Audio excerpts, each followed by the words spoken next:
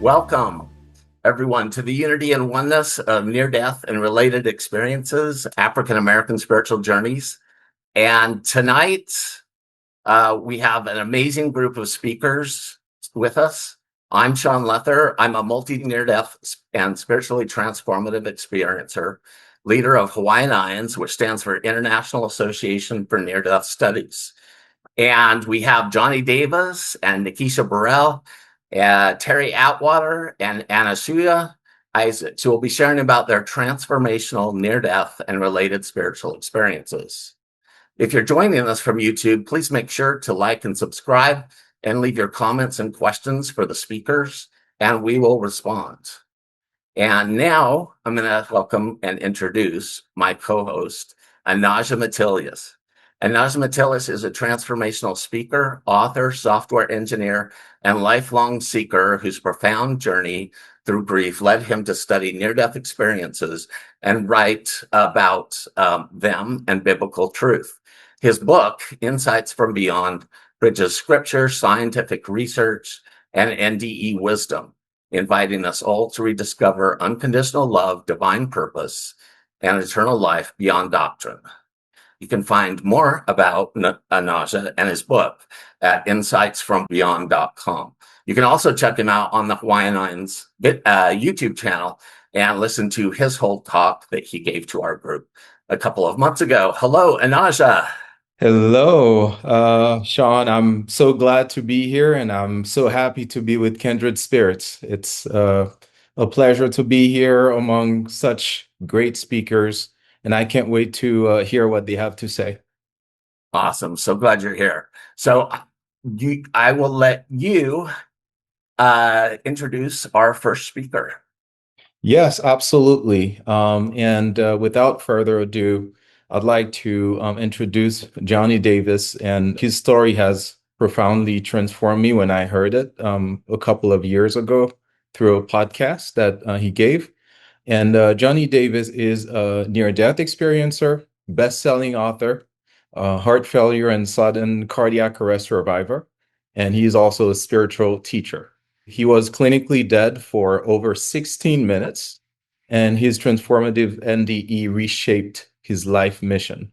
And now he inspires healing, resilience, and spiritual awakenings through lived experience, wellness education, and faith-centered empowerment. We are glad to have you, Johnnie, and welcome. Well, thank you so much. It's an honor and a privilege to be here with all of you this afternoon. And I'm super excited to be able to be on this panel, to share the stage with so many incredible speakers. And thank you, Shaun, for hosting this event. This is amazing. And from the African American perspective, if you will, this is definitely something that it needs to be brought to the forefront more. We need to definitely have these conversations. And so I'll just dive right in and just kind of give you a little bit about myself. I'm actually from Newark, New Jersey. I actually reside now in Charlotte, North Carolina. I have a beautiful wife, my wife Rachel, and my beautiful 4-year-old son Jackson. You know, we are here in the Charlotte area, living our lives and just having a fantastic life. But let me take you back to how we got to this point today. And so I'll kind of give you the Cliff Note version because it's a very long story. And I know we can't be here for the next 10 hours. So it started, my heart story started in 2005. I was actually on a retreat in Destin, Florida with some of my executive partners. And I noticed while we were out playing football on the beach that I started to really get tired really quickly. And I didn't know exactly what it was. I just chalked it up to getting older or what have you. But I was running out of breath really fast and didn't think anything of it. But it kind of alerted me. Fast forward, I actually, after leaving that resort, coming back into North Carolina, I went to get an examination because I noticed that it was just getting worse. I was getting progressively more tired, lethargic. I literally felt the life leaving me out and I had no idea what was happening. And so I go to the doctor and they thought I had an ulcer. So I was misdiagnosed as having a peptic ulcer. And I never had any stomach issues. You know, I'm a former athlete. I played football and basketball, high school and college. I don't drink. I don't smoke. I've never used any illegal drugs. And so for me to start having stomach issues all of a sudden, I'm like, this is crazy. And so they put me on this really strong regimen to get rid of the virus or the bacteria that was in my stomach, supposedly that caused this particular issue. And I was on this regimen for about 10 days, took that, and it didn't get any better. So I got progressively worse. Fast forward, go to another doctor, and they misdiagnosed me as having some type of gastro problem. But then one doctor recommended, she said, you should probably go to the hospital and get your heart checked out because your heart rate is is high. And so I said, well, me being a hardhead, me being afraid to really like discover the worst and find out exactly what's going on. Because a lot of us Black men in particular don't like to go to the doctor. If we don't have to, we'll tough it out. Even though we could be facing death, we'll just kind of tough it out. And so that's what I decided to do. I'm like, well, I'm not going to go to the hospital because this could be something even more serious. So I decided to tough it out, and I took her regimen of medication, and it got worse. And so now I'm sitting in my living room. Thank God a friend of mine came over to see me and said to me, I'm going to just take you to the hospital because now my feet and my ankles are swollen and I couldn't even put on my shoes. And they took me to the hospital. And when I got there, they tried to find veins to try to draw blood. I was just completely filled with fluid. And they said, Mr. Davis, whatever your problem is, it's definitely not in your stomach. That's for sure. So we're going to keep you here for observation. Fast forward. They did a battery of tests on me, and the next day they came back to me and they told me that I was diagnosed with congestive heart failure. Now I'm 33 at the time. Actually, no, I'm sorry, 34. I just turned 34. This is February 2006 when I go to the doctor. And I'm like, congestive heart failure, what is that? I've never heard of that because, again, I'm an athlete, former athlete. So all the typical factors that will cause a person's heart to fail, I did not meet that criteria. I'm not overweight. I'm not diabetic. Not a drug user, didn't have any other type of high blood pressure type of situations that would cause a person's heart to go into failure. So they said that my diagnosis was idiopathic cardiomyopathy. And I said, well, what does that mean? Well, that means that we don't know. Idiopathic means no known cause. And it's just a fancy word for saying we don't know why your heart has failed. And they just kind of described to me what my whole journey was going to be. And they started giving me all of the medical statistics and everything, and sort of my prognosis and what my outlook appeared to be for the next 5 years. It said 75% of people who are diagnosed with cardiomyopathy don't live beyond 5 years. And so here I am, 34 years old, and you're telling me that I'm not going to live to see 50. And so in my mind, I went into fight mode. I'm like, okay, well, if you're telling me that I'm not going to live, the likelihood of me not surviving past 5 years is really high, I'm going to do the exact opposite. I'm going to fight. I'm going to show you that because you don't know who you're talking to. I'm not your typical person. I'm going to defeat this. And so that's what I focused on. I focused on defeating the heart issue. So I attacked it just like it attacked me, but I attacked it right back. And I had the mindset that I was not going to be defeated, that I was going to overcome this particular medical condition. And so here's what happened. 6 years later, on Christmas Eve, 2012, I actually went into sudden cardiac arrest and my heart stopped for over 16 minutes. Now, here's the thing. A month prior to that, I had gone to the doctor to get my echocardiogram results, and they told me that based on your results, Mr. Davis, your ejection fraction has decreased. It has gone from 35% down or 39% down to 25%. I had just left the gym that day and I felt so strong. I was really feeling good. And I just knew that they were going to give me some really good information, a good progress report. And he said the exact opposite. He said, your ejection fraction has decreased. You need a pacemaker defibrillator in your chest right now. Because if you don't, there's going to be a tragedy in your house. And I said, well, how do I get it? Like, what's the process? He said, well, we have a problem. I said, what's the problem? He says, well, you're 40 years old and you're asymptomatic, so your insurance company will not pay for it. So I said, well, how much does it cost? And he said, it's going to cost you about the same amount of money as a luxury vehicle. And that's not including doctor's fees and the hospital fees and everything else associated with that. So you're looking at well over 6 figures to have this procedure done. And I said, well, is there any way that I can get maybe a second opinion or anything like that? He said, you can, but this is something that you definitely need to have in your chest today, because if you don't, again, it's going to be a tragedy in your household. And I don't want to see this happen to you, because I've been a cardiologist at that time for 12 years. And I see this happen time and time again. And so I said, okay. I went and got a second opinion. Another cardiologist did confirm what he said. And he said, well, let's try titrating your medication. Let's increase your dosage of what you're taking to see if we can get your heart function to function better and stronger. And if not, then we can revisit this conversation of having this device implanted in your chest. I said, oh, okay, let's do that. A month later, I went into sudden cardiac arrest.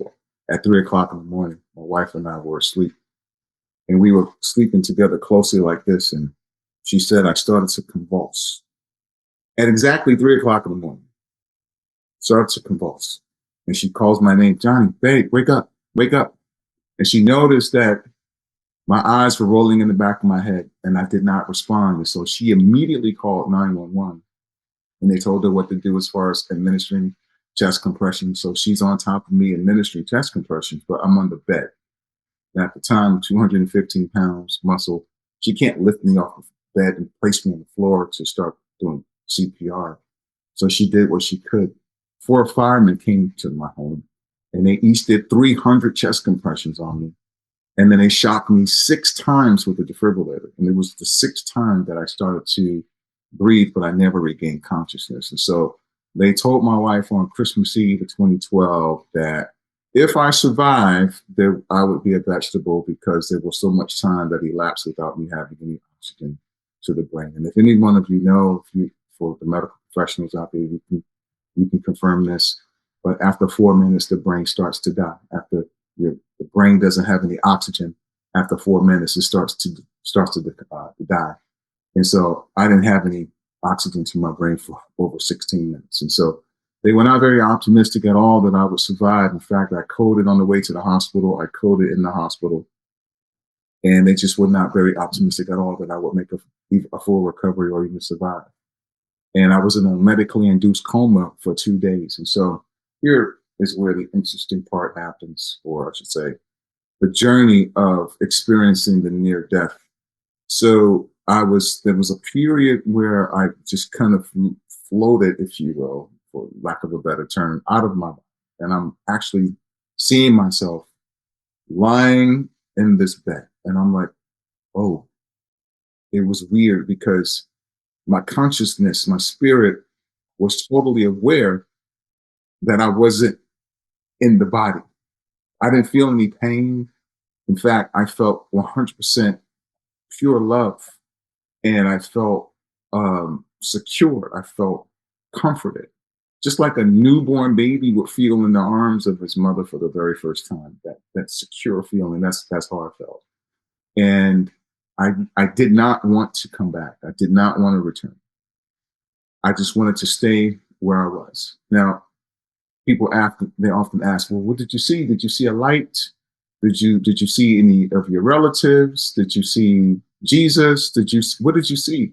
And I tell people that for me, I didn't see anything. It was more of what I felt and what I distinctly heard. It was a very subtle voice, but at the same time, it was very loud. And I couldn't tell if it was a male voice or a female voice. I couldn't make that distinction. But the voice was just as loud as the voice that you hear in your head when you're reading a book to yourself. You know, you can hear that voice in your head. Your spirit man is talking. That's how it was. And the voice clearly stated to me that it is not your time. You have to go back.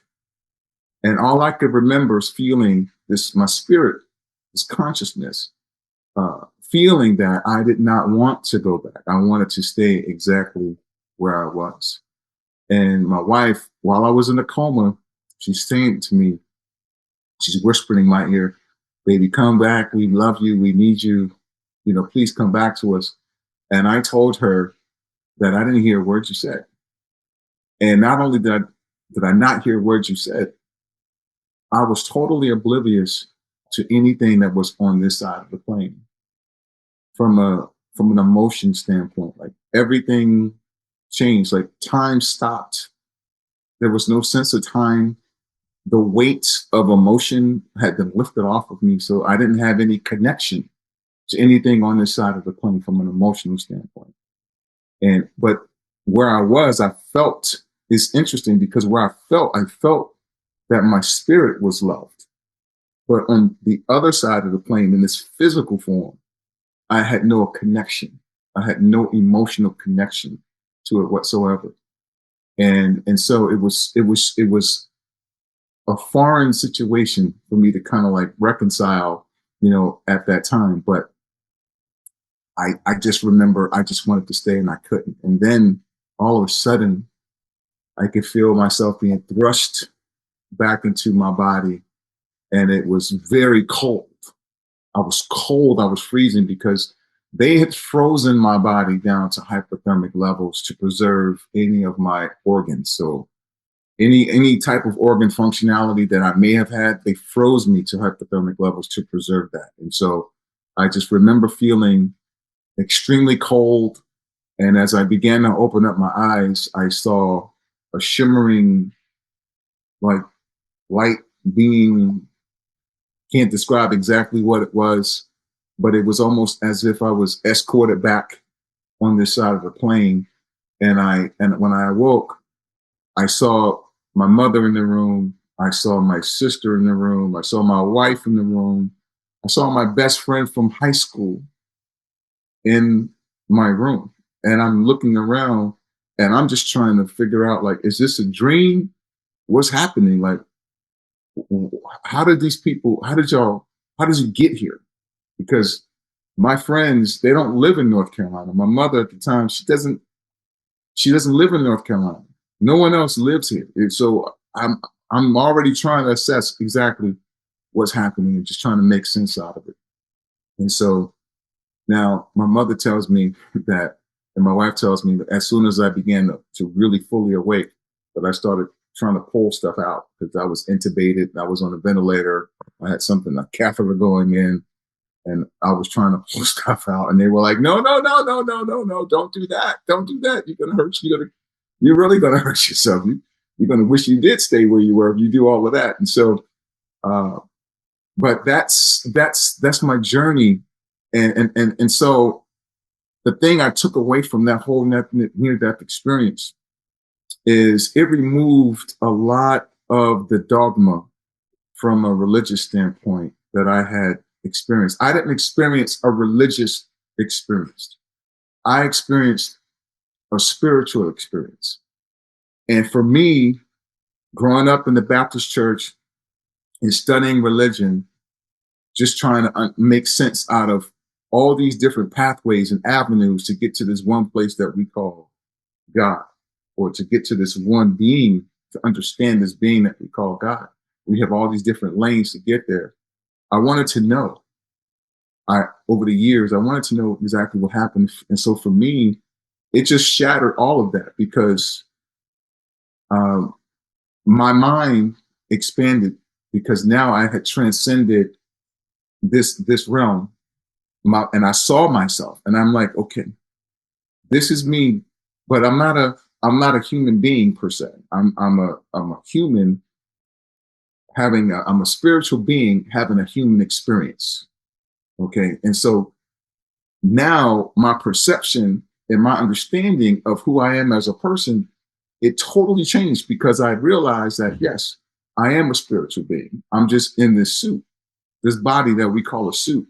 And this body gives me the ability to be able to have this experience. My spirit is able to experience itself and become aware of itself as a result of being in this suit. And then the human aspect of having emotions and so on and so forth, it enlightens my human experience. I'm able to feel, taste, touch, hear, smell, so on and so forth. And I can have these human emotions of love and fear and hate and all these different things that humans deal with. I'm having my human experience. I'm a spiritual, energetic being, though, outside of that. And once my spirit departs from the body, my body's no, it's just like it becomes like an inanimate object, so to speak. It's like, it's nothing. It's nothing without the spirit. It's nothing without the soul. So I understand that. Now, when I talk about shattering the dogma of religion that I had learned over the years, and I had conversations with people in our community about this. I have fraternity brothers of mine that are pastors, and I have a lot of friends that are pastors. And I tell them, because they try to explain or interpret what I experienced, even though they never had a near-death experience, but they're trying to interpret and explain to me what I experienced from the knowledge that they have.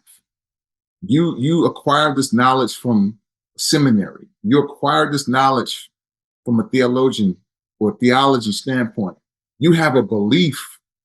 You have to believe this information. You have to believe this story that you've learned over the years. You've memorized all these scriptures, and they sound very inspirational, and you sound very sagacious when you're delivering these sermons and so on and so forth. But until you actually have your own experience for yourself, you'll never understand. And so I remember, going back and forth and talking with these individuals, and we're still good friends to this day, but there are certain conversations going forward that I just don't have anymore, because as the late, my mentor, Dr. Miles Monroe, says, you know what, you have the right to be wrong.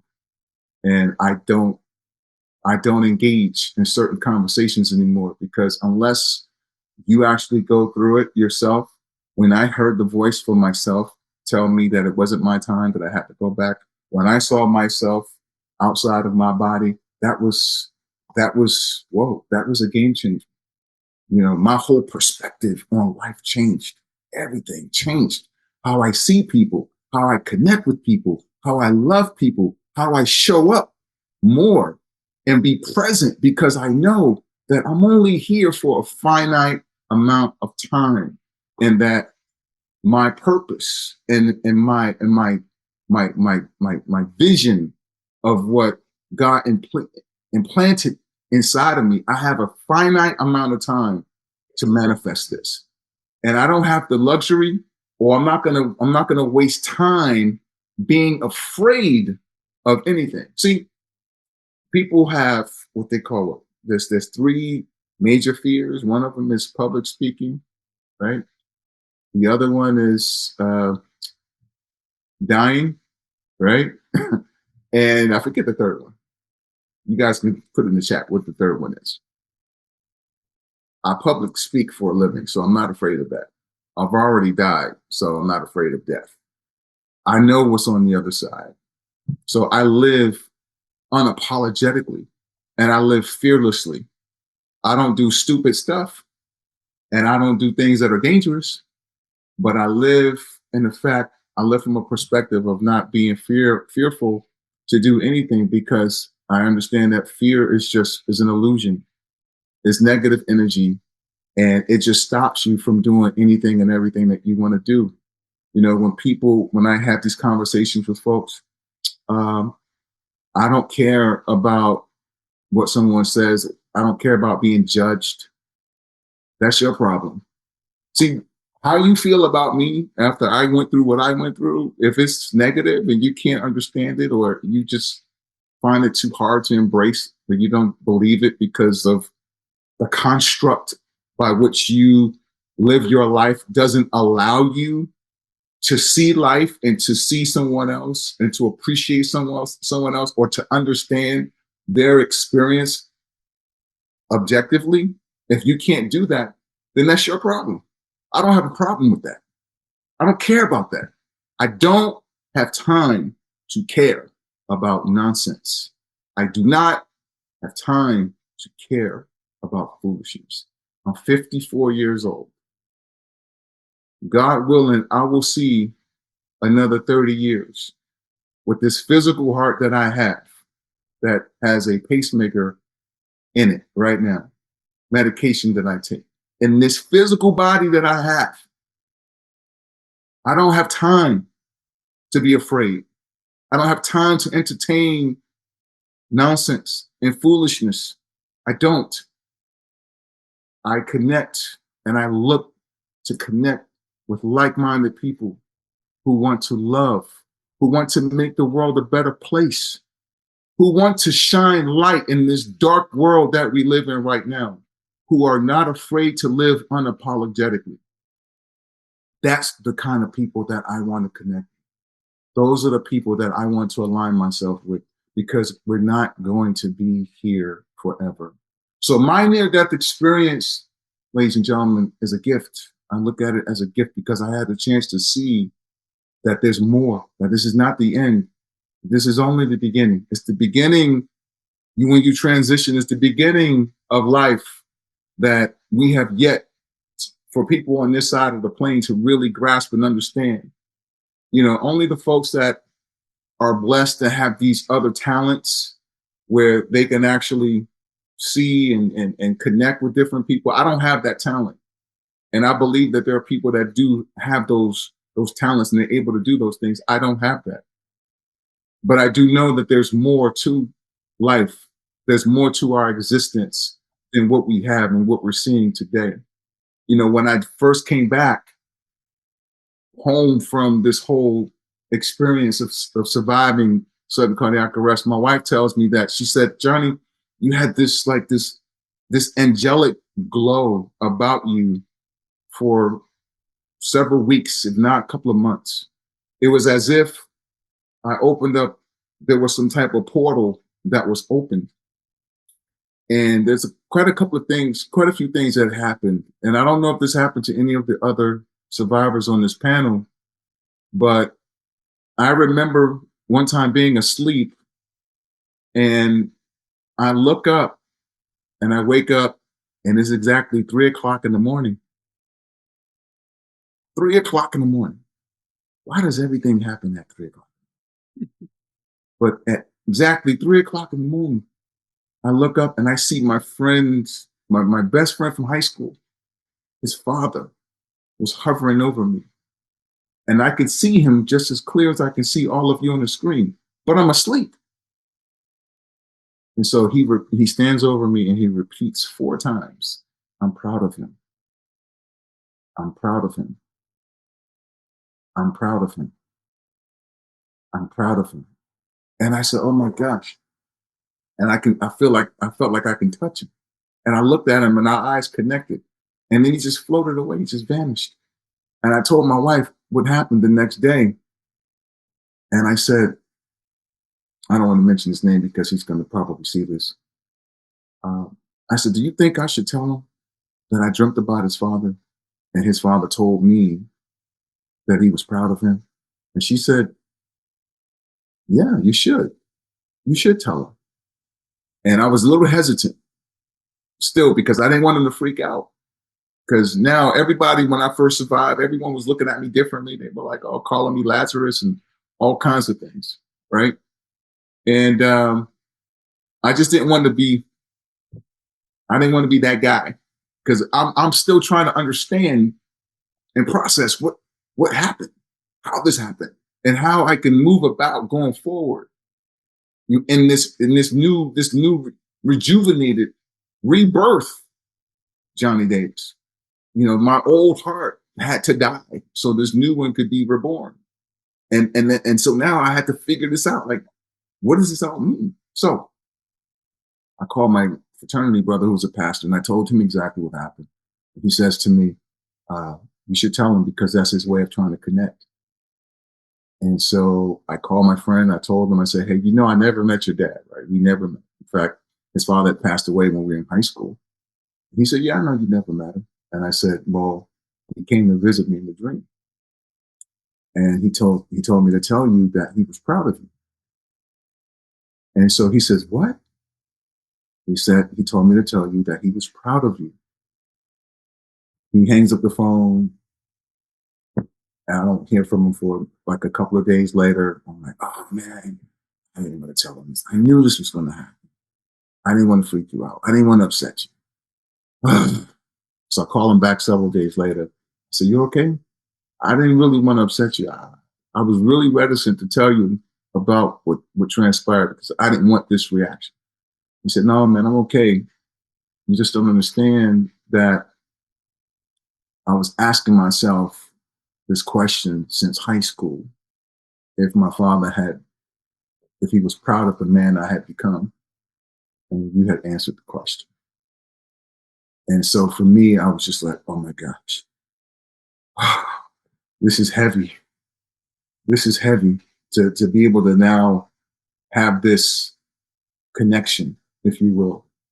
And it seems as though, or as time progressed, that I kind of lost it. I lost that ability to have that connection.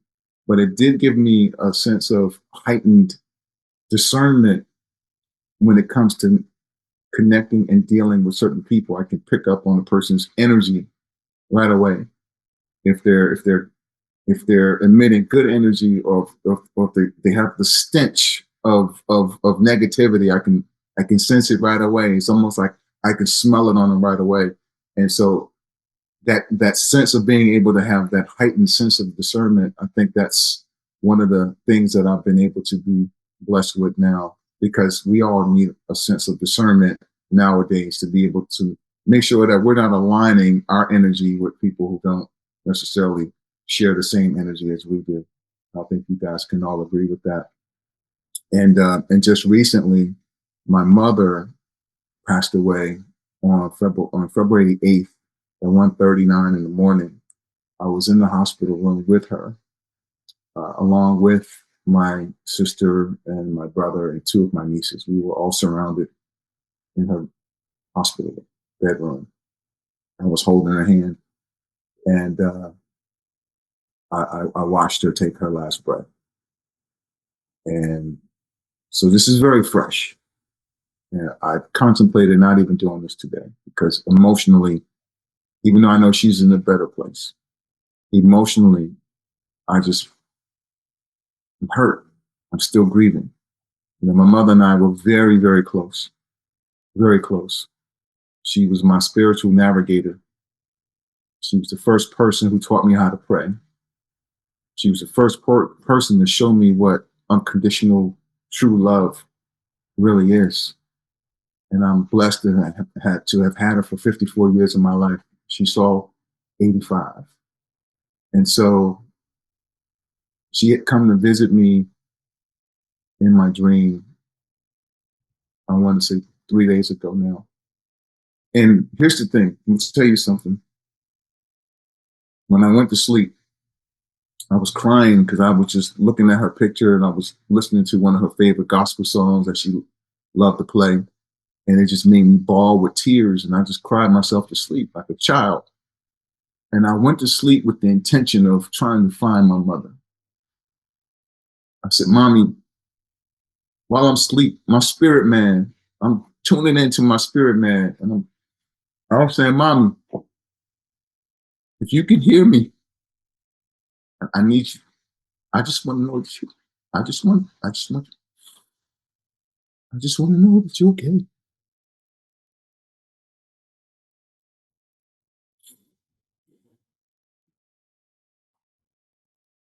She gave me a hug. She gave me a hug, a tight hug. And she smiled. And she was young. And she had a beautiful smile on her face.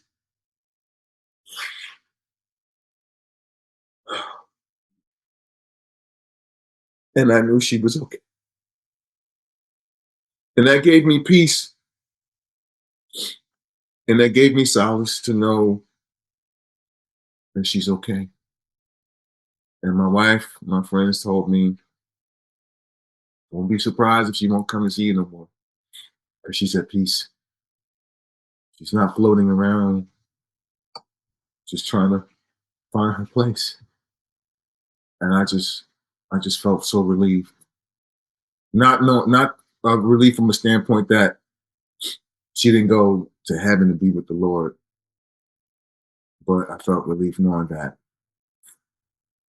I could just see her face, and I saw her smiling, and I knew she was happy. That's all I wanted to see.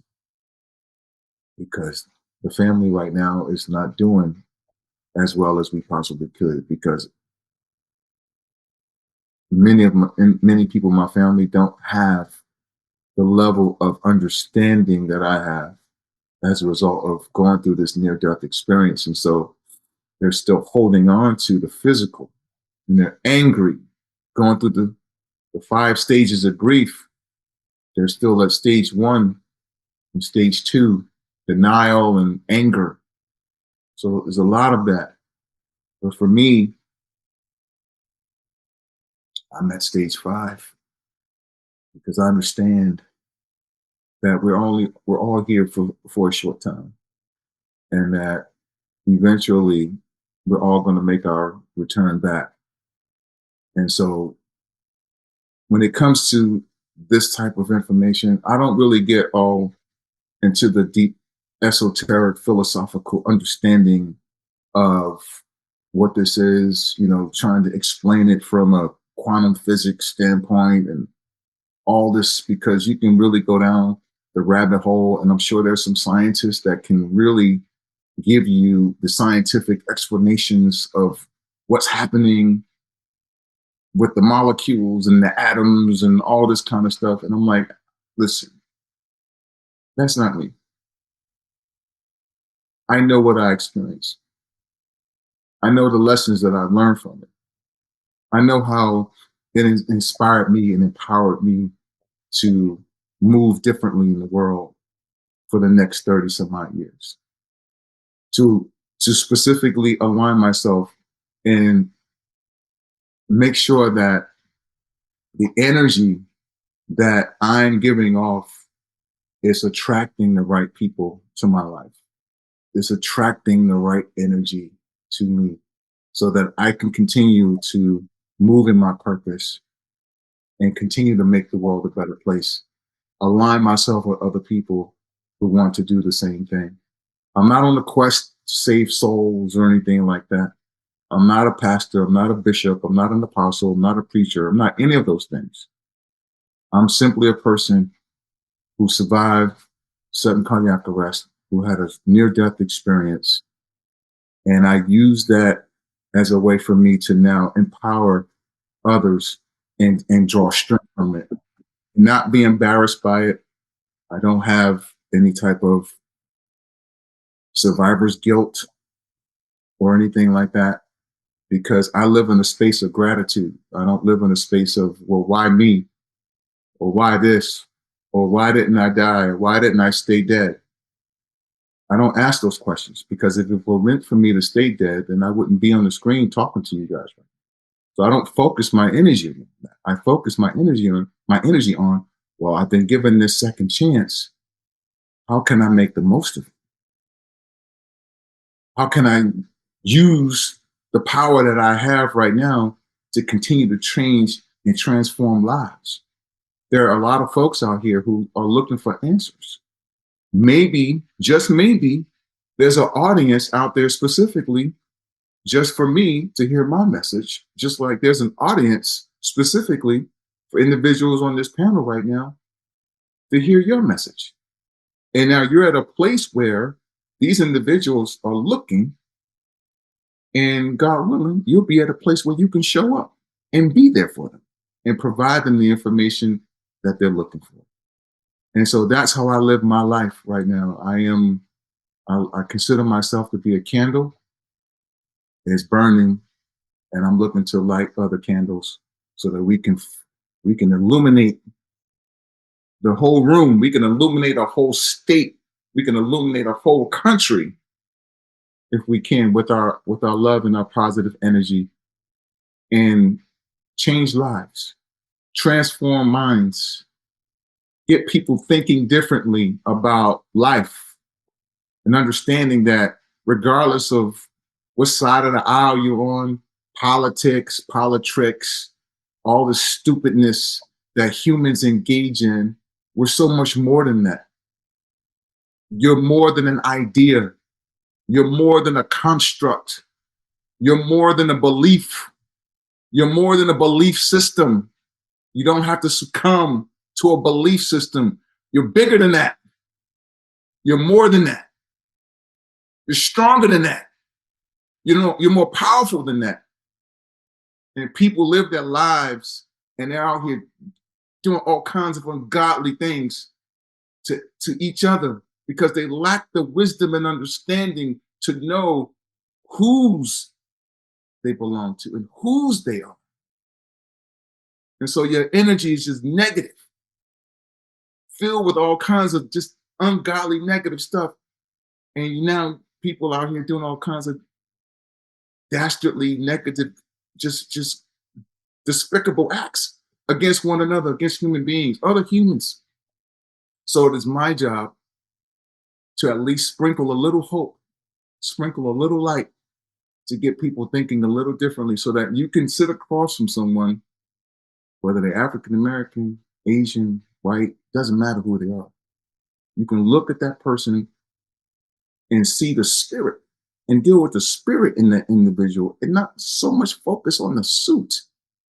The suits will change. I'm going to change my shirt tomorrow. I'll have on a different shirt, but I'm still the same spirit. So don't focus on this. Don't focus on this. You focus on the spirit of the individual. And so, Shaun, I don't know if this is the time to transfer this back over to you, but that's all that I really wanted to share with everyone today. I know we probably have some folks that are going to go really deep. My testimonial is not such that, you know, when people, they want to hear, did you see Jesus? Did you walk on the golden bricks to heaven? Did you see all your ancestors?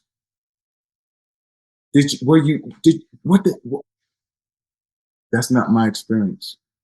And so we have others that have more descriptive experiences of what their near-death experience was like for them. But this is my truth. This is my story. And this is what I do. And this is how I do in terms of sharing it, you know, with other people. So, Shaun, I'll turn it back over to you. That is Wow. so powerful. You go first, Anaja. Yeah, no, thank you so much for sharing. This was so inspirational and so sorry to hear about your mother. But all of us here, we share the belief that this life is not the end. And we know that she's certainly very happy and very proud of you. So thank you so much for sharing today. One question that I have for you. I also grew up as a Baptist, very strict Baptist home. And in fact, my father is a pastor, and I'm still within that community. And so I could certainly relate with the dogma and the rigor in which a lot of people approach these type of experiences. So my question to you is, if you could talk to people who are still in this space where they allow their religious upbringing to, you know, place such a rigor in their lives. They see the world black and white. What would you tell them from your experience? Like, what would you actually tell them that life is all about? I would tell them that the book that governs your life, the denomination that you follow that governs your life, it governs your life in the physical, not in the spirit. You are a spiritual being having a human experience. Your spirit is bigger than that. My message to you is that your spirit is bigger than that. And all of these denominations there are systems in place to help govern your behavior, to help you become a better human on the planet, to have a better human experience. Has nothing to do with the spirit. Has nothing to do with once your spirit leaves the body. And until you get a chance to actually see that for yourself, you may struggle with that. Right. You very well may struggle with that because you believe this your entire life. It is very difficult to get someone to change a belief system that they've had their entire life because that is your identity. It's hard to change your identity like that. So it takes a significant emotional event like a near-death experience to shake the very foundation of the core of your belief system. So me as an NDEer, I'm sharing with you that you're bigger than that. Follow the book. Live by it. If it makes you a better person, follow it. As long as you're not out here killing kids, killing anybody, destroying the planet, destroying the experience for other people, then follow it. But you're bigger than that. Much bigger than that. Absolutely. So it's so simple, but yet we make it so complicated sometimes. Very refreshing to hear your word. One other question that I have is, when you were in this space during your near-death experience, did you have a sense of returning home? Did you sense that somehow we were there before and we came on this planet? And also, what do you think is our purpose on this earth if you were to distill it? I didn't get a sense that I was here before. I don't think I was gone long enough to kind of get that experience. But I do, my belief is that we as humans, our purpose, we all have gifts and talents, different gifts and different talents. But our purpose is to use those talents to help make our human experience better. My talent, my gift is to help you in some way, shape, or form, help your human experience on this planet more enjoyable, better. We can develop a friendship and embrace and love one another and continue to spread the love to everyone else, tap into their gifts and talents so that we can make this an incredible ride, an incredible journey on this planet. That's what I truly believe now that our purpose is here on this planet. We have all the resources. We have all the tools and everything that we need on this planet to create whatever beautiful experience we want to create. We have beautiful resorts. We have beautiful vacation spots. We have an abundance of food, an abundance of intelligence, an abundance of knowledge to help to create whatever. We have the infinite ability to create whatever we want to create. And in that ability, we need to focus on making it better, make it good, make it enjoyable, make it pleasurable, make it a loving, joyful experience. That's what I believe our purpose is. And then to the opposite of that, I believe that there's certain energy out here that's just negative. And there has to be a balance, negative and positive. And so there are some other folks that may have the other negative energy, and their purpose is to be negative, because you're going to see that and you're going to deal with that. You're going to deal with this, and all of us are going to deal with that other side until we leave this planet. And so you have to identify what side are you going to be on. And so it's finding your purpose, whatever pulls you every day. Whenever you think about something, if whatever makes you upset, and you feel in your mind that I got to change this. I don't like what I'm seeing here. I need to do something about that. That possibly could be your purpose.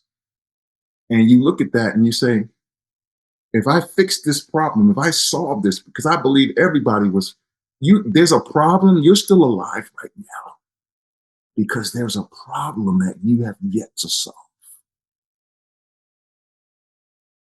Beautiful. Johnnie, your mom's so proud of you, and I'm so grateful that you came. And I know how hard, it is. And I think that's something that's interesting that a lot of people who aren't near-death experiencers don't understand, that even though we know where they are and we know they're okay, there's still that emotional and that physical pain that doesn't make it easier. And I just honor you for doing that, and I know how proud she is that you came here to do this today, and so thank you. I just wanted to ask.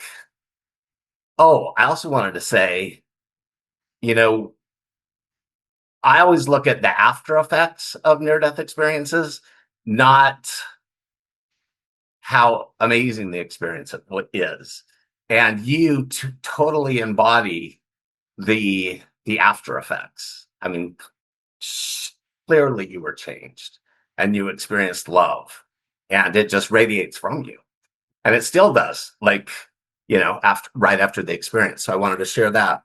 How was it for you to integrate? How did you integrate back in this world after that experience? Was it difficult? It was difficult from a standpoint because like I felt like there was a portal or something that was open for a short time. And for a time I felt like I had one foot, I was walking in both worlds. If you can understand what I'm trying to say. Yep. There was a PMH wrote a book called Edgewalker. She calls it edgewalking. I didn't even know the term. I just felt like I was walking in both worlds. And then there were some times when I felt like I didn't belong here. And I used to tell my wife, I feel like I shouldn't be here, but I am here and I'm grateful. And I love waking up to seeing your beautiful face every day. But part of me feels like I shouldn't be here. And so it was really hard to kind of reconcile with that. And it wasn't a depression or anything like that. It was me just trying to wrestle with figuring out what this all meant and how I was going to move forward. And so just kind of getting reintegrated into this space with a human understanding.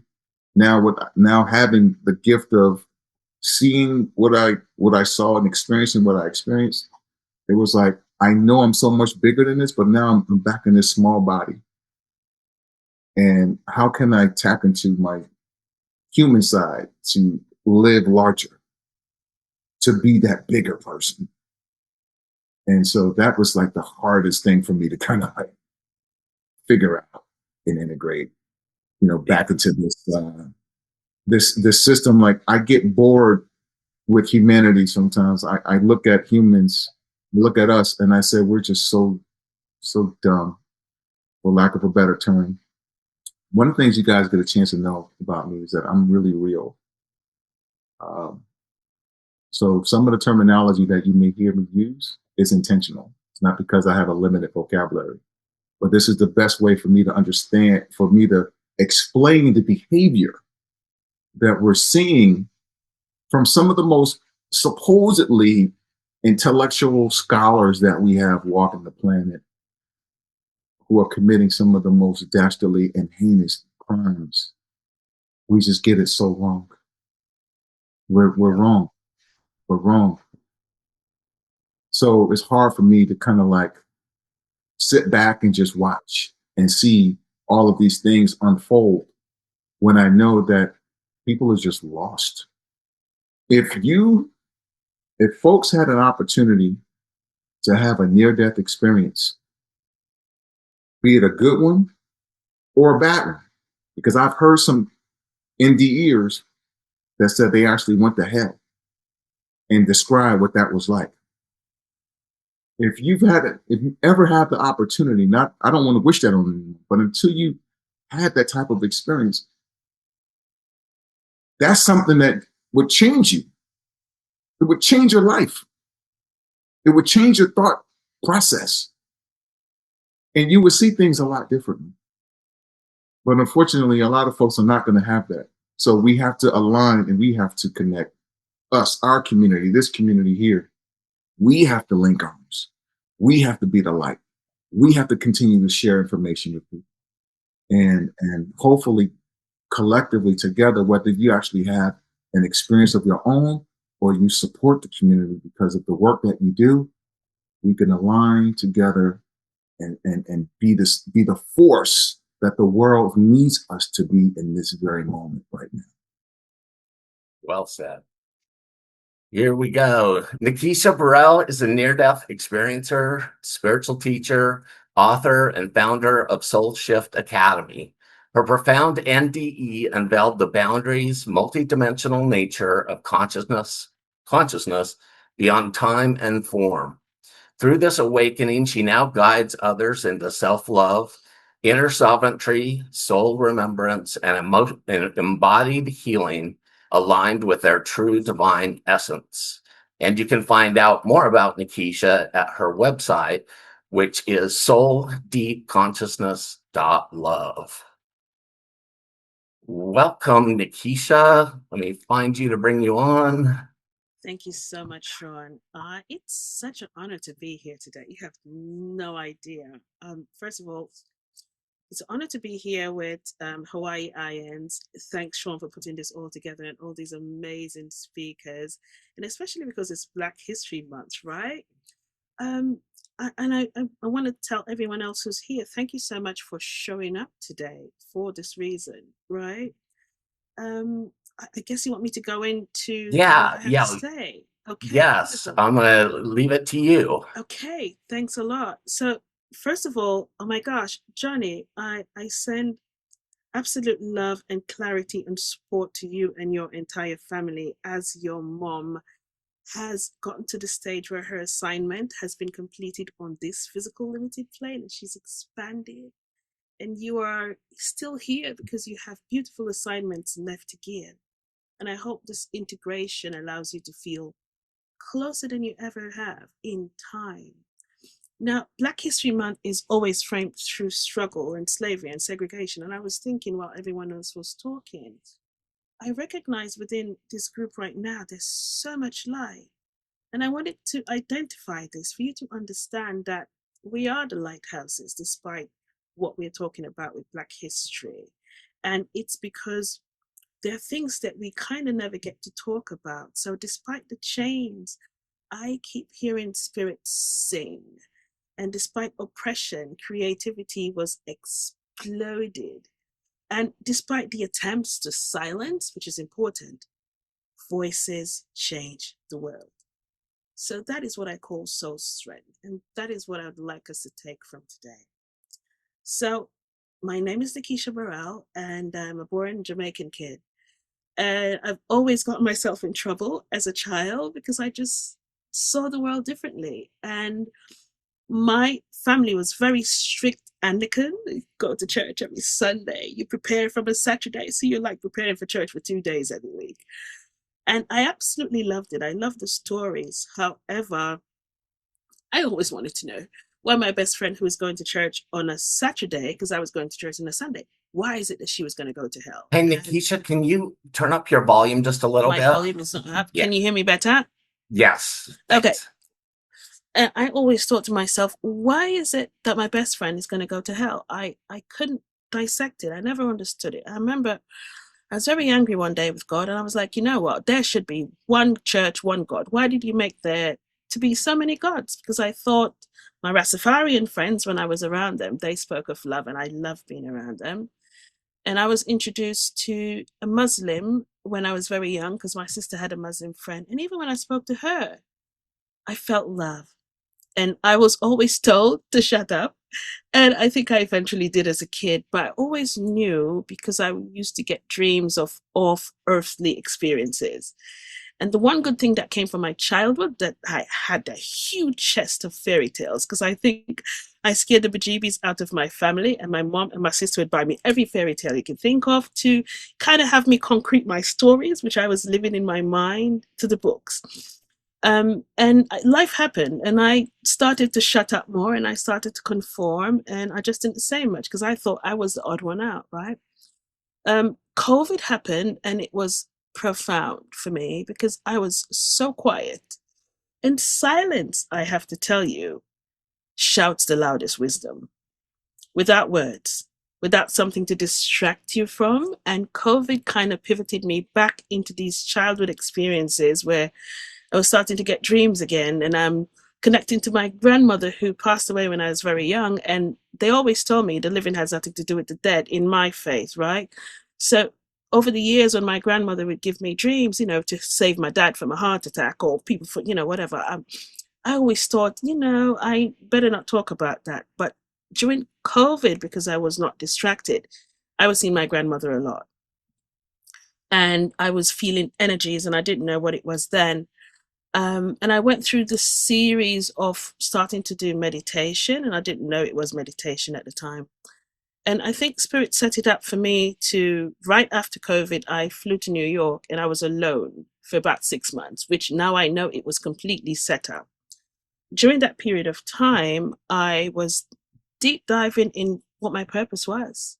I don't know what I am. I'm not an entrepreneur anymore because the tourism sector closed down. I have to wait. How do I pivot? And I believe during that period of time, I was angry at God again because I kind of did that a lot. Things don't go the way I wanted. I'm very mad, show me where I need to go. So I was in New York about a month after I visited, and all my family went to work because they have lives here. I didn't. And I was having a full-blown argument with God, cussing as daylight, and I decided to take a shower.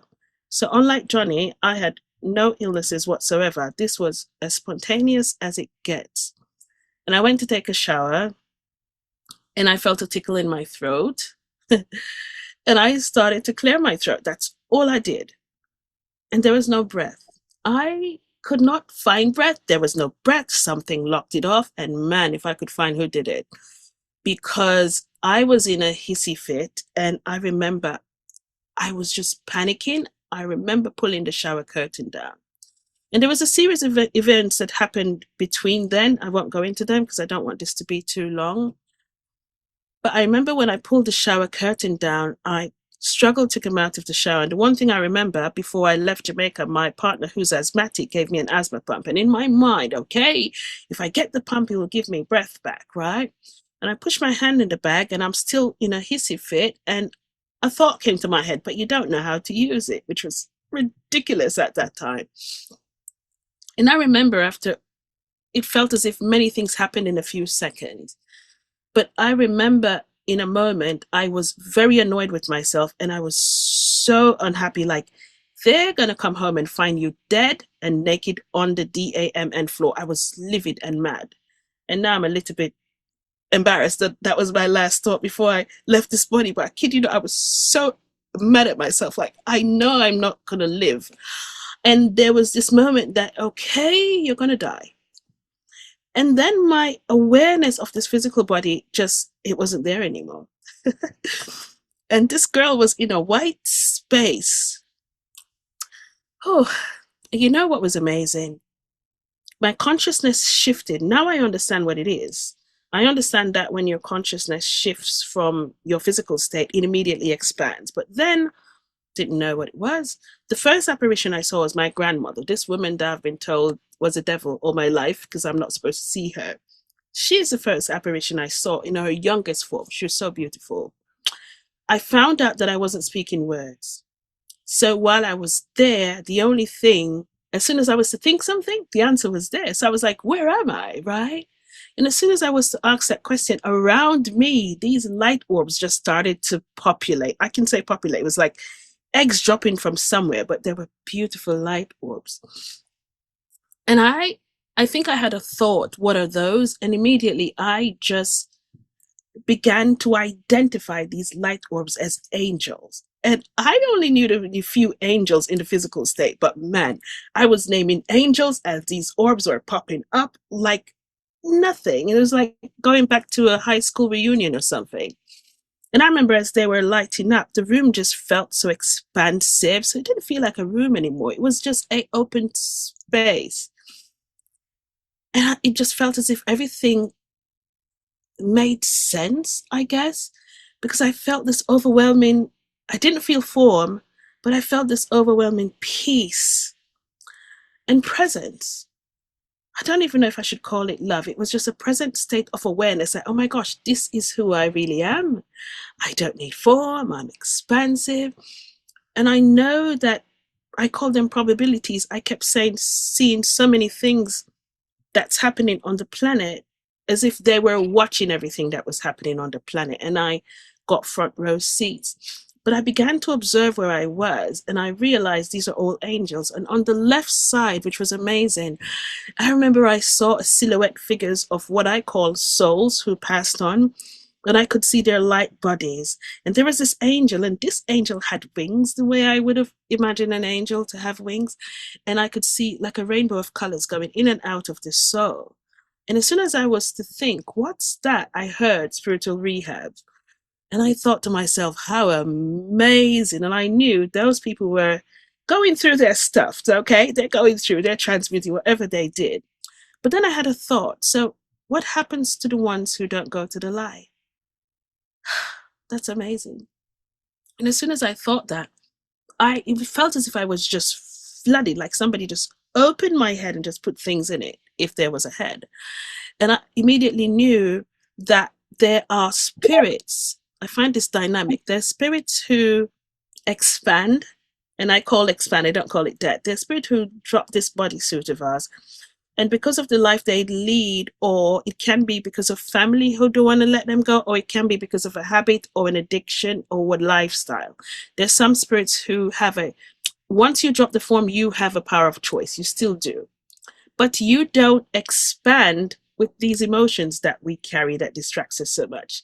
What you expand with is your awareness of every single thing you did while you had this form. And some spirits, because of the life they led, they choose not to go to the light. It's their choice. Some of them choose to stay back, but there are also spirits who don't recognize that they've passed away, right? There's some spirits who know exactly what they did, but they are not quite sure if that light that they're always looking at, if it will accept them. And I immediately knew, oh gosh, so there really are spirits. I call them wandering spirits as a Jamaican girl, who really don't go to the light, but they're not blocked from the light. It's their power of choice that has them decide if they want to go or not.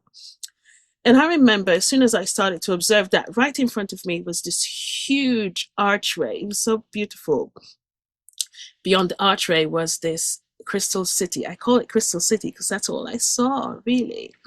It felt as if it was alive, and it was so energetically pulling me in. And to the left, I remember I saw almost like a waterfall, and beyond the waterfall were domes, and I was curious. Oh my gosh, I want to go there. And as soon as I know I was gliding towards it, my grandmother appeared again, and she blocked me. And I was like so annoyed because I wanted to go back there. And before I could argue with her, because I think I probably would have, on my right, now, this is what I expect an angel to look like. This huge angel appeared. Oh my gosh, he's so big with wings. And I just immediately identified Archangel Raphael. And I started to think to myself, oh my gosh, this is my main guide. And as soon as I was to think that, I was taken back to my pre-birth journey. So I could see when I was in my mother's womb, which I didn't know this, but I told my mother afterwards, she almost lost me. And Archangel Raphael was showing me every point in my life after I was born and I was in the hospital that he saved my life.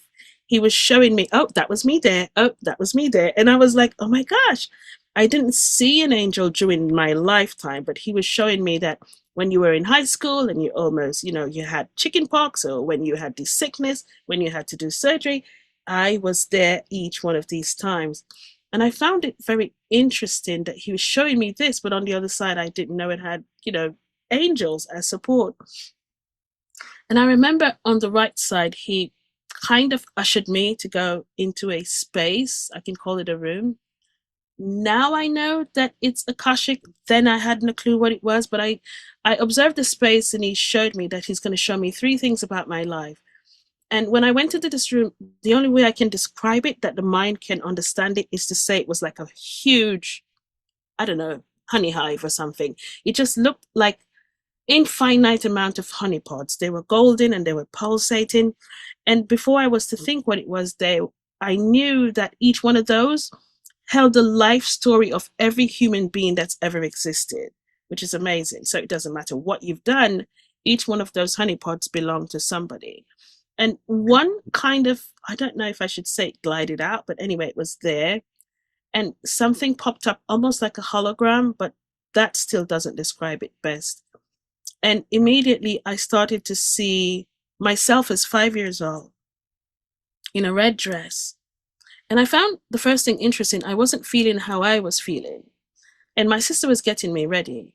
Now, the story with my sister is she's 20 years older than me, and I've always had tit for tat with her. I always thought she never wanted me as a sister. I was like, why? You don't like me. You just probably regretted having me as a sister, because she always bossing me around, She always wanted to be my mom, and I was always angry, like, would you just be fun? Let me make mistakes myself. And I felt what she was feeling, and she had a thought in her mind. She said, I will protect you forever. And I remember I thought to myself, protect me from what? And this was life-changing for me, because they allowed me to see my sister also has a child, and she had an experience that a child shouldn't have. And I remember they showed me that night, she went on her knees as a child and she said, God, if you just give me a sister, I'll protect her forever.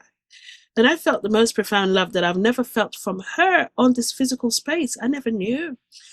And that moment, it floored me, because I thought to myself, oh my gosh, now I know she's the one who called me in. She's the one who wanted to nurture and to love me. That's why she's acting like my mother so much. And I came out of that experience. And the second one, I was in high school in Jamaica. And boy, my Jamaican mother, she grew me up silliest kid in the world, because I thought that if somebody kissed me, I'd become pregnant. So I was like one of the stupidest girls in high school. If a boy looked at me too strong, I'd look down, because of the Christian faith and everything. I was like, nope, I don't want to get pregnant. I was scared of that all my life. So I remember this boy in high school. I was in 7th grade. I never forget. And it was Valentine's Day, and he brought roses for me, man. And I was so ashamed, being the silly kid I was. And I refused the roses from him. Oh gosh, I can't get past his story, can I? And I felt the pain that he felt. I I still don't understand how refusing a rose from somebody could break their heart so bad. I felt the most excruciating pain. And I was so ashamed, I think. I wanted to take back time so I could change that one moment. And out of the blues, this light orb came, but this light orb wasn't like the angelic. It's so colorful. And I immediately knew, oh my gosh, that's his soul. And we didn't exchange words. There was no words, but I felt a sense of peace, I guess. After my NDE, this was so profound for me. I reached out to all my old classmates to find this guy, and they told me he passed away a few years before. So I'm so grateful for something that I didn't know I did, that I got to say something. The third thing I saw, I was in my 20s, still in Jamaica, and I was at the supermarket, and there was this lady in front of me. She's a little bit older. I'll try to speed this up. And there was a line behind me, and she was, putting things back as if she was checking to see what can I afford or not. And I leaned over to the teller and I said, I'll pay for her bill. And they were allowing me to feel just how she felt. And I had no memory of this for myself. And I think when the teller told her, she turned around and she held me like this. I'll never forget this hold. And Archangel Raphael says, she gave you grace that day when she came around to say thank you. And I was like, God works in mysterious ways. And I thought that was it. They pivoted and they took me to the night before, and they said, boots on the ground. And I started to hear like boots, trampling like an army. And I thought to myself, what's that? And they allowed me to see that the night before, this old lady whispered a prayer to God. And she said, God, I don't know how I'm going to feed my children, but I know you'll find a way. And they allowed me to see that from that one act of kindness, which the angels call boots on the ground, it allowed that woman to concrete her faith in God just by being boots on the ground without me knowing what I was doing.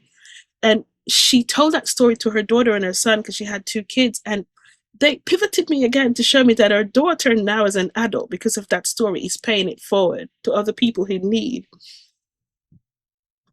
And there were 3 kids across, I don't know, they lived across somewhere, and they were showing me how much that one act of kindness, it's like every act of kindness you give, it ripples. It doesn't just stay with one person.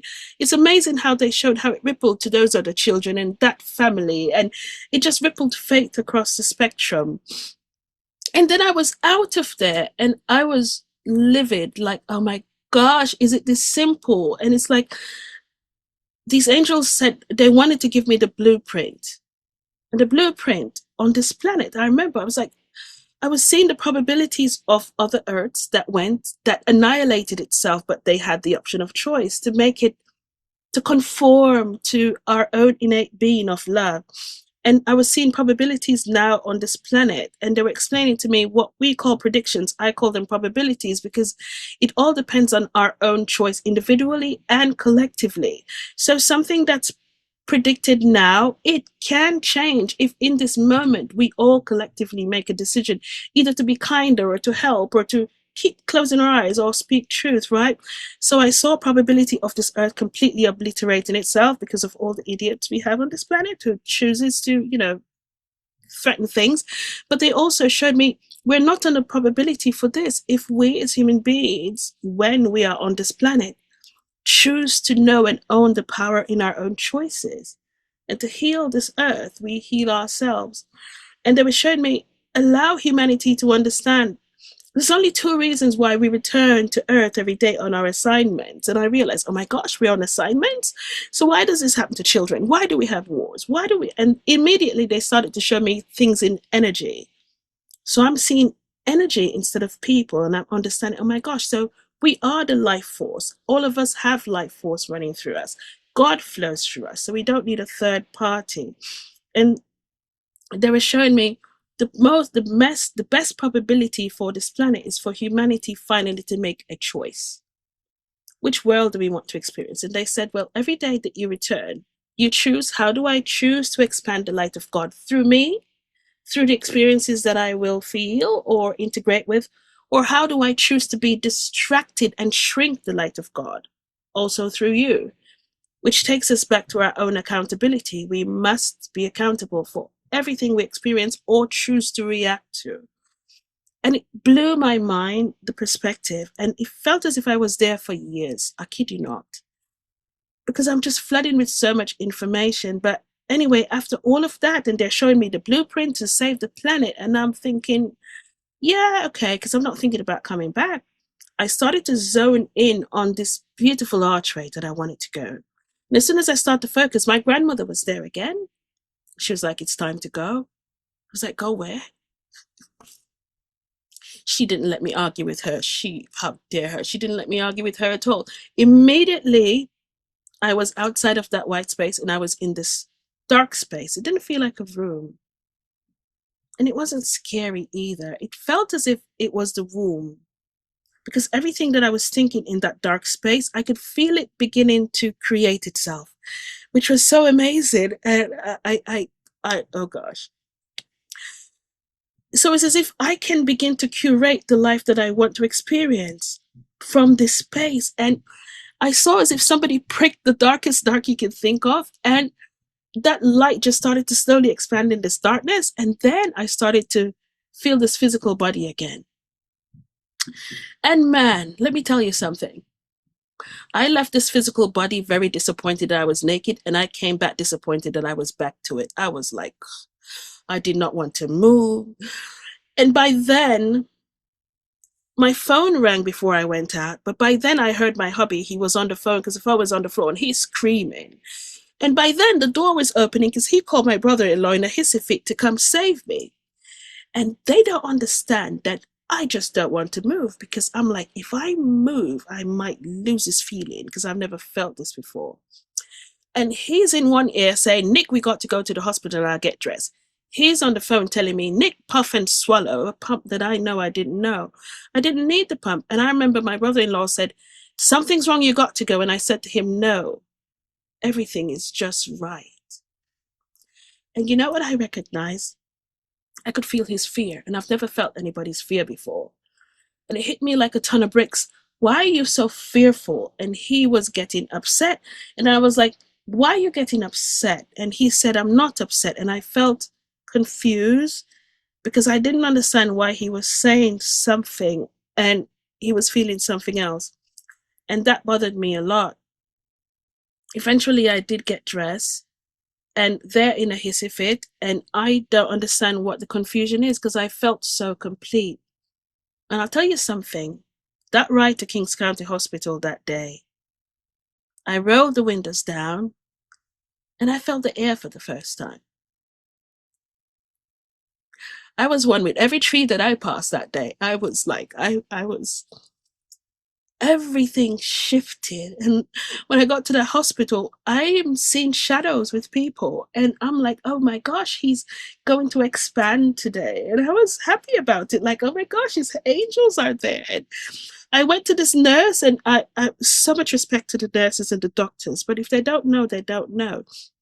So I'm telling this nurse, I just saw my grandmother and I saw the angels and I have the blueprint for life. And she was like, yeah, you probably puffed too much of the asthma pump. And I was like, I didn't take it.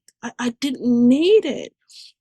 And I think eventually they just got really scared, and I understand why. So I'm not saying anything to mimic the healthcare industry because they wouldn't know. And eventually she said, you had a really bad anxiety attack, whatever they gave me, and I came home. You know what? The hardest part of my experience was attorney. The hardest, the most challenge I've ever faced wasn't abuse that I got at some point in my life. The most challenging time in my life was conforming, was seeing my family at so much fear and trying to tell them that God just wants you to understand that he's not supposed to be placed in a box anywhere. There's a God out there that I don't know what you're talking about that simply is breathing you, that you don't need a third party. And my biggest fear was my family, especially my mom, because my grandmother, right after my NDE, I am talking to spirits right through the day. I mean, like, you would think I was going crazy. They actually planned on committing me to a space. I can't believe they really planned that. But they planned on committing me because they thought I was going crazy. And what I did out of ego, I never forget, because right after my NDE, I started to get really more profound dreams, and they were predictive dreams, and I would see them come to pass. So I created a family group in WhatsApp, and I would tell them the dreams, and when they would come to pass, I would feel that my family is more fearful than relieved. And I still didn't understand that. And I remember Mother Mary said to me one day, if you try to judge the church, to judge your family, you create for yourself also a religion. And that's not your purpose. You must allow them to see the light that you are. You must shine the light for them with compassion. And I just let it go. I was like, okay, I let it go. Oh, gosh. The biggest tit for tat I had was my mom, because my grandmother said to me that when her time comes, she was not going to go to the light. And that made me scareful. Very scared, because my mom is one of these very stubborn Jamaican women, and if she doesn't talk to you on this side, you better believe if she sees you on the other side, she's not going. And my grandmother said she's not going to see Jesus when she changes form. She's going to see family members, and just allow her grace and compassion, and stop going to her to try to change her. Just shine your lights so God to flow through you. And I remember one night, about 6 months after the NDE, and I was like, God, I'm done. Take it away. I don't want, because I don't know what to do with these knowings. My mother called me one night and she said, listen to me. She's Jamaican. She said, I got 4 children And I want to know all four of them is going to God. And I think you're going to the devil. And I was embarrassed at first. And then I was like, how do I explain to her that this is God? Even everything that she's witnessed. And immediately I was in such communication with my angelic team because my awareness was most in spirit than here. I kid you not, Earth for me was my dream, and communicating with my spirits was my reality. That was me, because that's the only way I could remain sane. And whenever Archangel Michael is in my presence, I feel very tingly in my crown and my whole physical body straightens. So Michael showed up and my mother is on the phone, like, not a good time, right? And I was like, Mom, I'm getting a message from the angels for me. She got mad. She was like, I don't want to hear nothing from you here, Joe. And I finally convinced her. And the reason why I'm saying this, because I want anyone who's here today, we have so much honor for you and your growth because we've already taken this path too. And I don't say these things to be funny or anything, but the only way I can tap into spirituality and not go mad is to be funny about it. I kid you not. But as soon as I put the phone down, I closed my eyes and Michael just had me on this cloud. And I saw this boy, which is where I wrote my book On My Way to Meet God from. I wrote this book with the angels to show people the perspective of God. And I saw a little boy just like I designed it on my book, and he was stretching out on a cloud. And I thought to myself, oh my God, if I don't get to him in time, he's going to fall. And Archangel Michael said, it's very interesting how human beings are always seeking to find God far and high. And he said, Nikita, he calls me Nikita, look. And when I looked, I was earthbound and I was seeing this huge white mansion. It's beautiful. But as soon as I was to think, I was inside the door. And when I went to the door, I could see on both sides, oh my gosh, so many doors. It didn't stop. Arch doors all the way in. And as soon as I was to think, what is this? Excuse me. I went through the first door on the right, and the first door on the right is the exact replica of my mom's church in Jamaica, Anglican church, organ on the left. Quiet, everything was there. And Archangel Michael said to me, within this room, he said, do you feel God? And I was so excited. I said, yes. And I was out of that room and I was taken into a second room. And in this second room was interesting because there was incense and I could smell the incense. There was drum and it just seemed like ritualistic and I didn't know what to call it. But he said, within this room, do you feel God? And I said, yes. And in the third room, it was more Indian culture. And I knew that they weren't using the word God, but for some reason, it just felt the same. And he said, within this room, do you feel God? And I said, yes. And I'll never forget, the fourth room I went in was a dark room. It's the darkest room I've ever seen. And there was one big table and a girl sitting on a chair with her head like this, and she was crying. And he said, do you feel God here? And I was about to say no. And Michael says, everyone who has a perspective of what God represents to them creates for themselves one of these rooms. And I thought for myself, because I thought I was going to see another religion. And when I zoned in to look at this girl, I saw the light orbs and I recognized, oh my gosh, they're angels, they're comforting her. And she doesn't even know it. And I remember I said yes. And before I could think about it, I was outside this house, this mansion. And Michael said, can you contain God in that mansion? I was going to say yes, because it's just a mansion. And before I could respond, everything started to populate. Trees, clouds, oh my gosh, everything just started to populate around this mansion. And I was like, oh my gosh, God is also the trees and the clouds. And I'll never forget the sound of the birds. Sometimes I play the sound of birds just to remember this. And I said, no. He said, do you feel God out here? And I said, yes. And I went a little bit off earth, like I was floating. And then Archangel Michael said, look. And there were more mansions populating around that mansion. I remember I said to myself, oh my God, are there so many religions in this world? Because if the one mansion that I went in had so many doors, and there were so many more mansions created around it. And he said, "Do you feel God up here?" And I said, "Yes." And I went one step further. And where I was now above clouds. It was as if I was in beyond the clouds. And this is where I did this painting from, because I wanted to replicate what I saw. And when I was there, I was seeing multiple earths creating. I was like, wow. And Michael says, "Do you feel God up here?" And I said, "Yes." And he said, "God cannot be owned or contained. God is everyone, everything, everywhere. Go and tell them." And I was out of there back on a cloud. And my mom was pretty mad on the phone by then, because I don't know how long I was out, right? And I kid you not, for the first time in so many years, I explained to my mother everything that I just saw. And for the first time in her life and mine, she was quiet the whole time. She listened to everything that I said. And she didn't argue. She just said, "All right then. No me know you talk to God." And she just hung up the phone and she was out. And ever since that moment, I remember I said to God, now that I have my mom's not approval, but I have her feeling safe in what I do. Because my brother said to me one time, "You're going to be the one going to give her a heart attack." And I always said, I don't want to cause her to, be so disappointed in me. But I remember that night I said to God, I said, "I surrender."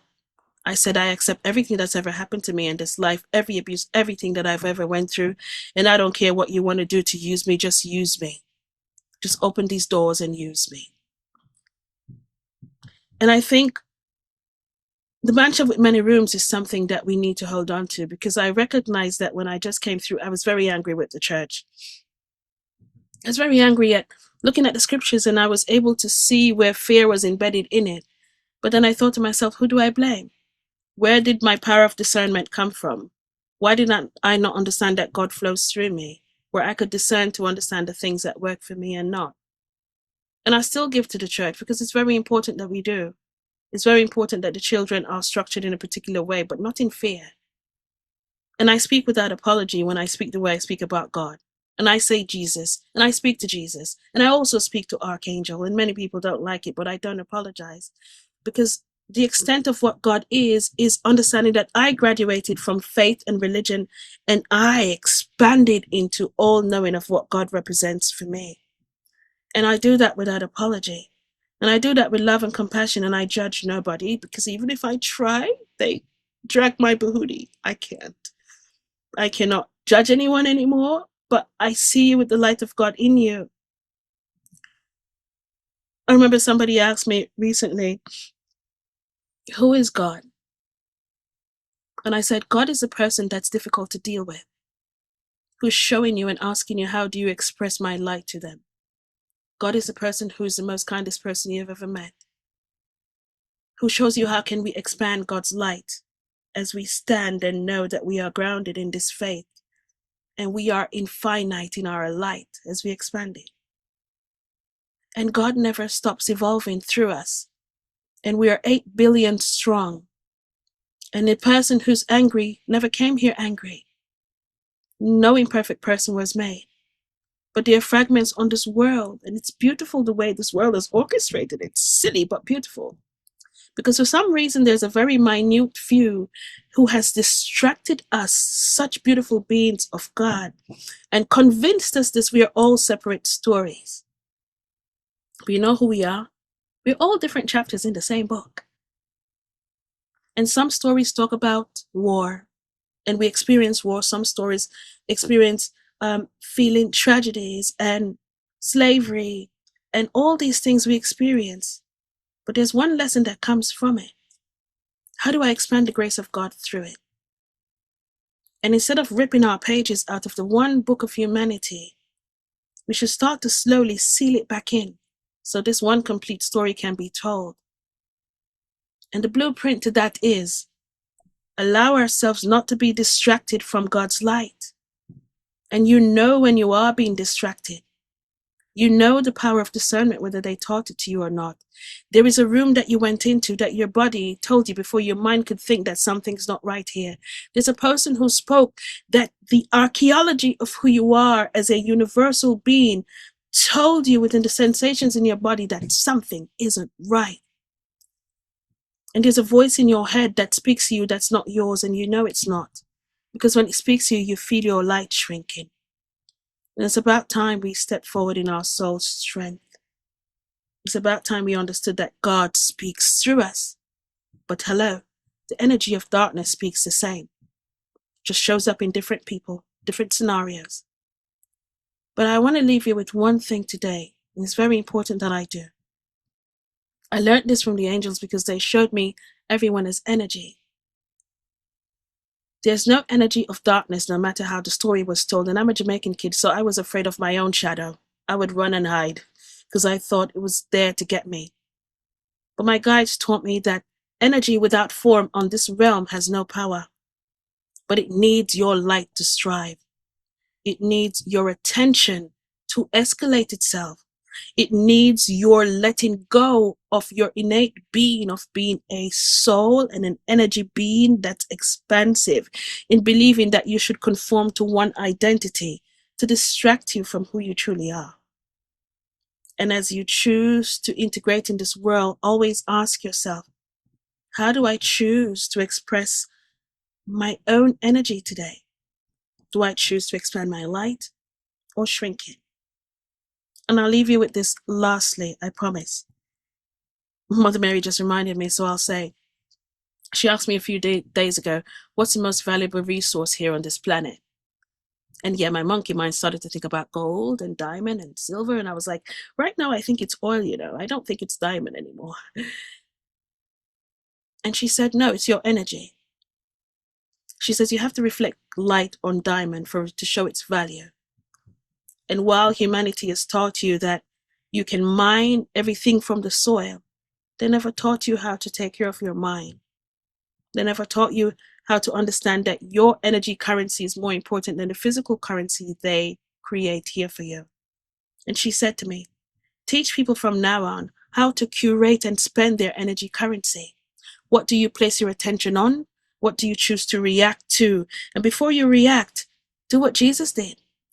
He found himself in a quiet space, and he never reacted. And if it's one blueprint that we should understand, how do we remain undistracted by darkness? And how you do that? You do everything by sitting in stillness first, which is where the loudest wisdom comes from. Because the spirit that you are is not trapped with emotions and urgency. It's conformed and always expanding in God, evolving, allowing you to see and feel something that's not for you before words are spoken. Because the words that we were taught are entrenched in fear. Our first language is our energy, frequency, sound waves, everything on the spectrum. So I ask you for 2026 going forward, don't trust only what your eyes see and what you hear, your gut feeling. Your power of discernment is where your superpower lies. And stop walking like you're walking alone. You all have an army. There's nothing special about me. You don't need an NDE to meet God. Well, I explained that in my book, but it's so precious. You meet God the first time a child is born. You see that grace, that gentleness. You meet God in the pet that found you because God directed that pet for you. For some reason, you meet God in your children, looking in that mirror at God, looking back at you. So you don't necessarily need an NDE experience, but for some reason, I needed to be dragged out of something because I was more driving to be an entrepreneur and doing all these things, but we anchor the light for you, not with judgment and saying we're better than you, but we anchor the light so you can see God through our eyes, which means it mirrors back at you. We mirror you. See, if you've never heard about an NDE, it's okay. I just want you to hear about God. I just want you to say the name God and feel something move in your stomach to say, my gosh, my energy responded to that. And I want you also to learn to discern when somebody else says it, so you can feel if that is energetically charged with the light or not. Your choice is imminent. So stop walking around pointing fingers. You must be accountable for how we learn to regulate these emotions and learn how to channel them. And please be aware, the next conversation you have, please ask yourself, how much of my energy currency am I spending in this conversation? How much of my energy conversation will this argument cost me? And if it's a bad investment, I ask you, sit in stillness and leave it alone. No matter what's happening in this world, you can remain in a bubble that allows you to anchor this light and experience this earth the way your heart desires it. And I thank you all for listening to me today. That was amazing. Thank you so much, Nekesha, for such again, a powerful testimony. Um, one thing that you said, I haven't had NDE, but I'm just so inspired whenever I hear them. And one of Yeah. the key things that I like about NDEs is the concept of life review. And I really love your life review because you've had so many examples of things that happened and how you impacted people. Um, my question for you with the life review, specifically that scene where you saw the boy who tried to give you these roses, but you were afraid to get pregnant and you didn't get it from him. Yeah. Um, it seems to me that you felt it so profoundly. Do you feel like the death that you felt was because you were in your spirit form, or do you really feel like he felt it as strongly as you did? On the other side, Right. you feel how the other person feels. But what amplifies it is the ripple of every decision that person makes after that effect you cause on them. So it escalates how you feel. So I was feeling how heartbroken he was, not just that day, but every other day he probably saw me. And every decision he made from that, where he probably never wanted to show up as his truest version. And it was very heartbreaking for me because I felt how much I could have done better. I see. No, Yeah. that's profound. That's definitely profound. And I this concept of life review, if everybody, even those who are not interested in NDEs, if they understood the impact of every word, every action that they pose, that our world would be in such different shape. Oh Thank gosh. you. Now, one other thing that I really like that you spoke about is how Archangel Michael was showing you these different rooms, Yeah. and he specifically asked you, "Is God here? Do you feel God?" And you said yes for all of them, which tells me that regardless of denomination or religion, God is present. My question for you, since you spoke a lot about discernment, and I believe in discernment as well, is there such a thing as a bad religion out there? If so, how can we distinguish them? From an angelic perspective, I'll say that first because Mother Mary said no in my head. And the reason why I think the no came first is because all of our perspectives matter, right?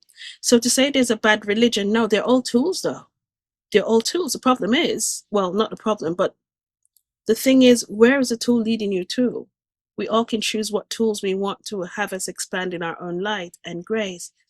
So if you are practicing something or in a thought form or belief system that makes you feel as if you're limited, that carries any of these emotions to say, I'm unworthy, or my voice is not worthy enough for God to hear it. If that is where you are now, I would ask you to reconsider the expansive, beautiful human being that you are. Because I can tell you something, nobody who was telling me about religion or anything was there on the other side to vouch for me at all. I had to sit that through myself. And they never asked what color soul I am, because my soul doesn't have a color. They asked me, Right. how did I love? Nobody cares about that. So what tool do you want to use? You can sit in your own stillness and feel God every day. So there's no good or bad religion. Your intention is paramount. So what's my intention when I wake up today? Do I intend to be kind to myself first, because everything starts here. And if you choose not to be kind to yourself, well, you're just rippling it with everyone else that you meet, aren't you? Because we keep dropping our own rock in an ocean every day that we return to this assignment that we have to do. So when I drop my rock with my intention today, my intention is just peace and joy. And that ripples really nicely. So if you're experiencing atrocious things, well, that's because you haven't set an intention, or you set an intention for that. So we all see different versions of different worlds, which means people can choose different tools of how they want to express themselves. But you feel it though. You feel it if you're innately with God. You feel that presence and that subtleness, and you feel expansion and peace. And if you don't, look in that mirror and ask yourself, what am I feeding my energy and attention into today? And make a choice for yourself. That's where it starts. Yeah. And last question for you.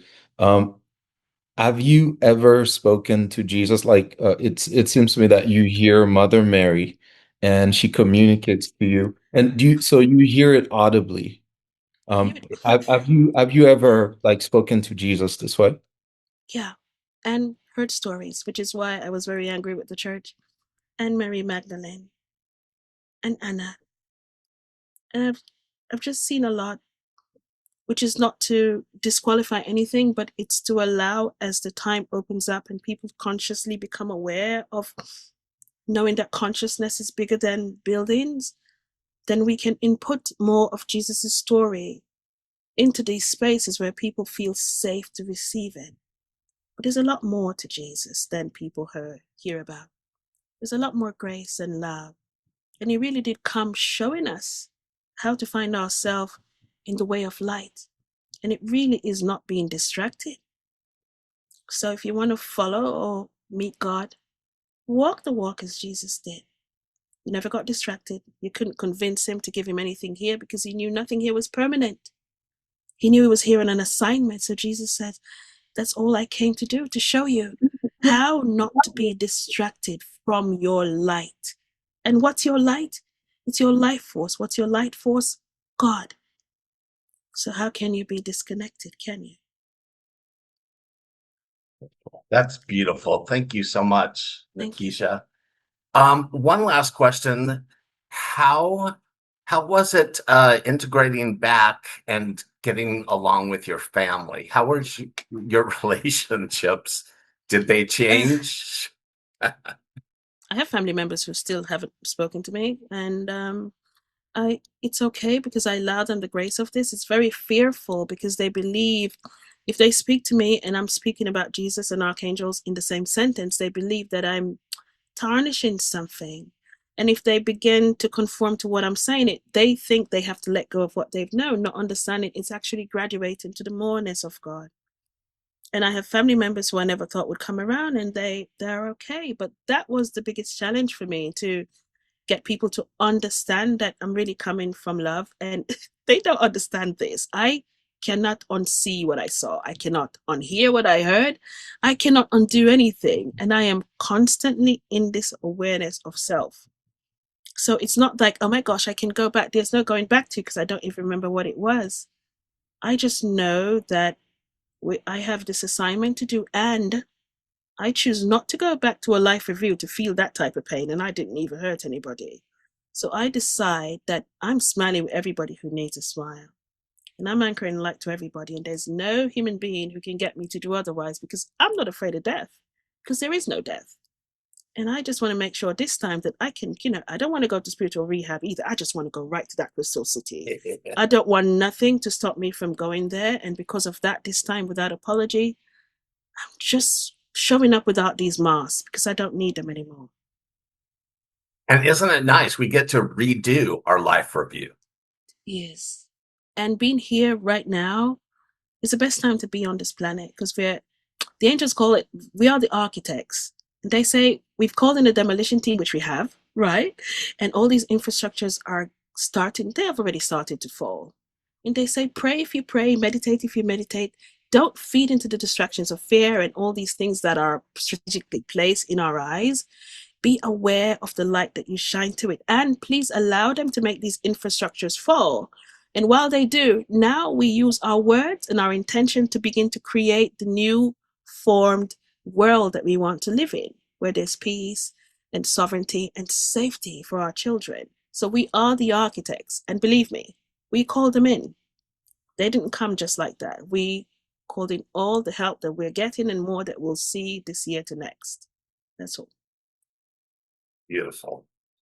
Welcome back, everyone. Now we're going to get to hear from Anasuya Isaac. I hope I'm saying it correctly. Good, thank you.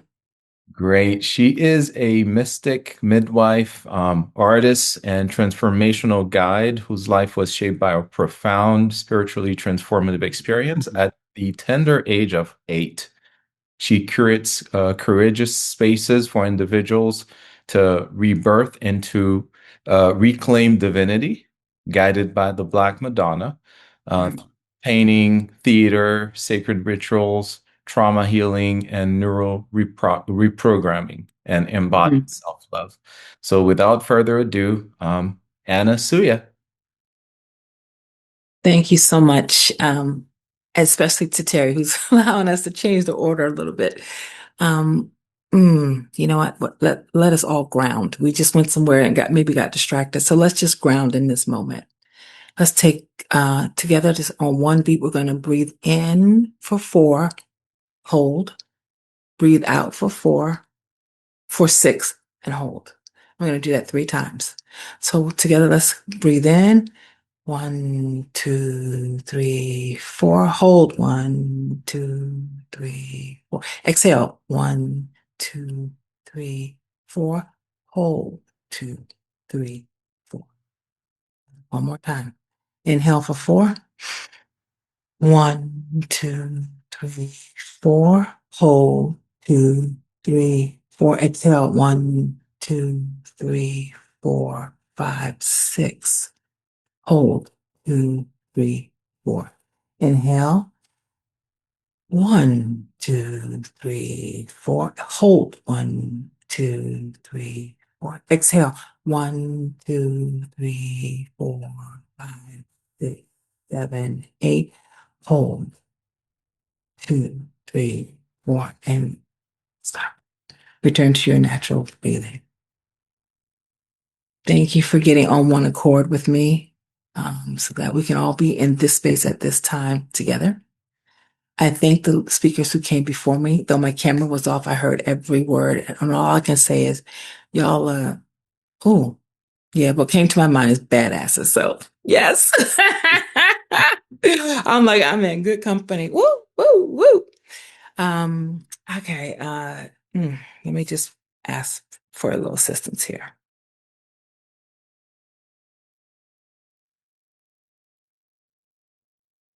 Father God, use me. Clear away all that is me in terms of identity, my body, my mind, the physical pain that I'm in, the doubts I have, concerns that I have. Just take all that away, move it to the side so that I'm empty and a clear channel for you to come through. But thy will is my will. I am here to do thy bidding.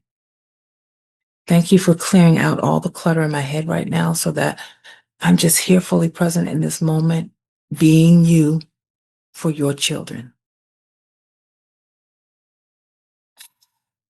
Thank you so much.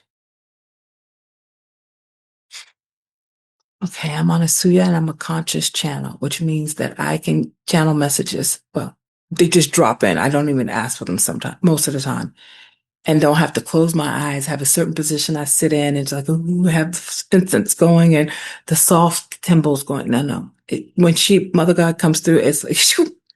So I may say things and my voice might change, or I'll say something a little different from what I was saying before. And that's a click to know that, oh, Mother God has taken over her body. And as I say, Mother God, that is the primary source of my connection to the divine.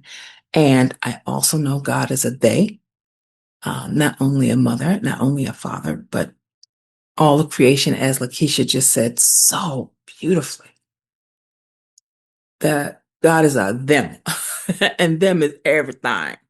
So that understanding and really committing to the ahimsa, which is a Sanskrit word meaning do no harm. And in America, our very language is harmful. Our very language is violent. So I really had to think about how I speak and be conscious of some word I may say flippantly could be a dagger to someone else. And so am I conscious of the words I'm choosing or the tone I'm choosing or how I'm choosing to say it? A lot of times, no. And then I have to work on it. But one of the ways it just shows up as ants. Sometimes we have a compost bin on my what the heck is it? Counter. Yes, counter. And ants come when we put fruit in there. And so I came home this morning from my spiritual services and there were just tons of ants. And I know there's no fruit in there. So I said, they must have smelled what was in there yesterday because they came ready for a feast. And my first inclination, what used to be, is okay, let me just pour water and wash them away, time to go. Or do some kind of way to make me feel more comfortable with them by disappearing them. And I remember, I'll never forget this one day when I was so angry. I was like, why are they here again? They're all over the place. They're crawling on the clean dishes, la, la, la. And I wanted to just get the hose or a spray bottle of a chemical that I know that would take them out. And I heard, is that ahimsa? And I said, oh, I've been doing harm. And because they're so tiny and inconsequential in my arrogant world, they were disposable. But yet I get very upset when other people see me and other brown and black people as disposable. But yet I can do that to an ant. Like their difference in importance, like, oh, well, people are more important than the ants. The ants are more important than the rocks, No, it's not. Lakeisha just broke it down for y'all. So I don't have to tell anything she says. She just broke it all down. There is no hierarchy in the divine. And I just said, dang. Now I know that's going to lead me to vegetarianism until I can just really get that taste for oxtails out my mouth. Oh, but after that, I'm going to be straight.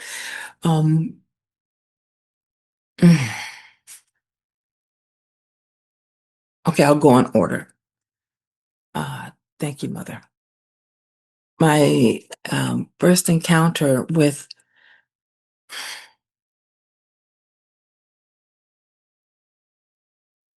something else that had no body, something else that could not be seen per se, actually happened when I was 5 or 6. I think it was 5. And it was one of those times in the olden days, I have to say, because I don't know how many families are still doing this, but that's not the point. Okay, check. I gotta get this. Not the point. I get checked and said, keep it moving. So I went to church, and and back in those days, grandmas and mas dressed you up. You were not going to church like in some jeans and a shirt. You had Sunday clothes and school clothes and play clothes, and they never mixed. So Sunday clothes were what? Clothes you wore on Sunday only. And really not even the whole day, to church and back. And their use was pretty dresses, socks with lace, shiny patent leather shoes, perfect barrettes in your hair and ribbons, a little sweater and gloves. And I had a little purse to carry my quarter for the basket and some Kleenex just in case I get moved by the spirit to cry. And one of those candy, red and white candies for mint. And I was like, to me, that my purse was full. Because back in those days, a quarter could get you a whole lot of things. It would have been like $1.50. So I'm like, I have a quarter. Oh, I had 2 quarters, right? That's what it was. If I was good in church, one would be for me and one would be for God. But if I wasn't, both quarters had to go in. That was an incentive because I knew exactly the candies I was going to go to get after church. I knew what I was getting from the store. So one of these days, my grandmother took us to church on my father's side. his mom took us to church. My parents were divorced, so we had weekends with my dad and weekends with my mother. And this was one of the weekends my dad had me there for. I was with my grandmother. And she got us all dressed up for church. She made us all this great food, sausage and bacon and eggs and toast with apple jelly. Mm-mm-mm. And we had coffee, which meant we had milk with something that turned to brown and thought it was coffee. And we got to church and we didn't have to go to Sunday school that day, which means go with their little kids. This day, we got to sit upstairs with the grown-ups because my father was in the choir and he had a solo today. And we got to be there so we could hear him sing. And we were so excited. Now, I would have rather been with the other kids, but I did want to see my daddy sing in the choir. So I'm like, okay. Now, if you're up in the upstairs with the adults, you have to be on extra good behavior. I mean, like the things that I naturally do, like be squirmy and looking around wasn't allowed. This is also the time when women wore really big hats. And if you're a little person, seeing beyond the hats was very challenging. But my grandmother was stealth. She picked a row for us to sit in where the hats were either 3 or 4 rows ahead or behind so that they weren't in front of us because we didn't have a booster chair. So if there was a real hat there, fancy as it would have blocked the choir and the preacher. And she wasn't having that. So while I was waiting for, did he go before the preacher or after? Oh, my daddy sang before the preacher and he sang Precious Lord. So I don't know if anybody here knows it, but the song goes, Precious Lord, take my hand, lead me on where I stand. I am tired. I am weak. I am worn. And it goes on like that. So it's basically a blues. And, it's for people that were so tired of working 50 hours a day for pennies and had to do it all over again. It was for, this was the day when it was so easy to treat Blacks in that way. So when he sang that, I had chills going up because it's a solemn song. And even though they're admitting they're weak and they're torn and they want to give up, they're asking, Lord, just take my hand. Because I know if my hand is in yours, I can get through it. I can go through the storm. And people in the audience, not audience, what do you call it? Congregation, start to tear up and cry. And then they started singing along with him because this is a traditional spiritual song. It's not a gospel. Spirituals came first. So when he sat down, the preacher was just ready. Just like it charged him up and lifted him up. And so he started speaking and I heard some of it, but I was fascinated more by the stained glass windows behind the choir who were behind the preacher. So it formed like a triangle, preacher, choir, stained glass windows. And they've always been there, but when you're in the downstairs with the kids, you don't get to see stained glass windows. So I was fascinated by all the greens and the reds and the blues and the yellow. I just was fascinated. And then I heard a voice say, where is Mother God? So I looked around. Who said that? But my mind, I started to be instantly drawn to the dove because I was fascinated. You had this white Father God, and then you had this white Son Jesus, and then you had this bird representing the Holy Spirit. And then I said, who said that? And then the dove said, it was me. Ask them, where is Mother God? So I thought somebody else was going to answer the question, some grown up. And then the dove said, you're the one. So I said to my grandmother, Grandma, the dove wants to know where is Mother God. Now I did it in one of those, whispers where everybody can hear you. Like a 5-year-old would. And so the whole congregation stopped because I stopped the minister. I stopped everybody. And my grandmother pinched me so hard on my thigh to say, be quiet. So I looked at that dove. I said, you got me in trouble. I'm not listening to you. And I said, you still have to ask them. I said, not today, baby. Not today. My leg hurts. But what I didn't know is that was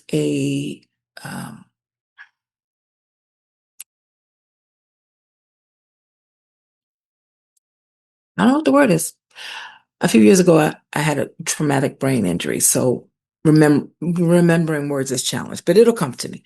But let's just say that was a day that the dormant gifts inside me, the first one was awakened because I passed the test. I could hear it clearly, and I can repeat what they said. Now, that's important to later in the story. So I'm just giving you the setup. So that was a day, honestly, you could hear things that were not there, but that were there. And it wasn't a fuzzy transmission. I didn't drop any words. It was a clear, this is what I heard. And I said exactly what I heard. And people heard it and they could freak out or not.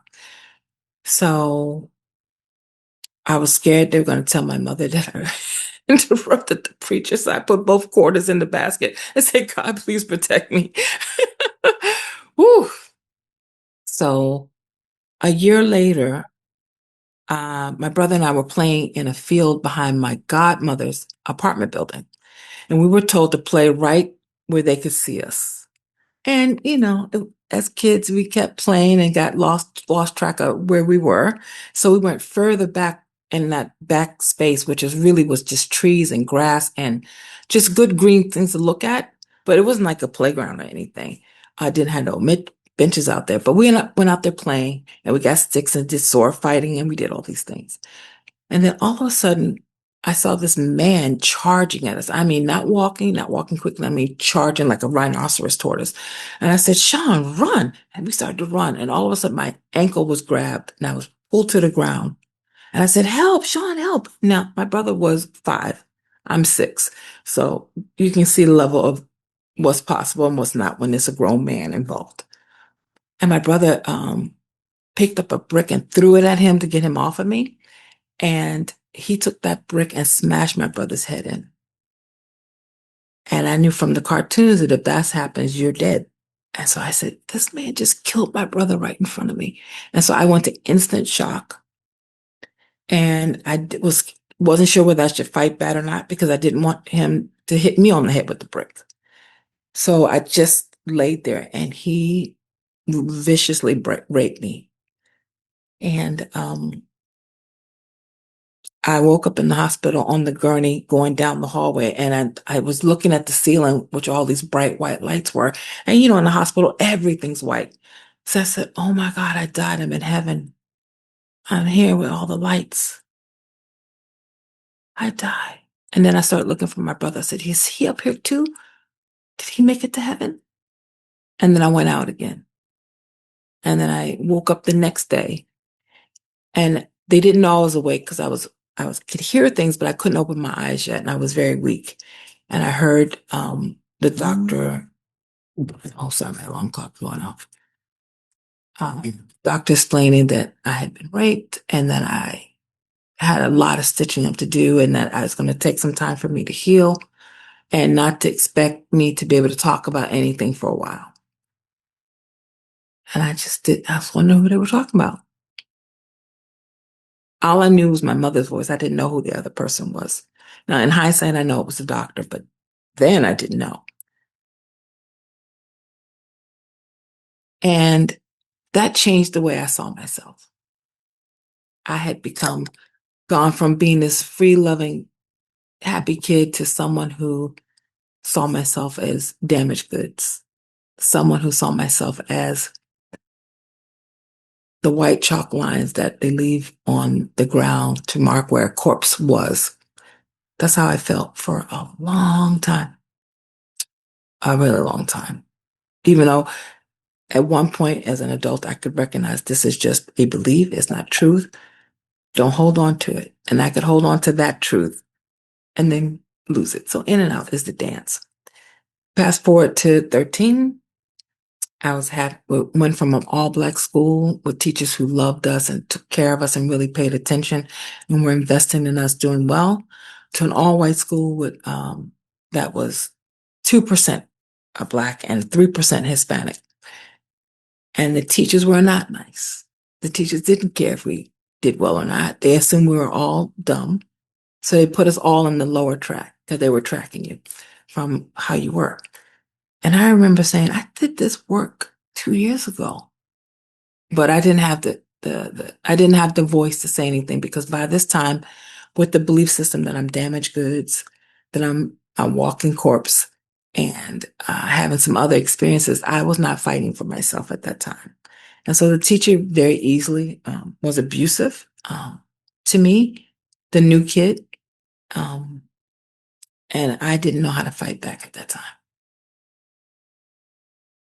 Several bad things happened in that school year, including, my mother in a fit of rage from something I did that I really did do. I did try to deny it, but I was caught on all sides. And her finding out about it really was humiliating to her. And so she was extra mad about that. So I know spankings, and I've had her quite a few. But not as much as my brother, let me tell you. So anyway, but that day my mother was seeing red, like if I was the red and she was the bull at a bullfight. I was just in her line of fire. And she lost it. She snapped and lost it and went too far and nearly killed me. And I said, wow, if my own mother doesn't want me to be alive, then I'm beyond the damaged goods. I'm unlovable. I'm unworthy of life. And that night, in all the pain I was in, I went to the cabinet we're not supposed to go in, and I started looking at all the products we weren't supposed to touch, all the products that had skull and bones on them, and I drank them. Every can I could see, every bottle, I drank it all. And I said, well, if I am not lovable, and if my mother doesn't even love me, and bullshit like what I've been going through is happening, I don't want to be here. And it worked. I left my body, I left Earth, I left everything. And as I was floating away, I could see the black bruises and the red spots where blood is coming through the bandages. I could see the black eye I had. I could see me wincing in pain. And I was so glad not to be in that body anymore, because where I was, I felt nothing. And I kept floating until I came to this space of great white light. And I said, that's different. But it wasn't the visuals that got me. What got me was all the softness. It was like cashmere. And it was warm, and I felt held and soothed. And I just knew everything's all right here. Like I had no fear. I could feel a love I've never felt on earth. And I just wanted to stay there. And at that time, I only knew about Father God. So a voice, not embodied, a voice started speaking to me in the sweetest way, very tenderly. You're going to be okay. I said, I know. Look where I am. I'm someplace now. I didn't know that was God yet until later in the conversation. I just thought somebody else was up there floating like me. And then after a few exchanges, I said, wait a minute, who are you? And he says, to you, I'm Father God. And at that point, I understood that whoever else was there, whatever name they called that existence, that God would say that. And I thought that was fascinating. I was like, he knows me enough to know what I need to hear to feel safe. Like, wow, this is cool. And I said, what happened? And he says, well, you wanted to leave, and so you left. I said, you mean it worked? I'm not me anymore? He says, you'll never not be you. Your soul is eternal. I said, but I'm not going to be that version of me, right? I'm not going back to that body. And he says, well, let's talk about that. And a whole conversation ensued about why I needed to go back. But it wasn't said like shoulds. There were no gottas. There was no musts. It was just a relaying of why I was still needed. And I had never been needed before, except to take care of my brother, pull out food from the freezer, do the dishes. I was needed like that. But I was needed for something else. I don't know.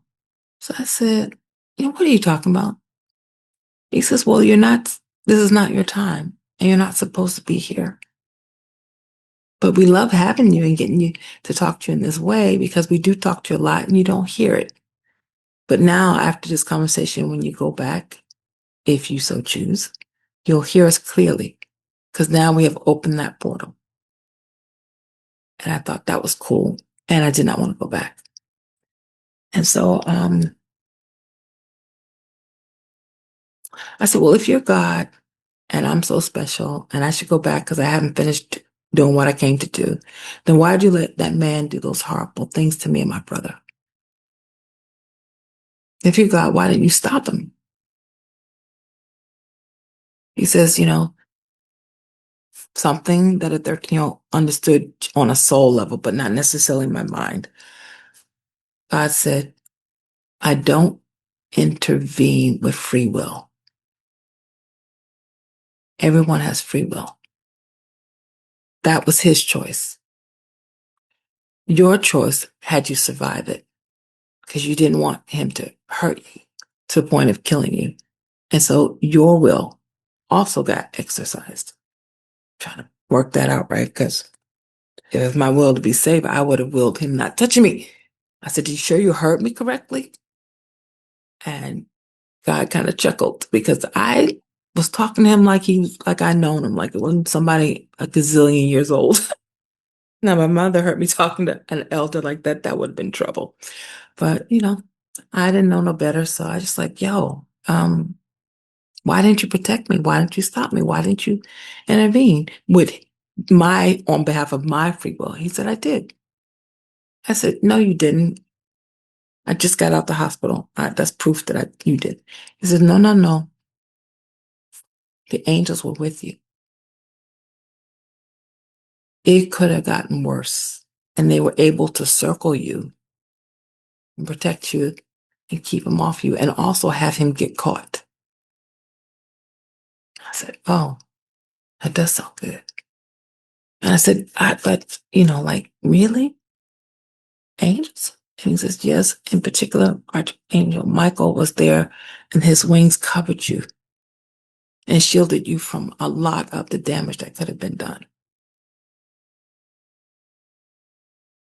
And at that point, I was shown the scene with the angels. I started crying because I couldn't feel them. I didn't know they were there. I was very grateful, because I always believed angels were real. And I was confused, because I'm like, well, if I was being protected, why does it hurt? It says that's part of being human. I said, oh, okay. Now, granted, my self-esteem had been damaged before this teacher did it, because from 6 to 13, it was also rough the whole way. And so I didn't think I'd see past 18. Like, never. I thought I would. I said, maybe I'll make it to 18. I'll be my last birthday. But I just didn't see a future for me. I couldn't dream. I didn't have any hope. I just had a lot of great books that gave me a way of seeing the world from my doorstep. And that brought me joy. Books, reading books, writing stories. And God said, you know why you love books and writing? He says, because you're a messenger. You are a messenger. You are going to be given words to say to people on my behalf. That's what angels do. I said, wait. You said on my behalf, I'm going to talk. And then you said angels. I said, they're going to talk beside me. He says, no, you are an angel. And my first name is Angela. And that was the first time I understood what my name meant, like angel, an angel, a messenger of God. And I said, whoa, really? Now I said that as someone who was there was an era in Black America where like 2 out of 3, no, that's too much. 2 out of 6 girls were named Angela. So there was a lot of Angelas in the 70s. And I said, wow, so all of them are angels? He says, yeah, your names are not accidental. It may seem like it. It may seem like that's your parents who might have randomly taken it or given it to you. But either way, we are part of naming you, and it's based on your assignment, why you incarnated. So I said, oh, wow. Okay. And he says, and you have to go back. I said, no, he didn't say have to, because there's no shoulds and musts or goddess. He said, the earth needs you and humanity needs you. You were born for a purpose. You weren't accidentally made. You're not an oops. You're not an accident. You chose your time of birth. You chose your parents. You chose the situation. You chose to be Black. You chose to be an American. You chose to come at this time, as everyone does, and said, but you didn't choose to leave the earth quickly. That wasn't your choice. And I said, well, when did I make all these choices? Because I don't remember none of this. And God said, well, you came to us and saying you wanted to go to earth. You wanted to be one of these people that made it. They You pushed wanted to me be- back to 7 o'clock. So, Mm. Oh, good. We can have supper. no. Can somebody mute themselves? You got it, Shaun? Okay, thank you.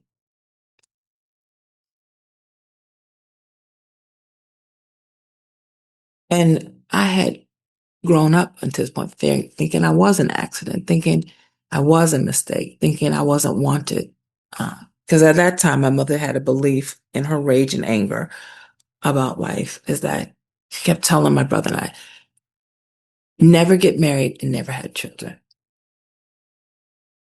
And so that had me believe that I wasn't wanted, but she had to deal with it because here I am. So to hear God said I was needed and wanted was just blowing my mind, because that didn't line up with anything I had known before. And I was an angel. And I'm thinking, angels? Like what? He says, you're going to get messages and you're going to be given them, and you will know when it's from me, and you will say them to the person who's in front of you, because I'll give it to you so that you can tell them what they need to know. But you've got to be there to do that.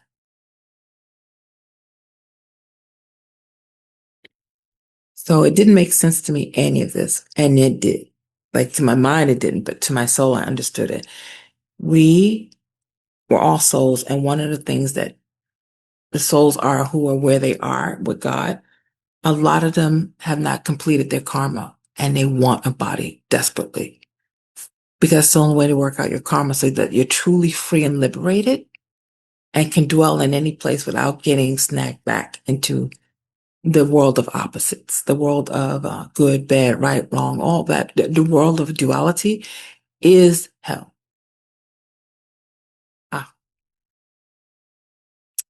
So I asked to be put in, I asked for a body, I asked to come. And in that moment, I realized how hard it is and how rare it is for someone to get a human birth.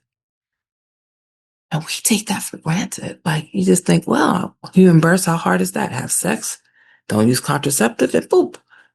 I'm like, no, I was taught then at 13, that's not at all how it happens, which is why people have a lot of sex and don't get pregnant. And people who want to have babies, you know how that goes. So I said yes and came back.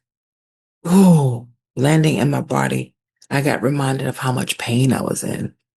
But all of a sudden, my dark bedroom had light in it. All of a sudden, I was happy about being alive, which I stopped being at 6. And from that moment on, my mother never touched me again. Never did. She was remorseful. She actually apologized, which she's never done before. And I said, God promised me that when I go back, it's going to be different. And I just believed him, even though I said, okay. And it was true. My mother, the next day, was completely different with me and my brother. So my brother got collateral gifts. And I was happy about that because I knew I had always seen my mother loving and kind and just great with us. But she also was a civil rights attorney at the time who was there to prosecute all places that refused to integrate, all places that refused to hire uh, Black people in institutions, not just like in mom and pop shows. And so she had a lot of rage from what she was seeing out in the world. And she never meant to bring it home, but she couldn't shake it. And so if we did something in the moment when all that was going on, well, we're going to be in a crossfires. So, my mom was a great person and she won a lot of cases and she helped a lot of people. And it took her years to be able to channel that rage properly. And she did. And so I came back at 13, like looking for, when am I going to get a message, And then I would forget that whole conversation and move on. And I started to hear I should be, what they tell me I should be? I should be a therapist. I said, why? I said, because you listen well and you give good advice. Now, it took me till I was almost 17 to realize, oh, I was giving advice. So I thought, and so they thought, but I was channeling messages from God because I knew the answers weren't coming from me. And I was being asked for counseling from adults. They would come to me and say, with the problem and ask me, what should I do about it? Now, I didn't know God was coming through me because I'm a conscious channel, but their reactions and how that actually worked. In hindsight, I saw, oh, I was channeling before without even knowing it. And that blessed my heart because I thought I had to look a certain way. I hear this voice in my ear. I'm God and tell them this. And it didn't come like that. It just came through me as me. And I had to get used to that. And adults had to get used to that because when I switched, they instantly saw me differently. But that pissed off a lot of kids in school because then teachers liked me better, adults liked me better. And so I was really bullied a lot because I was different. And I was clearly different. Like not a little. Whew. I wish I had some elder who told me how to walk this walk when you walk with spirits. Someone to guide me and say, this is what was going to. I had no books on that. I had no help. I had not one person say, honey, this is what you got to do to shield yourself. I learned everything the hard way, but I learned it. So then when I had my 18th birthday, I was shocked, literally shocked, because I just knew I was going to be dead by 18. There I was. I said, oh. I was a freshman in college and I loved this new world. Other people love books. Other people love doing things that were considered weird in my neighborhood. So I felt like, oh, I found a place where I belong. Took me a long time, but I did find it. I had a really good friend who was an actress. She was very powerful. I mean, even though she was 18, when she got on stage and played, she disappeared, literally disappeared. And she was the character. And so my father was somebody who worked with arts organizations and knew a lot of directors and producers and actors. And some of them that I had met had moved from DC, where I grew up, to Cleveland, to a particular theater called the oh boy, memory. Starts with a K. I think it's Caramel House. Yes. And that was really great. And so I told my friend, hey, because she was looking for a summer assignment. We had to go home and do something related to our degree. And she wanted to work with a theater company. And I said, I think I can help you. So I asked my father, he called the theater company and he said, if she passes the audition, I'm not getting her in, but I'm getting her an opportunity to audition. Now, these was a professional company. These were all adults. Nobody was under 25. She nailed that audition and worked with them all summer. And when she came back in August, I wanted to hear all about it. What was it like in Cleveland? What was it like with this people? What show did you do? La, la, la, la. So she talked to me so much about what she learned behind the scenes. I said, what? She said, how to prepare, how to get into character. She learned all things that had to do with how you interpret the text. How do you find out where the points are, where the beats of it? And she said, and I said, well, how did you do that? What did you learn? She said, meditation. I had never even heard that word before. So I said, what's that? And she says, well, it's when you sit still and you go within and then you talk to God. And I said, talk to God? Well, I know something about that. I said, oh, tell me more. And so she said, well, I'll show you. And so she showed me how to meditate. And I said, oh, I actually was able to sit still and feel something moving. And then she showed me, I said, well, who is this person? Who's this teacher of this path? And she showed me a picture of Baba Muktananda. And I saw this picture and literally I fell into the picture. And I don't mean imaginary. Like my whole being disappeared into this picture because I fell into Baba's lap. And I was just in a space of the same warmth and kindness and lovingness as I was when I was in the white light. And this time I was in the blue light. And it was just like, I never want to leave. It's just so nice and delicious here. Oh my gosh. I said, I want to stay in this lap forever. Because, like I rarely was in either my parents' nap. And it was usually, like if it had a bad accident or, it had to be extreme for them to say, okay, this is a time for this. But there I was in this man who I just met, but I knew I hadn't just met. I was with this being that felt new to me and at the same time felt ancient, as in I've known them forever. And I said, this was so amazing. So when I came out of it, now this was morning when I started talking to my friend. It was dark when I came out. And I said, whoa. I didn't know what to think about that. Now, I didn't know if it was really dark in the room or if I had brought some of that state back with me. And then my friend opened the door with a tray of food. And she said, I brought you some dinner because you missed lunch. And I said, what? I said, what time is it? She said, it's 6. I was in that world 4 hours. I missed all my classes that day. I missed airplane. And I said, you'll never believe what happened to me. And she said, I bet I would. And she said she had experiences like that. And the elders that she was working with did too. And that more will come. I said, more what? She says, more divine beings will come now because that portal has been opened. You now enter another dimension. And I said, wow. And then I started to hear Baba Muktananda's voice and his laughter and his sweetness and his tenderness. And that would comfort me when I was stressed out about exams. It would comfort me when I had to write a paper and wasn't sure what to say because I needed that A. I found that Baba's wisdom was coming to me, even though in the form of be still, know that you're not alone. The answers are already in you. You don't have to go look for them. You're ready. You really are ready for this. I said, well, if I'm ready for this and I know all the answers and answers in me, I'm going to do good. And it switched.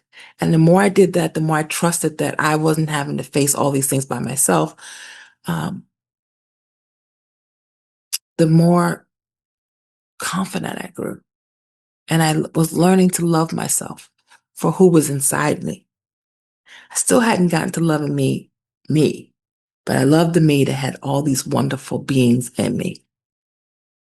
And that was a nice change. So fall break, my friend says, hey, there's an ashram back home in DC. We should go there. And I said, what's an ashram?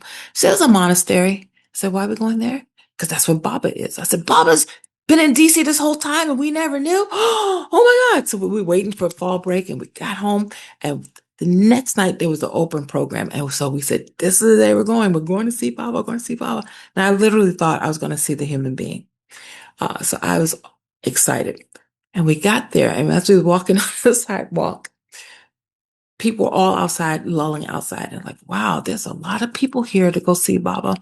And then the whole pathway up to the door, lots of people. And when we got in, lots of people, to the point when we asked to sit down, they showed the pointing to 2 spots on the floor and said, sit there. And I'm telling you, that space was as big as a phone. I was like, sit down.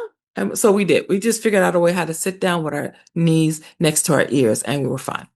And they were chanting, and we started chanting, and it just felt like I was just floating, like that beautiful space I hadn't gotten to in the white room, white place. I don't know if it's a room, and then the blue space was there. I said, "Oh my God, I don't have to leave my body to have this. I'm fully awake, and I'm having this experience. Oh, this is great." So I stayed there, had a great experience, met great people, and got my own book and my own photo of Baba because I wanted my own Baba. And so that was great. So we went back to college and did well. And then I saw somebody right before we went home for summer who had a keychain with Baba's picture. And I said, Baba, Baba. And this person looked around like, what? I said, Baba. And I pointed at me. I said, Baba. He kept saying, Baba, what are you talking about? I said, your keychain. He said, oh, yeah. Yeah, I have Baba with me. He said, how do you know? And so I told him a little bit of the story. And he said, he took Mahasamadhi. And I said, what's Mahasamadhi? He said, well, he left his body, but he's still with us. And he says, like Jesus. Jesus left his body, but he's still with us. So you can still talk to him. I said, oh my God, it's all over. I just met him and it's all over.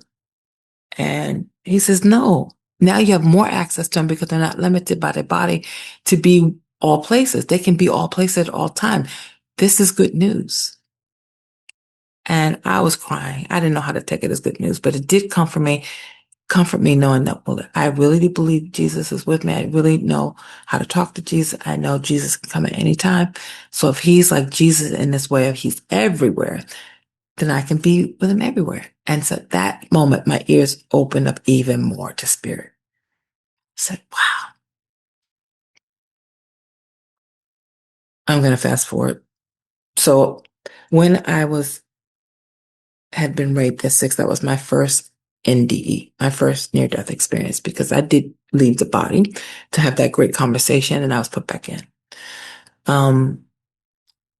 The second one was when I had that conversation with God after I tried to commit suicide and was successful. That was my second NDE.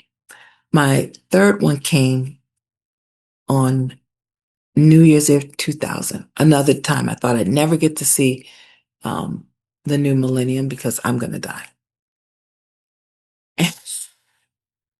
And I almost made a self-fulfilling prophecy because I was bitten by a brown recluse spider. And that's one of the 2 or 3 spiders they have no anti-venom for. It almost killed me. It tried to kill me. And because I didn't realize the severity of it, I thought I got bitten by this really nasty mosquito because I have a very huge swelling. I swell up and I almost have an anaphylactic shock. And so that's what was happening with my leg. I just thought it was a mosquito bite until my leg kept getting bigger, bigger, bigger, bigger. And I had a visitor come see me and to talk about, how did you come into the new millennium? And she saw me. One leg was very skinny. One leg was doing this, like widening. And she said, girl, we have to go to the hospital right now. I said, for what? She said, do you not see your leg? And I hadn't really looked at it, to be honest. That's when I found out at the hospital. The doctor said, if you had come in the following day, you would have come in on a gurney dead. He says, this venom was moving quickly up your body, up the veins that go through your crotch, up through your side to get to your heart. And it was almost shrunken. He said, you just got here in time. And I said, whoa. And then I died as he was talking to me. And while they were in the process of reviving me, God told me, still not your time. It's still not your time. But you have free will. We prefer that you don't use it and choose to come here because it's not your time, but you have free will. And I said, no, I just got to a new millennium. I want to know what this is all about, being a new millennium. Send me back, coach. And I got sent back. So they didn't take him long to revive me because I was like, no, I don't want to be here. And that was really great. And that changed my whole way of looking at time, space, relationship to animals and insects. Like everything shifted, and all of them were my teachers now. And they were my friends. Yes, even animals and insects. And that was new to me because I grew up Black Baptist, and child, everything I was speaking was like blasphemy. But that's okay. Because I knew what I saw was right, and it didn't make sense to my Black Baptist people, and that was okay. So in college, I was pre-med, but after that encounter at the ashram with Baba, everything changed. What I wanted to do in the world changed, how I wanted to be changed. I wanted to be an ambassador. Go to foreign service and work for the State Department as an ambassador. And then my path to it was Peace Corps and then work my way up. I was already very clear about that. And so then,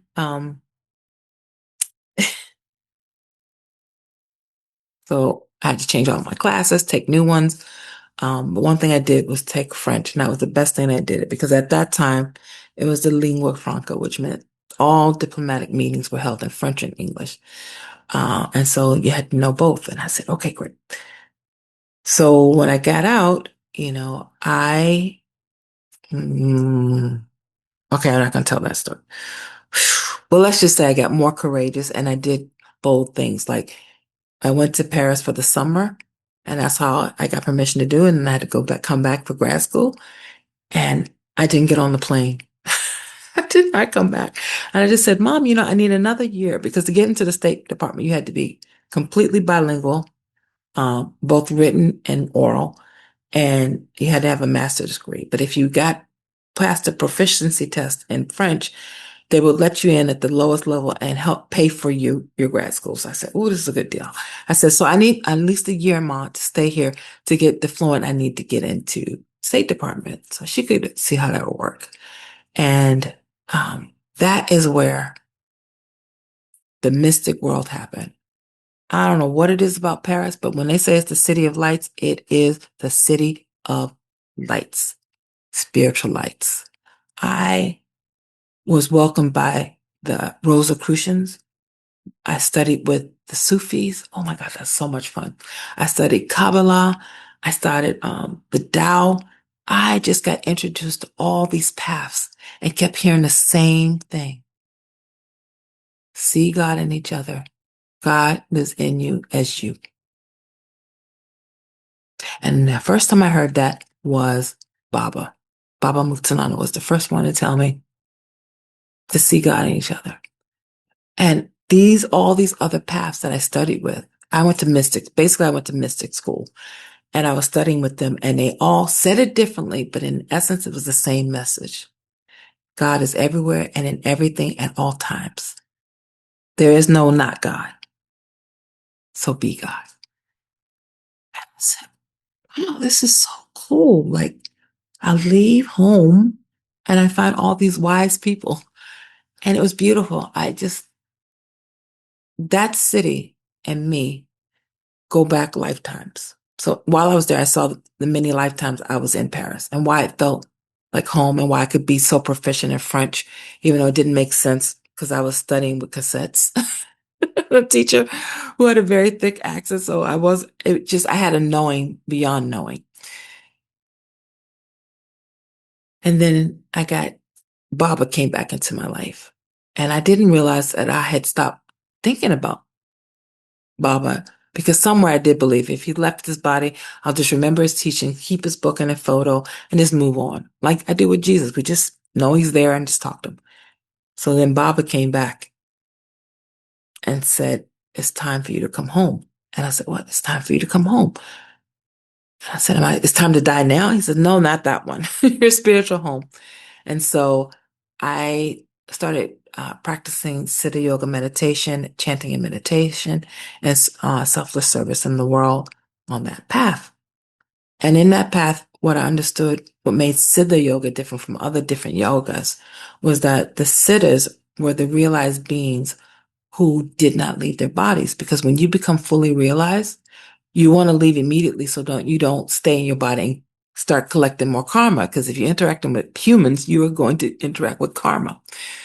But the sitters were so grounded in that realization that they couldn't be wavered. You would stay that way. And sitters were from all religions. It was the first time I heard everybody can be a sitter. So when we studied the sitters, they were Jesus and Moses. They were just from every path. I'm forgetting names, but everybody, there were sitters in every tradition, in every religion, in every path. They were everywhere. And I said, wow, because I had felt like I'm in the world and the world is in me. So I immediately knew that anything that told me that one place was better than the other, it wasn't true. It just was not true. God was in everything, as Nekesha so beautifully said when she was with that angel going to all the rooms. So I was so cheeked about that because it's like that's what I was learning with the mystics. And so that was a very good time for me to be in mystic school. So my 3 months that became a year turned into 5 years because I had that much studying to do. And I was just blown away by how much God was willing to give me because I was willing to hear everything. And I became a sponge. And I was able to go to many groups and talk to them in their language because I studied with them. I didn't have to say, well, I know you're a Rosicrucian or I know you're Jewish, but let me tell you what Jesus said. I told them what God said that was for them. And I was able to speak to each person in their own language and culture, which shocked people. And that's later in hindsight, I saw, that's one of those ways I was being God's ambassador. I was telling them what they needed to hear from God. And I wasn't able to discern that quick until my 30s. I started to get that, like, oh, okay. I didn't have to have hindsight.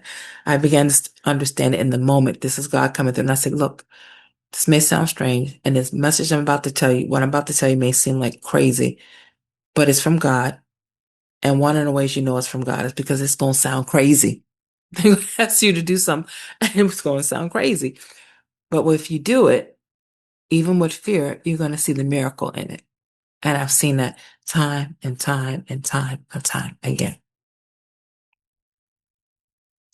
I'm fast forwarding. 5 years ago, I was in a massive car accident where I totaled the car because I drove off the road in the desert, a place where there's no overhead lights and no phone signal. All you can see is tumbleweed, literally tumbleweed and some cactus. And I was driving through there and it's a 3-hour drive through that part before you get to see cities and houses. And I was like, Lord, get me through this because it is pitch black out here except for the stars. My phone's not working. I said, this is the worst place to break down or have an accident because I couldn't even call for help. I said, Lord, just get me out of here. So I had 20 miles to go before I got to a rest stop. Well, as soon as I said that, that was the last thing I remember. I woke up the next day in the hospital where they told me I had a major accident. My car ran off the road. The road was a slant after this. My car literally flipped 3 times. And I died.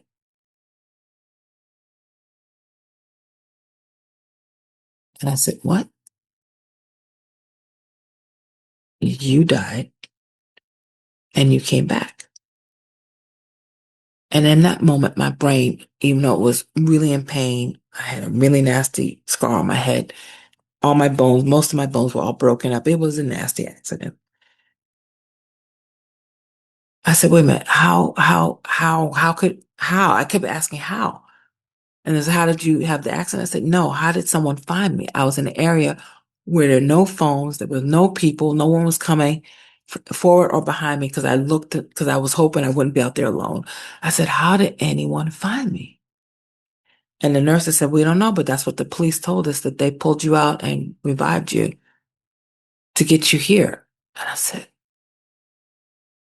look at that miracle. And as soon as I said miracle, I was shown the scene where the angels were there. And the angels were there right above the car with me in it. And I was upside down because the car at that time was the car was upside down.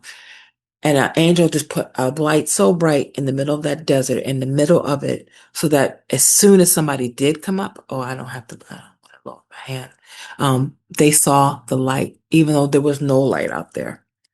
And I said, oh my God, I was totally protected.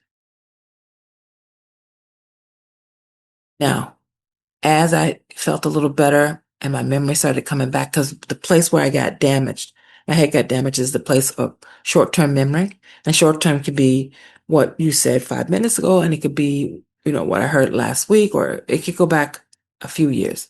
My long-term memory is in place. So when as I was healing better in the hospital and my memories were coming back, I remembered I was taken back to the place. Oh, I forgot something to tell you. Okay, well, anyway, it'll make sense now. While I was in the mystic school in Paris, I was introduced to God in a female form. I was actually introduced to God as feminine force. And then the dove came back and says, see, I asked you where is Mother God, and now you have found her. And I found her in Hinduism. I found her in so many religions that had not gotten rid of the mother spirit. In Christianity, she was purposely removed. The Holy Spirit was Mother God. The Holy Spirit is wisdom, Sophia. The Holy Spirit is, or the Holy Ghost, the Holy Comforter. That's all the Mother. And it was turned when it went from Aramaic to the Greek, it was turned neuter. Neither one. And then when the Latin took over, the Romans took over and basically took over Christianity and made it their religion. All the neutral was turned masculine, because only masculine can have force and power. Only masculine can rule the world and take care of everything. Only masculine. So there's no way that they had no way of conceiving that something as powerful as the Holy Spirit could be feminine. Anasuya, Mm-hmm. this is so fascinating, but we need to wrap this up. So 5 minutes? Yeah. So 10 minutes? 5, because we're pretty Okay, much. fine. I can do it. Yeah. Because this is my fourth NDE. I'm up there with God. This time I'm up there with Mother God, and the two of them with me, and they were taking care of me because I was really beat up. And they asked me if I wanted to go back, and I literally told them no. And I gave them all the reasons I didn't want to go back.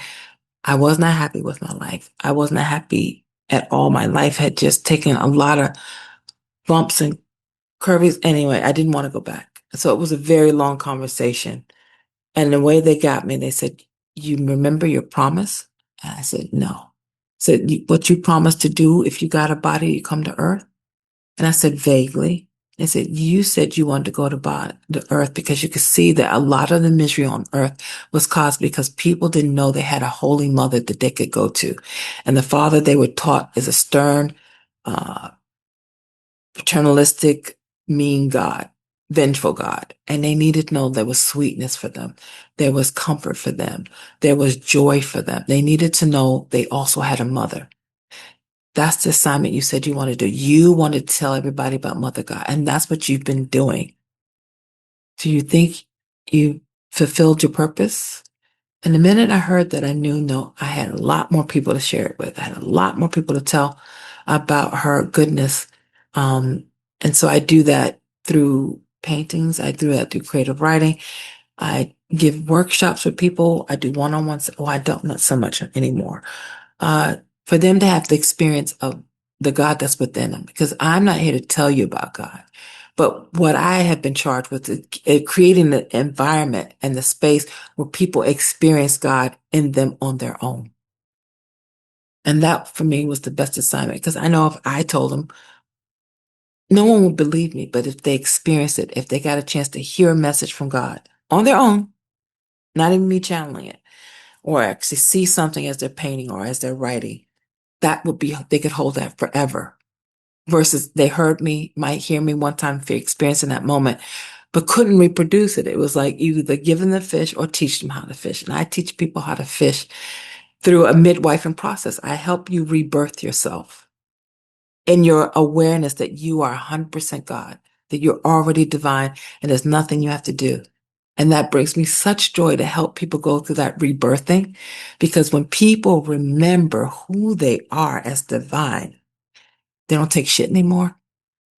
A lot of things that used to bother them and trouble them roll off. They still do, but they roll off better. And your whole relationship to the world and the cosmos and everything shifts, because you're now understanding that you are the one with them. You're not separate. And capitalism and Christianity teach you're separate and better, and everything else is less than, and it doesn't matter. Not in God's world. So thank you for listening and going on this journey with me. I tried to do that I did those four. I told you the four, the main ones. They're It really the was ones that wonderful, and we'll have you come back and you can elaborate. okay. We'll do more for sure. That just, oops, Terry. I meant to pull up Anaja first, and then and then Anaja has a few questions, and then we will go with Terry. Terry. Mm-hmm. Sure. Oh, I did it again. What's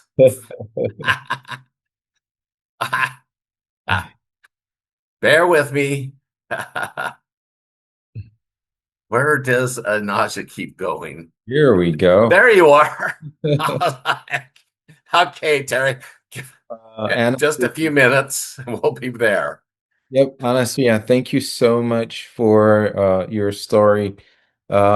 So very quick question from me is I remember at some point in your story you said that God does not intervene in the decisions that we make, so because of our free will. So Mm-hmm. that someone asked a question, very pertinent question. It says, so should we pray to God since he doesn't intervene? I think that is the question that I got it. I understand what they're coming from. And absolutely. If we ask, if we open the door, if we invite God's wisdom and grace and presence in, God will show up. But we have to ask. And how it's taught it is that there are three realms. There's what we call the heavenly realm, but God doesn't call it that. But the heavenly realm, the earth realm, and the realm of what we call hell, but it's not really hell. It's just a place where people who have a lot of healing go to heal it before they can be released and free to go to what we call heaven. But no one stays there in purgatory, who calls out God's name. Let me put it that way. Nobody stays there. But if they're cursing God and mad at God for not being for them, they're going to stay a little longer. So God gave humans dominion over earth. And the way that we've interpreted is that we're better than everything else, and all these other things can be destroyed, like mountains and we can make dams, we can do water. They don't intervene in that, because man has to create their own realm. So the only way God can come in is if we invite God and the angels. The only way the devil can come in is that if we invite the devil and open the door for it to come in. Either way, they can't come in without an invitation. You have to say some form of, I need your help now, including like, I just want to beat that person up and just knock them out and make them feel bad. Well, that's an invitation to the lower spirits, because they're always looking for a fight. So yeah, definitely invite the intervention. Say, intervene now. This will be a good right time. This will be a really good time right now, God. And they're like, okay, we got you. Yeah, so that makes sense, because you have to use your free will. So you still have free will, but you have to ask for the intervention. Absolutely. Ask and it shall be answered. Knock and it shall be opened. It's literal. And the angels surrounded you. It could have been a lot worse, as you said.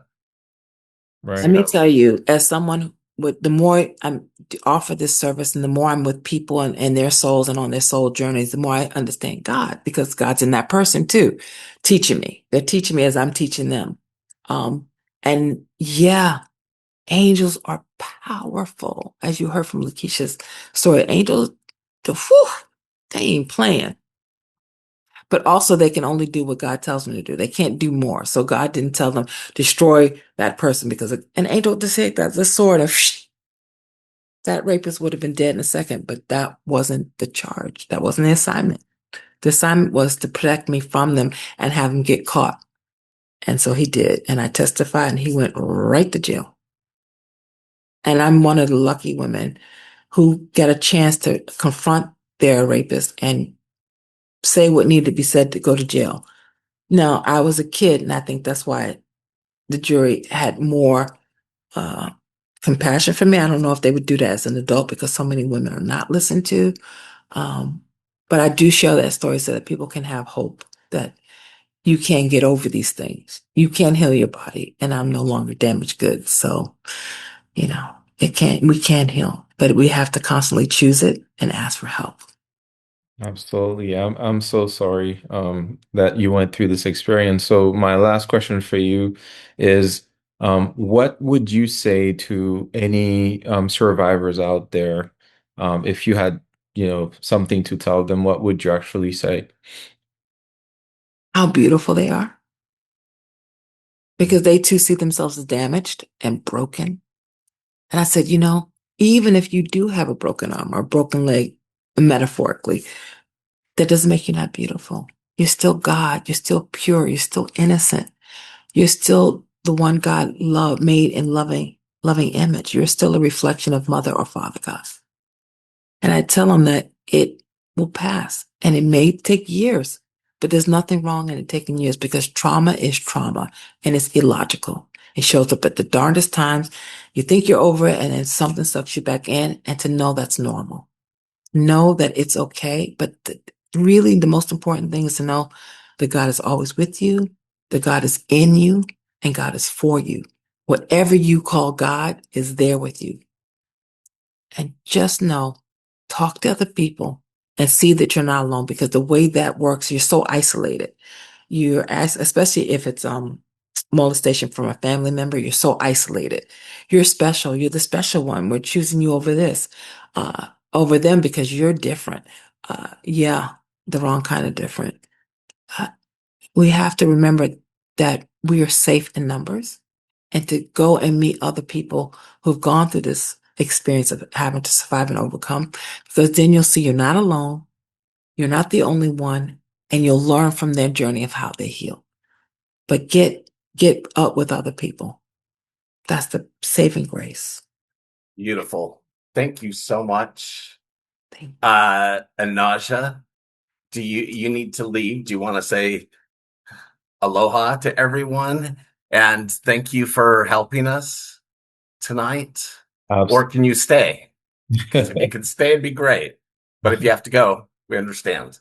Yeah, I do have to go, but you guys were such a great crowd, and the speakers were just so amazing. I could feel Yes. love, and this is so needed in our world. And I feel like each of them, they presented something that we can use in the evolution of our world. I feel like we are going through a consciousness shift, and a lot of tradition is breaking down, not knocking down on any religion or faith, but I think that for some people, it doesn't really resonate as well. And so these stories, NDEs, spiritually transformative experiences, they are helping people to understand God on a different level.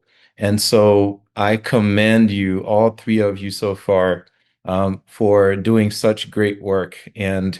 Um, and the life review impact is when you guys go through your life review, you guys are going to see how many people you've impacted. And I can't wait to see the work that God has for humanity. But thank you so much for sharing all these wisdoms. And thank you all of you guys for being on. And you guys are going to continue to be on to listen to the next speaker. I love you guys all. Terry Atwater's early life NDE profoundly shaped his spiritual path and lifelong commitment to service. He is president of the Foundation for the Study and Application of A Course in Miracles and is married to the renowned near-death experience researcher, PMH Atwater, with whom he shares over 40 years of marriage and spiritual partnership. You can connect with Terry at tatwater10@gmail.com. Welcome, Terry. Well, I'm glad to be with you. And I tell you, well, you guys have covered the range so well. You don't need to hear from me, but I'll go ahead.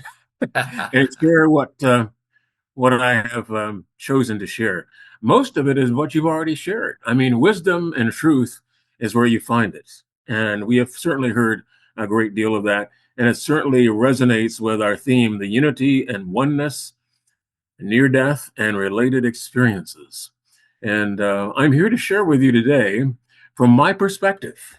And my perspective is certainly one that's had a lot of great experiences and a lot of great ideas and so forth that I've gained over the years. I want to first start out by saying that the International Association for Near-Death Studies has gone through such a great 50 years. I think it was our 50th anniversary, I believe, last year. And over those years, the whole idea of death has been transformed. I am married to probably one of the greatest researchers and experiencers, Miss PMH Atwater, my wife for 45 years, 46 going on in April. And she has written over 20 some books on the subject and has covered nearly every aspect of it. And just being with her at these International Association of Near-Death conferences and seeing all the things that have been accomplished over the last 50 years, it's just awesome, because no longer is it looked upon as something that is theoretical or something that, is maybe an hallucination, but it actually doctors and physics people and scientists are looking at it as not only a definite possibility, but a probability that life continues after our physical mortal experience. Before I met my beloved PMH, I was into many metaphysical things. Matter of fact, my wife and I met at a Zen meditation seminar in Roanoke, Virginia, at the Unity of Roanoke Valley Church, over 45 years ago. And at any rate, at that time, Zen was considered to be pretty far out in a church. But at Unity of Roanoke Valley, that is where we met. And I jokingly say that we've been living in Zen ever since. And so our life together has been fantastic. But, she is really, I think, the real champion when it comes to sharing near death and her near death experiences. You can find out in all of her books and on her website. Just go to pmhatwater.com and you can find out all that she has learned over the past and shared over the last 40 years, her 3 NDE experiences and more. But I'm here to share with you from Terry Atwater's perspective. And I had a near-death experience, but it was not as dramatic or as drawn out as some of the other experiences. I'll share that with you in just a little bit. But I will say that my background is one that's unique and that it covers a lot of things. I was born an Air Force brat, and actually I've lived all over the world.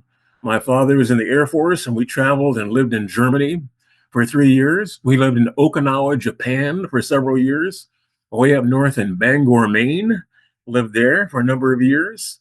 And he finally settled down in Virginia.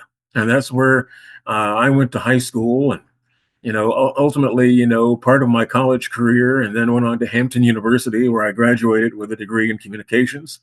And for 18 years, I worked in the business of radio and television broadcasting, which is very exciting.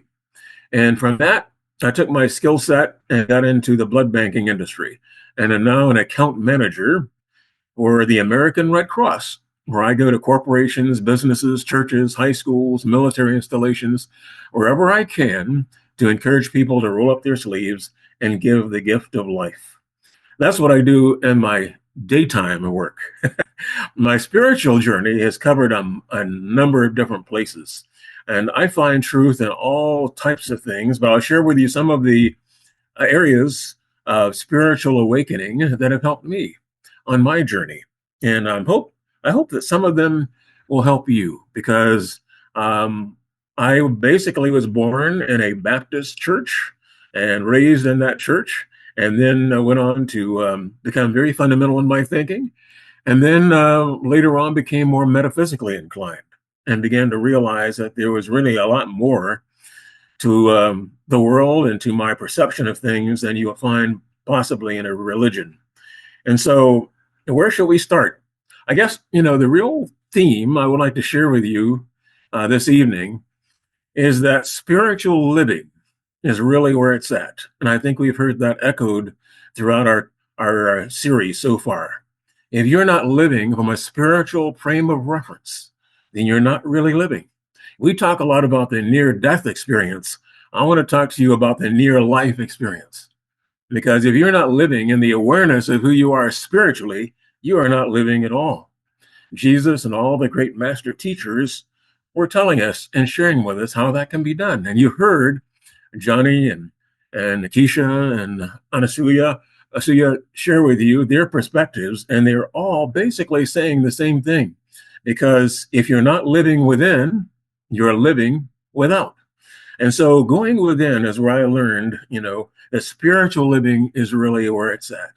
And I want you to think in terms of three things, okay, in terms of our spiritual awakening, because that's what I learned from my near-death experience, is that knowing who you are is really the key to living a more spiritually strong and vital life. And the reason I say that is because if you know who you are spiritually, you can face just about anything, including the craziness that's going on in this world today. But knowing who you are is really where it all begins. My near-death experience I had was many years ago in Okinawa, Japan. And I'll tell you a little bit about it. I don't consider it to be a major, big, thorough, transcendent, as my wife would say, near-death experience. It's really kind of a partial near-death experience. I was in Okinawa, and I was going to learn how to. Actually, I thought I knew how to swim, and so anyway, I was the next morning at gym. We were going to be swimming, and I didn't know whether or not I knew how to swim at all. Matter of fact, I distinctly recall going to the lake. And the lake was where my grandmother would take my brother and I have a twin brother by the name of Tony. And we go to Kentucky Lake, and we would wade in the water. And I thought that was swimming, but I didn't really know. And so I was curious as to whether or not, I really knew what swimming was all about. So I was going to go to the pool early in the morning before anyone was there. And I was going to go and find out if Terry Atwater really knew what swimming was all about.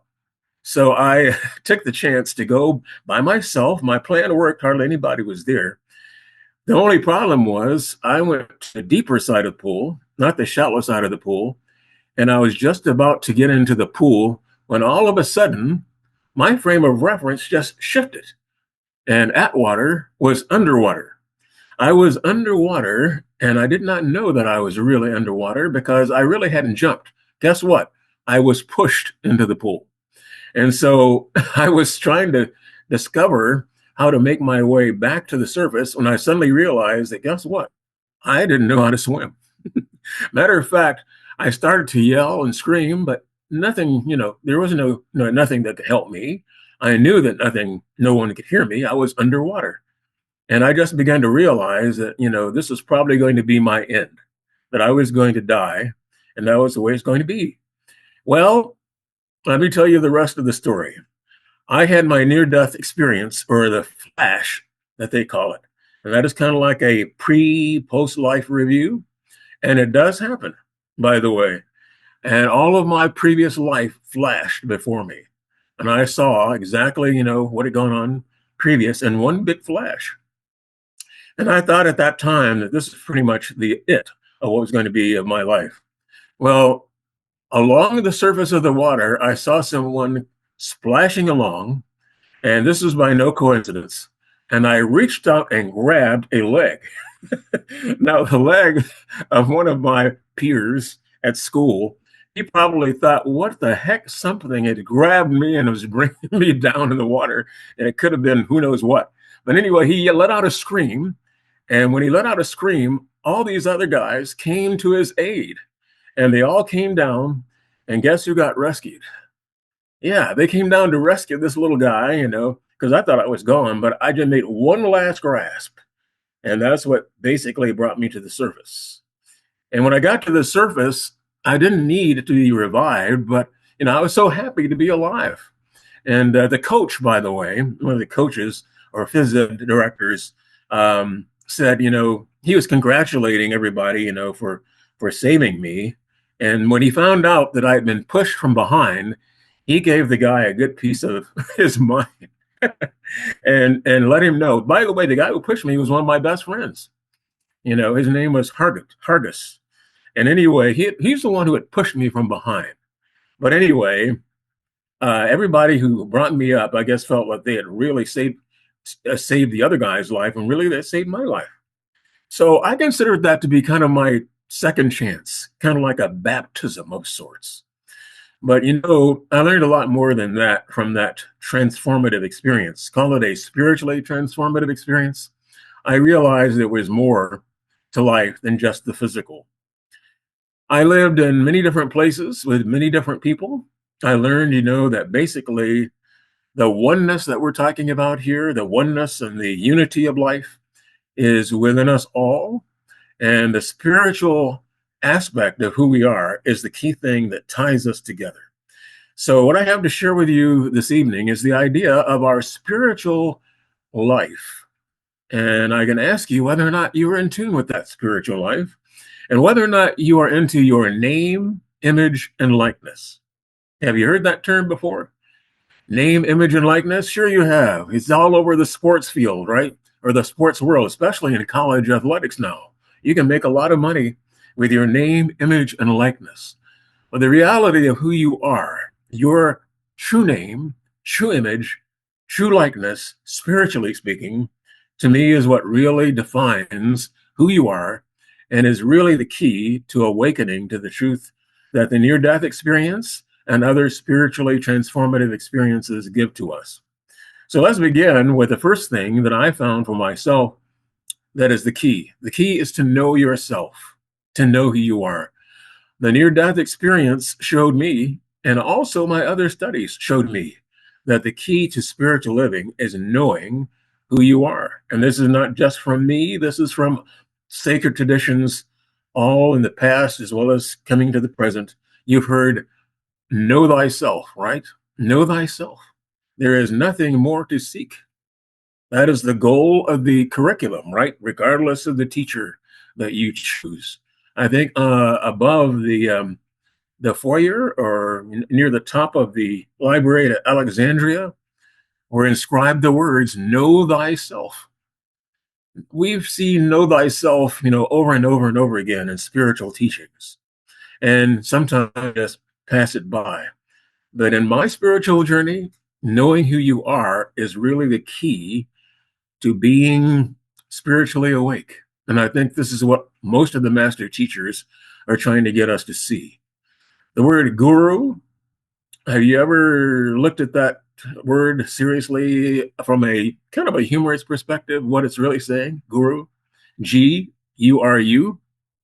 The gurus or master teachers are all teaching us that you are as God created you. One of the greatest paradigms of my spiritual journey is the realization that we are not miserable sinners. Because I can tell you, in my upbringing in the more fundamental Christian churches, that was the topic, how miserable we were as sinners and how we had to be sacrificed for, in order for our sins to be forgiven. And, some people really groveled in their sinship, I guess you would call it that, and being a miserable sinner. And I just couldn't quite understand that, after I got older and started asking questions like, where did the sin thing come from? Some people refer to sin as, and something that we did to offend our Creator. But, as I have studied and learned things from various spiritual teachings and traditions, we are not miserable sinners. So the paradigm from me is that I am not a miserable sinner. We are all wonderful, radiant, loving expressions of a loving Creator. And knowing that is really what it's all about. I can ask you, and I'm sure most of you all know who you really are, or do you? Has anyone ever said to you, do you know who you are, or just who do you think you are? Have you heard that one before? Usually when someone asks you that question, you recoil and maybe you want to retaliate or get on the offense or the defense, depending on where you are. But ask yourself that question, because to me, that is really the key. Just who do we think that we are? My spiritual journey has taken me over many different traditions, spiritually speaking, and to learn who I am. And the Bible was one place. The Bible, of course, tells us about the great I am, right? I am that I am. But most of us don't identify with the great I am. And yet, that is what ancient teachers and the Bible says. I am that I am. And the great I am is all that we really are. Connecting with that realization, makes us realize, as we've heard earlier from the other speakers, that we are not separate from our source. We are one with the only one. And as we focus on the unity and the oneness of the near-death and related experiences, knowing that we have a oneness or connection with our source is really the key. And that we are one, we have a universal oneness with each other, with our brothers and sisters. So there is no separation. There's only oneness and unity, and the realization that we have a spiritual identity that is one with our Creator, that is loving, joyful, limitless, perfect, and holy. If you know that, what can you not face?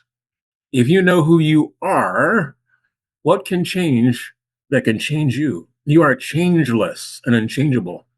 So the one thing that I really affirm and know for myself is the realization that I am as still as my Creator created me. Now, many things have taught me this. I'll share with you some of the things that have helped me a lot. The near-death experience is one of them, but one of the things that really helped me out was A Course in Miracles. Now, some of you are aware of A Course in Miracles, and I'll just share with you what it has taught me, some of the things that it shared with me. By the way, one of the great teachers of A Course in Miracles is a guy by the name of Robert Perry.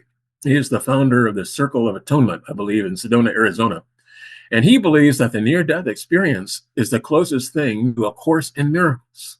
And I'll tell you why. Because in A Course in Miracles, it basically says you are not who you think you are. You are something far greater and grander than you can perceive in time and space. And that it's not you that needs to be fixed. It is your mind that needs to be corrected of the illusion that you are separate from each other, that you are less than holy and less than perfect. So I got in touch with A Course in Miracles shortly after I married PMH. Now, PMH, was living with some friends when I first married her, because she was on a trek herself. She was in between things. And so anyway, we got together and we went over to the friend's place, and on the table were these big blue books. There were 3 of them at the time. And I remember asking her, what is that? She said, "Oh, Terry, that's A Course in Miracles." And her friend was a facilitator, I guess, at that time of a study group. And I said, A Course in Miracles. She said, "This is the current rage in the metaphysical field." Well, I said, "Well, let me take a look and see what this thing is." So I opened up the book, and there it said, "This is A Course in Miracles." And I said, "Well, what is a miracle anyway?" And it said, "It is a required course. Only the time you choose to take it is voluntary." And I said, "Well, that sounds very arrogant." And it went on to say that nothing real can be threatened. Nothing unreal exists. Herein lies the peace of God. Now, to me, that meant nothing. It sounded like abstract nonsense. And I mentioned to PMH, I said, "Who wrote this thing?" And she said, "Well, some people believe Jesus did." And I said, "What?" I said, "I want no part of this channel stuff," and I put it away. And anyway, as PMH says, she saw sparkles on those books. And she said the sparkles indicated to her that this was something that I should be a part of. So she put it under the Christmas tree the first year we were married as a gift. And I told her I had no interest in those books. And why in the heck would she get them from me anyway? She knew what my reaction was. So at any rate, to make a long story short, I put them in, had the closet experience, put them in the closet. we went off to a Spiritual Frontiers Fellowship conference, metaphysical conference, a year or two later. And one of the subjects, or one of the courses, was a course in miracles that they were giving a preview of. And there was a lady there who was very much into it. She was on the radio with it, and she was very grounded in it. And so I went to her workshop. I said, since I had the books anyway. And she pretty much gave me a different look of what A Course in Miracles is all about. So at any rate, I went back and looked them over again and began to go to study groups. And here I am, over 35 years, A Course in Miracles student teacher. I say that because I teach what I most need to learn. And the course for me is not the required course. The required course is what it shares. And what it shares is that we must learn, or we must remember who we are. Do you know who you are? The second thing it teaches is that we must learn to listen to the voice for God. There is a voice that is always there. It's not audible all the time, but we must learn to listen to that voice. And in the near-death experience, as well as other spiritual transformative experiences, we hear about hearing this voice. It's not necessarily a big booming voice like a Charlton Heston or anything like that. It is a subtle voice. This voice is one that's going on all the time, and we can learn to listen.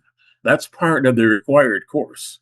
And then last but not least, we must learn to let go and release of everything else that is not real and that is not true and that is not loving. Some people call that forgiveness. So those are the things that I learned, from A Course in Miracles. I think we're all on a course, a required course. And the required course in the near-death experience or in any spiritually transformative experience is remembering who we are and acknowledging that we are loving spiritual beings who are limitless and timeless and are one with our source, one with our creator. The nice thing about A Course in Miracles is that it is only one in the universal curriculum, as it will tell you. It is not the one and only. It is only one. And it also says it is only a beginning, not an end. So in other words, after you've read 1,500 pages of this high-powered metaphysical volume, it tells you in the end that this is just the beginning. Henceforth, listen to the voice for God. So it merely puts our feet on the path to going within and hearing the voice for God. In other words, knowing ourselves. So the first thing that I've learned about the spiritual journey is that is number one, knowing who you are, knowing yourself, whether it's through A Course in Miracles or any other religion or spiritual teaching. The second thing is your mind. We must attune and align our minds with the reality of who we are. And as we do that, we are tuning in to the frequency of who we are. And who are we? Love is what we are. Light is what we are. Joy is what we are. Peace is what we are. And as we identify with that in our mind, not with our brain, but with our mind, that activating agent of who we are spiritually, then we can tune in and realize who we really are and allow our minds to attune to love and joy and peace rather than anger and hostility and fear. The course, A Course in Miracles, is a course in mind training, but there are many other courses in mind training or mind treatment. One of my other favorites is the Science of Mind, Ernest Holmes, in the spiritual Centers for Spiritual Living, I think is what they're called today. But his seminal work, The Science of Mind, shares how your mind works and how you can actually tune in and acknowledge the truth of who you are spiritually by allowing your mind to be in the right place. Now, I used to think that this mind stuff, it's okay. But, really, do we really need to be constantly monitoring where our mind is? I believe so. My spiritual journey has taught me that your mind is the key. Jesus and others said it, be not conformed to the world, but be transformed by the renewing of our minds. Our minds need to be renewed and refreshed and freed from the illusions of fear, separation, guilt, and hostility. The mind that is aligned rightly with spirit can do incredible things. And we have a mind that is awesome. And using it properly and knowing where it is at all times is key. Remember the old advertisement on TV that we used to see? Do you know where your children are at this hour? I think we need to ask ourselves, do we know where your mind is moment by moment? Because we are much too tolerant of mind wandering. We allow our minds to wander into fear and to wander into depression and judgment and guilt. What if we knew that if our Creator gave us a mind that was capable of incredible things, and that if it serves the Spirit, the Holy Spirit, that it is beyond the laws of time and space, unbound by any preconceptions, with strength and power to do whatever it is asked.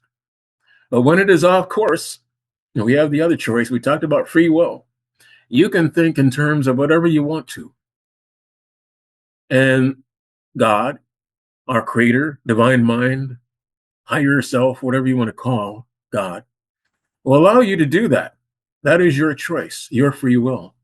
But it does not change the reality of the truth of who you are. So aligning our minds with spirit and letting it resonate, reflect, and actually radiate the love and the joy and the reality of who we are is the second important step. Knowing who we are is number one. Remembering that, and then allowing our minds to be attuned to the truth of who we are spiritually.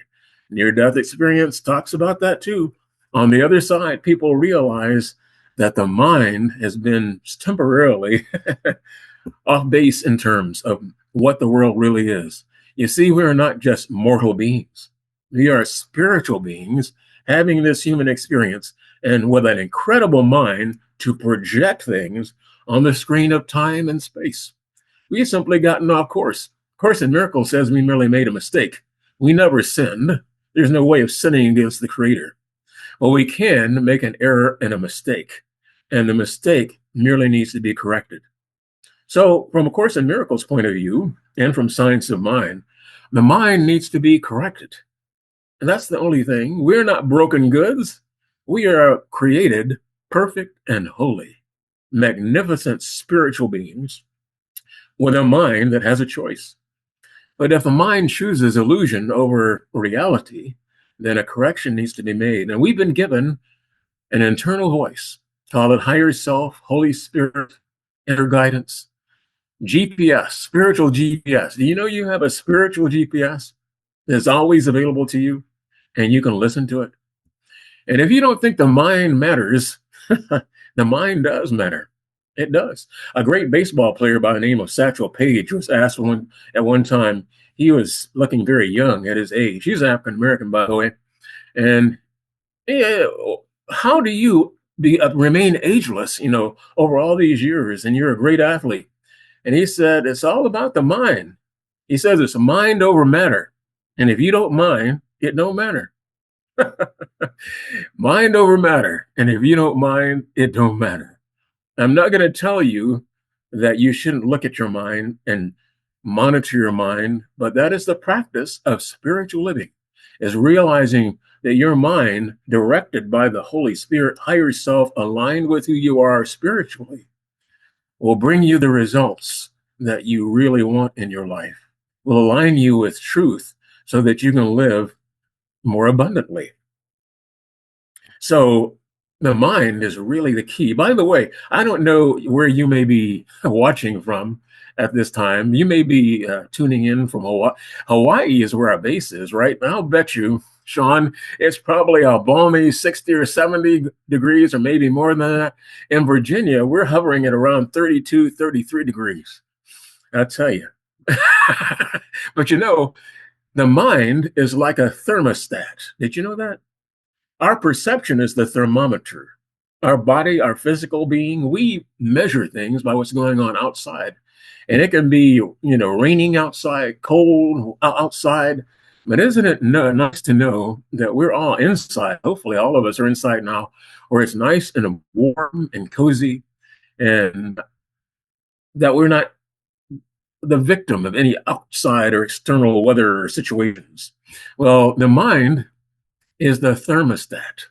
In other words, we can actually set our minds to the truth, to the reality of who we are, and live in peace with joy and love as our focus. Now, that's a discipline, that spiritual living is really all about.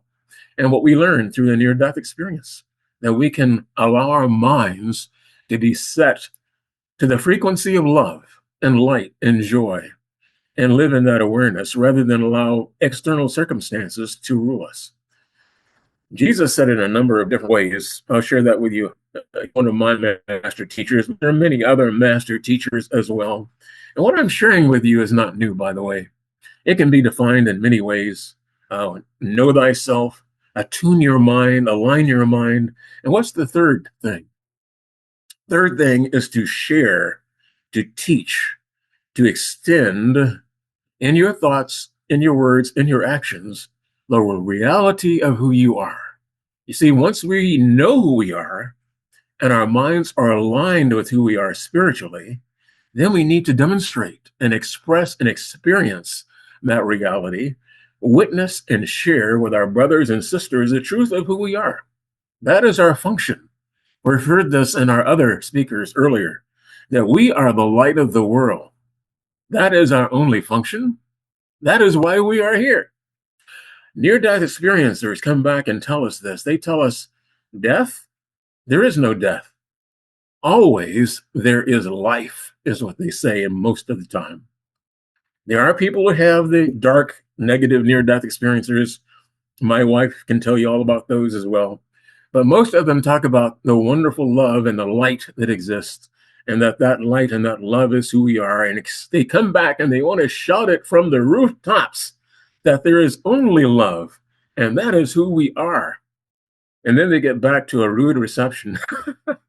My wife tells near-death experiencers, come back and know the love and the light that you experienced is real and true, but don't shout it from the rooftops. Don't freak the natives, so she says.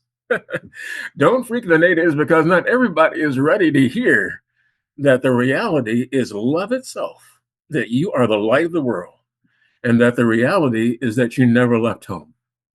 Of course, in Miracle, it says it wonderfully. It says the reawakening to the knowledge of who you are is really what it's all about. It says the journey to God is merely the reawakening of the knowledge of where we are always and what we are forever. It is a journey without distance to a goal that has never changed. The goal is God. The goal is awareness of who we are spiritually. We travel in dreams, the Course says, while safe at home. We have never left our true home in spirit. And again, the near-death experiencers say this all day long. I want to go home. I know where home is now. And home is not necessarily in this world of time and space and the illusions that we have projected. So how do we share and teach and live and give the reality of who we are? That is what we are commissioned to do. That is how we practice living spiritually. Morgan Freeman, if you've seen him on a recent commercial, he says something to the effect is, get busy living. I'd like to encourage all of us to get busy living spiritually, living from the inside out, living with spirit as our primary frame of reference, knowing that we are spiritual. In the essence of our being, we are spirit. And we can acknowledge and know who we are. And when we identify that with our minds, when we tune in and align our minds to the reality of who we are.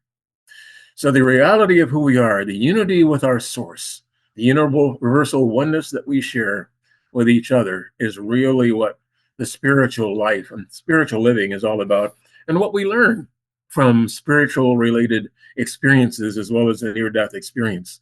Edgar Cayce is another guy who I learned a great deal from. Edgar Cayce is called a sleeping prophet. He's one of the greatest psychics of all time. He has a great center over in Virginia Beach called the ARE, the Association for Research and Enlightenment. And one of his key phrases or key mottos is that spirit is the life, mind is the builder, and the physical is the result. That's all that I'm saying to you. And this is not this is not new. This is NDE, and this is ARE, and this is all the other spiritual teachings. Spirit is the life. That is who we are. Mind is the builder. We have been given a wonderful activating agent that is limitless. We don't know begin to know the capacity of what our minds are all about. If our minds can project on the screens of time and space what we think is so real and make it seem as though it's reality, can you imagine how powerful collectively our minds are? But once they are realigned, once they remember and are realigned with who we are spiritually, that is where their true function is. Because I truly believe, and many of our near-death experiencers say, that creation is really what it's all about. Right now, we're just playing around in the sandbox. We're having the prodigal son experience, you might say. But remember what the prodigal son found out when he got tired of playing around with the pigs in the pigsty after leaving home, leaving his inheritance. He said, well, the Bible says he came to himself. In other words, he woke up and he said, I don't have to be here in this pig place, slopping home. I'm going to go home. Even if I'm a slave to my father, I'll go home, and I would prefer that. Well, as the story goes, if you read the prodigal son story, one of my favorite ones, before he even got to the gate, father saw him and said, he's home. I knew he was coming home. Go kill the fatted calf. Go get a ring for his finger. Get a robe for him. My son was blind, but now he sees. He was dead, but now he lives. We have an all-loving Heavenly Father. I truly feel and believe that. And knowing that is part of our spiritual awakening, knowing that we've never left home and that we are welcome home anytime we want to. Now, our progress in our spiritual journey is being carefully guided by our inner guidance by the Holy Spirit. So my journey is that of simply listening to the voice for God, keeping in tune with the spiritual reality of who I am, and then sharing and teaching what the truth is. You might call that witnessing. I remember during my fundamental days, I was asked to go out and tell everybody about Jesus and tell them that they must be saved and washed in the blood of the Lamb.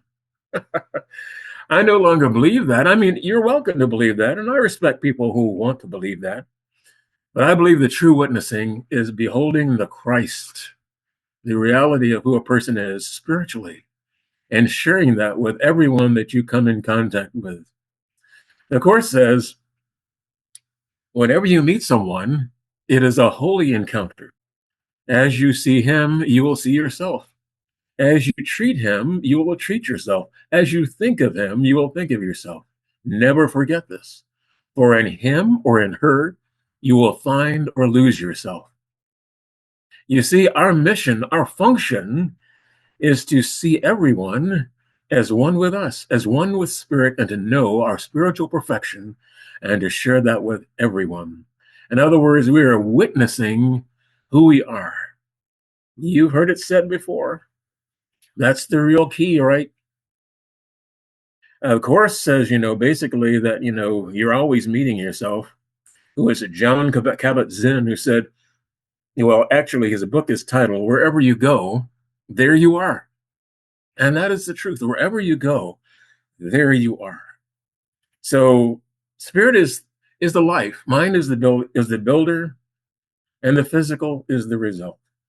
Whether you find this in A Course in Miracles, Edgar Cayce, Science of Mind, or the NDE, I'm just here to share with you what has helped me in my journey. My journey is one of accepting and acknowledging the truth of who I am, knowing who I am, allowing my mind to identify and magnify the wonder and the joy and the peace and the limitlessness of who I am, and to be willing to go out and to share it. The Course says, teach only love, for that is what you are. Can you imagine that? What does teach mean? Share. Share the reality, the love of who you are, because that is who you really are. NDEs and great spiritual traditions all are telling us who we are and helping us to realize the reality of who we are. Oh, by the way, Nikola Tesla was a great scientist and physicist. You know, Nikola Tesla said the secrets of the universe can be realized in three basic things. You know what those three basic things were or are? Energy, frequency, and vibration. I'll repeat them. Energy, frequency, and vibration. Now, I agree with Johnny. You don't have to be a physicist or a professor, you know, to get awareness of these spiritual truths. But to me, what that means, energy. What does energy mean? Your inner self, the inner reality of who you are. Your spiritual being is the energy. What is the frequency? The frequency is your mind accepting and referring to the truth of who you are. The frequency is you are tuned in to the frequency of who you are spiritually, and letting love be the guiding point of who you are. That is the frequency.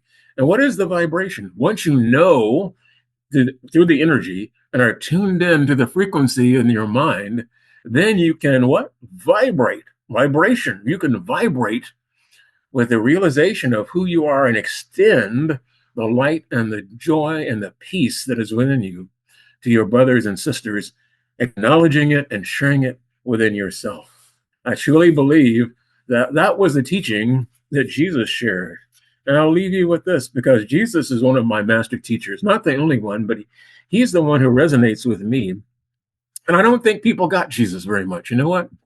I think a lot of them, you know, and I can imagine, can you imagine the disciples when they were circled around Jesus and he said something like, love ye one another?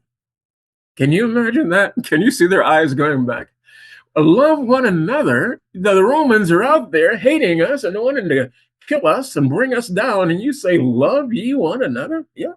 And then he says, love thy neighbor as thyself. My neighbor? Who is my neighbor?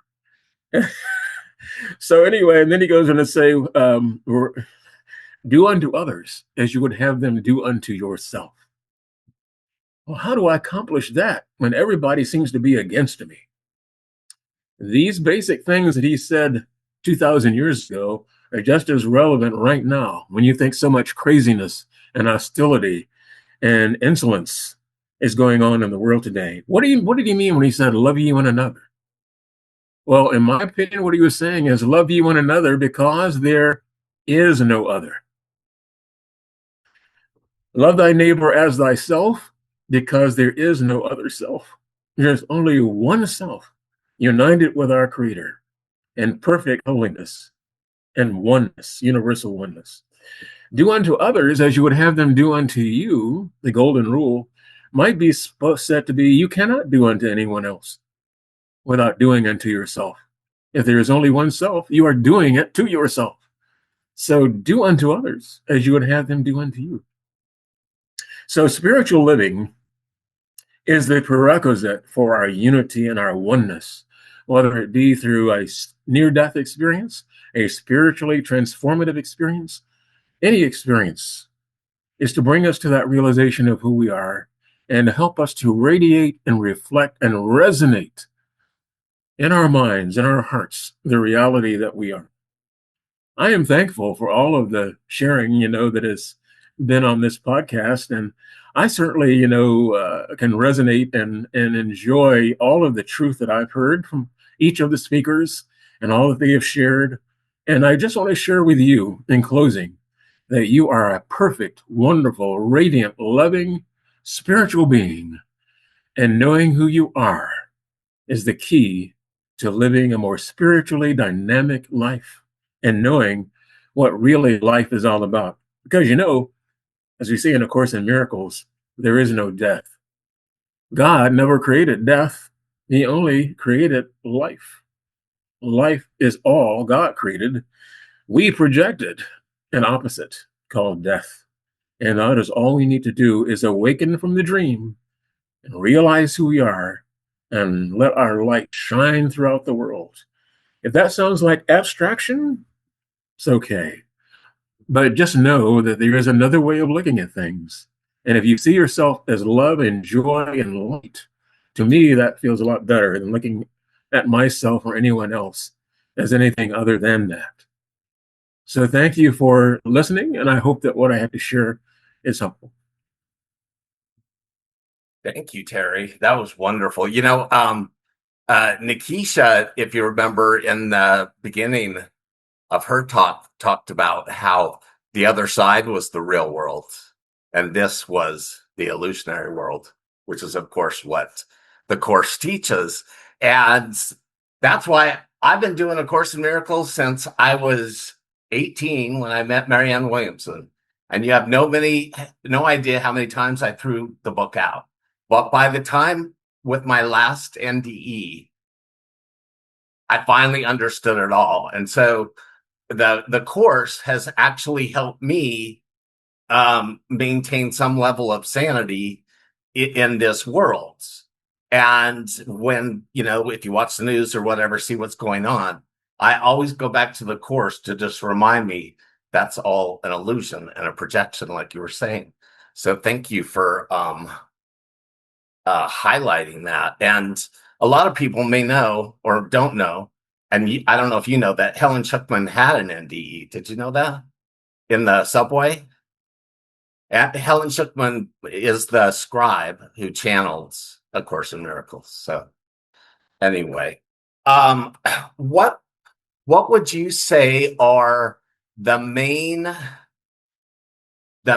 principles of A Course in Miracles that totally intersect with near-death experiences or the after effects of near-death experiences? Yes, I think the main thing is the non-physicality of the world that we live in. Many people find it very difficult to to read first sections of A Course in Miracles, because A Course in Miracles implies that nothing that we see has any meaning, that nothing that we have looked upon in this world is real. And yet this is not anything new. I mean, you go back to the Vedas and to the old ancient traditions, they talk about Maya and the illusion. But the realization, as near-death experiencers come back and will relate to you, is this ain't all there is. That there is far greater realization in this universe than just the perceptual world of time and space. So that is probably the core thing, is that we are not bodies. I am not a body, the Course says. I am spirit. And I am not a victim of the world I see, because I am still as God created me. We have never left home. And one of the things A Course in Miracles has taken away is the fear of God and the fear that we are alone. I kept hearing that over and over again. The idea that we are alone. We are never alone. A Course in Miracles says that even though we have chosen in our minds to project an idea that we are away from home, we are not. We are always home, and we have never left. But the Holy Spirit, the link that God has sent to bring us back to our awareness, to our senses, is there to help us to realize that we are still as God created us. We are safe and home. We travel but in dreams while safe at home. Beautiful. Thank you. Okay, let's go ahead and we'll go ahead and bring everybody up. So I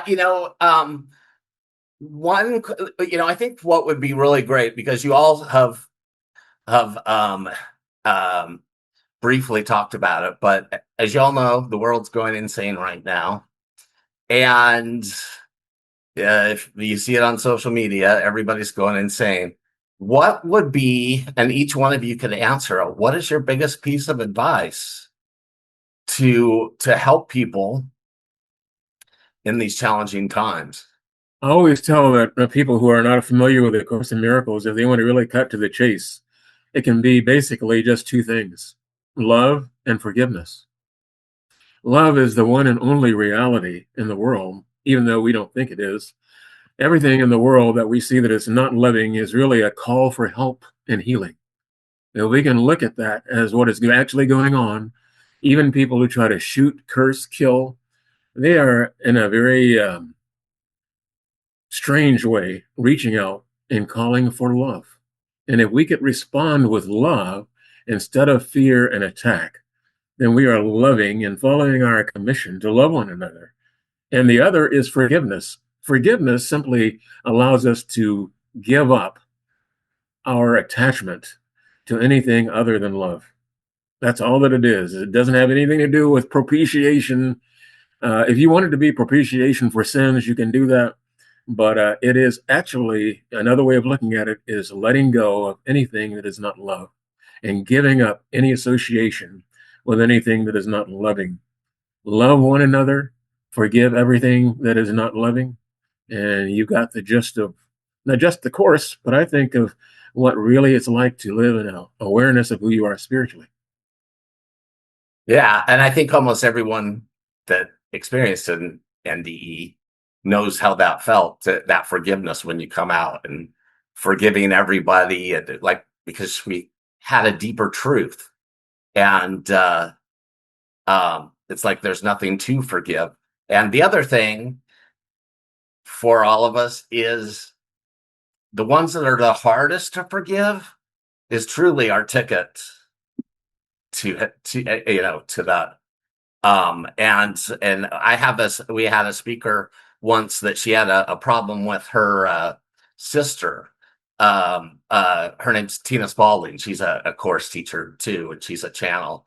And 10 years of intensive forgiveness work with her sister. And that's when she started channeling and writing books and everything. So yeah, thanks for sharing that. Who wants to share next? Johnny, can you unmute? I can steal some of the words of Mr. Terry Atwater. It would simply be, in the midst of this chaos, just don't forget who you are. Don't forget whose you are. And don't be afraid. Don't be afraid, because that spirit of fear does not come from God. And if you know who you are and you know who you belong to, then you won't walk around being afraid of anything externally that you don't have any control over.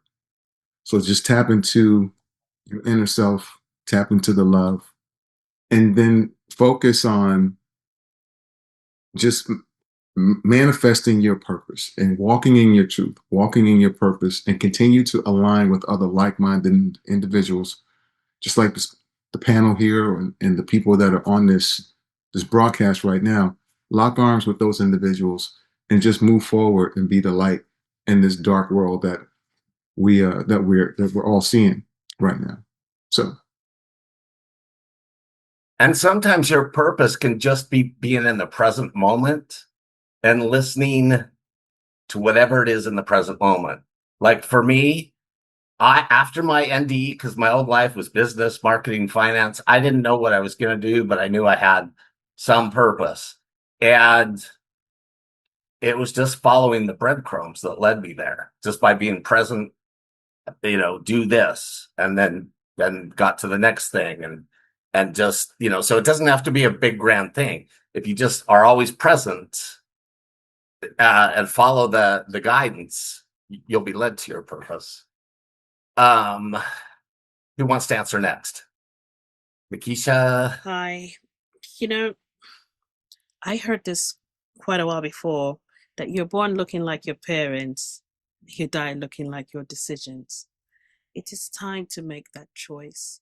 It's time to be accountable, to be human beings who have the emotional capacity to regulate how we feel, and not just being people who are so reactive, but people who are innately intelligently aware of how our bodies begin to react to unspoken words, because we feel it before it comes. It's about time that we stop pointing the finger on that one person or that one group who's causing us to act out of order, because the soul has no color, but it chooses a story. And how we choose to express ourselves in these stories, whatever color we are, we really do go back to the same thing. And let me tell you something, on the other side, which is here now, because it's who we are, we realize that what we are fighting over here doesn't even exist. It's a construct of our mind that causes us to shrink our light, to try to conform to a story that isn't even ours to begin with. So how do you continue in this world? You rip these masks off slowly, gently, compassionately, and you heal your wounds first, because there's something outside of you affects you so much, where you use your most valuable resource, which is your energy, this electricity that flows through you, and it causes you to feed into fear or doubt. There's something true about that within you. And this is where you start, right here. And you fix yourself and the ripples in your household and the school and the community. So this is where we start, not by pointing fingers, but becoming very well regulated human beings. How do I choose to live in this world? So when you leave this body and you go to the other side, here's what I want you to think of. Was my story a story of division, or was my story a story of love, learning how to evolve and expand itself? Because that's what we do every day. And I ask you, please try to see God every day, because man, God shows up in every breath. And have fun with it. Beautiful. Anasuya? Yeah. Anasuya. Okay. I definitely was going to say all of those things. So here's what I'll say differently. I mean, newly. I'll expand on. Because knowing why we came, why we chose to body, why we chose to come in at this time is so important, because it takes away all the other noise. It takes away everything that could distract you, because that's your purpose. And if you don't know your purpose, which you do, but if you're not conscious that you know your purpose, that is something you can ask God for. Say, reveal to me, why am I here? And I'll tell you, you have seen it and experienced it already by your choices that you made, the things that bring you joy, the things that you do that lift your own spirit. That is part of your purpose. Just like me talking to people and giving advice. I wasn't thinking I was playing God. I wasn't thinking I was a messenger, but it brought me so much joy, and always the right words came out, even though a lot of advice I was given to elders were things I'd never lived. And that's why they knew it was from God, because there's no way I personally can know these things. Like I was 17, I was 15 giving these messages. So, you already experienced, you've been in action about your purpose. You just may not have known that was part of fulfilling your purpose. So one thing that I'm using to get through these thankless times, this time of intentional harm and terror, so I can get distracted by that and feel like we're powerless and we can't do anything about it. And God dang, will we survive this? And when I feel that coming up, I immediately get on my hands and knees, maybe not literally, but in my heart, I'm hands and knees. And I'll say to God, okay, help me, Mother, to only see what you would have me see, to see that which is important and discern it. Help me to see only your presence wherever it is. Help me to hear your words and your guidance. Help me to hear love, even if it comes in bitter tones. Help me to hear that which I need to hear. Let me smell your fragrance. Let me smell the beauty of that which you have infused with your love, so that it just tastes yummy. Come through me, Mother God, as my mouth, as the words I say, as the words I'm saying, as the words that I'm saying. Let everyone hear your grace and mercy through them. And let everything that goes in my mouth be your blessing. May it be a blessing from you. And may everything I touch be your feet, because all the power is in the feet of the divine. Let me be holding onto your feet, no matter where I am, no matter how I'm in a situation that's dangerous or not. Let me be holding onto your feet. Let me be holding the food that you give me. Let me be holding your gifts. Let my hands touch people in a way that heals. Let me lay my hands on them so that they feel your presence. Use me, empty me, my personality, my ego out, and fill me with you so that everything I do is in service to you. Please bless this day so that I am one with you. And when I start my day off like that, it really does calm all the noise, all of the distractions. And I am truly guided to see what I'm supposed to see, hear what I'm supposed to hear, smell what I'm supposed to hear, taste what I need to taste, say what I need to say, go where I need to go. I'm always put in the right place. And when I don't do that, and I'm letting my ego run the show, my ego falls into every downward spiral that it comes across.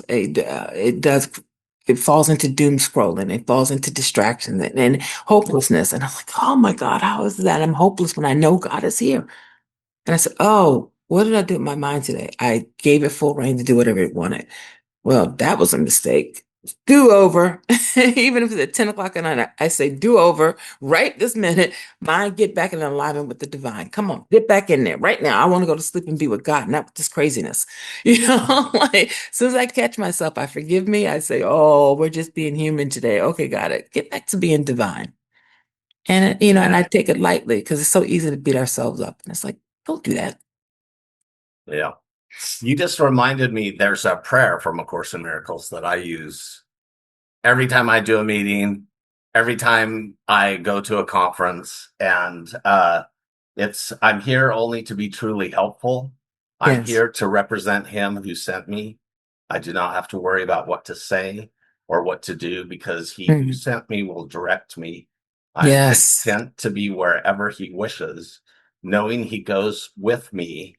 I will be healed as I let him teach me to heal.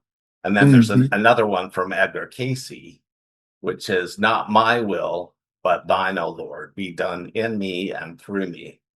Let me ever be a channel of blessings today, now to those that I contact in every way. Let my going in, my coming out be in accord with that thou would have me do. And as the call comes, here I am. Send me, use me. Which is kind of what you were saying. So the next question for all of you is, do you feel from an early age, did you have some sort of a knowing that something like this was going to happen to you? With the NDE or the spiritual experiences, was there some knowing deep down anywhere? And why do you think you had your NDE? Ooh.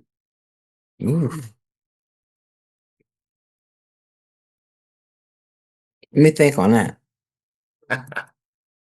Who wants to go first?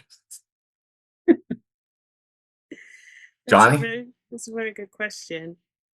From the time I was young, I guess because I was brought up Caribbean, I used to play with fairies, and I thought it was just the most amazing thing. And I used to always be looking up in the sky, and I'm always pointing to say, don't you see those things? And nobody could see it. So from a very young age, I knew that I knew of things that others weren't seeing. However, very early on, I thought it was, dumb. Didn't make sense. After I had the NDE, I remember my guide said to me, well, you had many exit points that were chosen for you, because I've had occasions where I almost died. And they said, because of the trajectory of your soul's path and the work that you have to do now within this period of time, because this is a new reset sort of, it's like many people have been initiated. You chose on a soul level to have an explosive remembrance of self, is what they called it. And that's why I had the NDE at the time that I had it, for no reason whatsoever. But if I knew that I was going to do it, and if I knew that I was going to be channeling, I'd probably find every excuse not to. So I had absolutely no clue. I had no idea when I surrendered to God to say, use me. I didn't know that I would I call myself an empty conduit because I don't know the people who come in front of me, but God knows them. Their guides know them. So I don't know them, but I'm there for them. And the messages that they need for self-love, for healing, for whatever it is, for guidance, flows through me for them. But they bring that energy to me because we're all energetic. So the first thing is I don't think most of us knew, exactly what we were going to do, but we had this innate feeling that, yeah, something, it's a little bit different. Either I don't belong, I'm not going to be here long, or there's something that might happen. But exactly what we're doing now, nope, nope. God kicked it right out the door for us with expectations. I kid you not. Right. Johnny. So my answer is going to be very short. The first part, that I know at an early age that something like this would happen, the answer is absolutely, positively not. Had no clue. Never thought about it. Never thought about walking down this path. Early on in my life, I was focused on academics, sports, business, making money, becoming a millionaire, getting married, having a family. Those were my thoughts. Never in my life thought I would be in this situation today where I had this great gift of dying and coming back to life and then sharing with others. It's just one of those things that I could never imagine. Now, what was the second part of that question? And why do you think you had the NDE? So for me, I think Mr. Atwater talked about this earlier when he talked about forgiveness. And early on in my life, I never really had a strong or a relationship at all with my father. And growing up in the inner city, I harbored a lot of resentment toward him for putting us in a predicament. I blamed him for putting us in a predicament as a family that we were in. If we didn't have to be there, if he was there as dad and showed up. And so I walked around a lot with a lot of anger and bitterness in my heart towards him. And it just spilled over into different areas of my life. And so for me, when I started to kind of like reflect and think about, well, when I was diagnosed with heart failure at the peak of my professional career, when life was great, I was making money, I bought real estate. I mean, everything was phenomenal. And then all of a sudden, boom, my world gets turned upside down. And I didn't have a problem with my legs or my eyesight or anything like that. It was my heart. It was like this heart had to die in order for a new one to be reborn. And so that was the message that I got regarding what happened on a metaphysical level. That I literally had to go through this transformation, so to speak. And because I went through this physical transformation here, starting with the strongest muscle in your body, the transformation had to also come here as well. And so I started to learn how to forgive, learn how to let go and let God, learn how to like just go with the flow and just appreciate the now, and don't focus on the past. Don't focus on the things that are already done and over with, but worry about and focus on moving forward and making things better in the now and making things better as you move forward. So that's the only rationale that I could actually determine in terms of why this happened to me, and what I take from it. So when the heart stopped, when I had sudden cardiac arrest, I mean, it was like, okay, reset.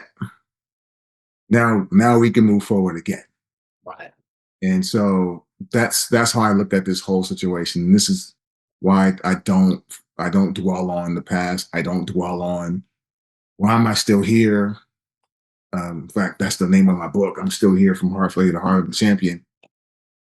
I don't dwell on that. I don't have the survivor's guilt or anything like that. I live in a space of gratitude, and I'm thankful that I have the time that I have, so I can right whatever wrongs need to be made right, make whole everything that needs to be made whole, and pursue my purpose with a passion and a determination to make things better, starting in my own household and then my surroundings, city, state, so on and so forth. Someone talked about the ripple effect earlier. And that's, I believe in that wholeheartedly. I used to talk about that all the time, just creating a ripple effect in the universe that will just reach everybody, with the love that you put into the ether. So I think that's what happened to me. Beautiful. How about you, Terry? Well, I think that I agree with Mr. Davis that really I didn't have a clue as to what was going to be taking place in my life, and whether or not I was going to be able to achieve any lofty goals or anything like that. I knew that my life was always seemingly in a flux, being an Air Force brat and being transported all over the world, Germany, Japan, all the way other places and so forth. So there seemed to be a certain amount of change and not really knowing what was going to be taking place in my life. And so to say that I knew exactly what was going to happen or whether or not I was going to experience or have a metaphysical or near-death experience, that did not really weigh very heavily on my mind. I think the idea of being not alive, I think that was a shocker, when I had the experience of being almost drowning and realizing how delicate the physical situation of life can be, and how at a heartbeat, quite literally, you couldn't be here, and how important the idea of now, living in the now, and being aware of the real preciousness, of our being here. Now, when I mention sometimes in A Course in Miracles that it talks about the illusion of this world, it doesn't mean that we should not be mindful of how precious we are and how precious our time is here. And that, what we're doing is simply, remembering and sharing and loving and extending the light and the truth of who we are. So I guess what I learned from, the near-death experience I have is that that is really our goal. That is really our function, whether it be to gain a great deal of wealth or fame or notoriety. To me, that's now meaningless. The most important thing is to accept the truth of who I am and to see it in everybody else and to know who I am and to share that in any way that I can with whomever I can so that hopefully they will see the same within themselves. Yeah, beautiful.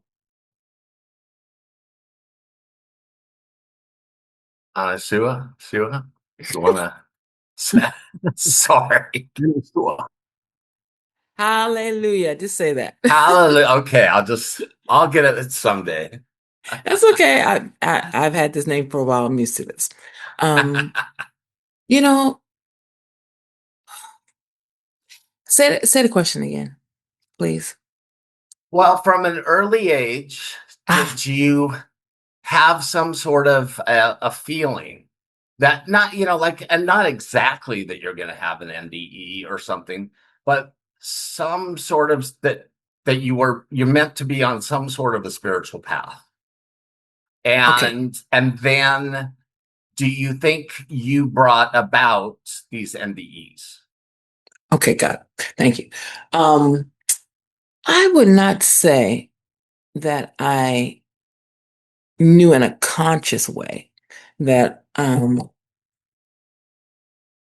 was going on to be on the path of mystics, to dwell there, to be with them, to talk with them and be guided by them and teach them.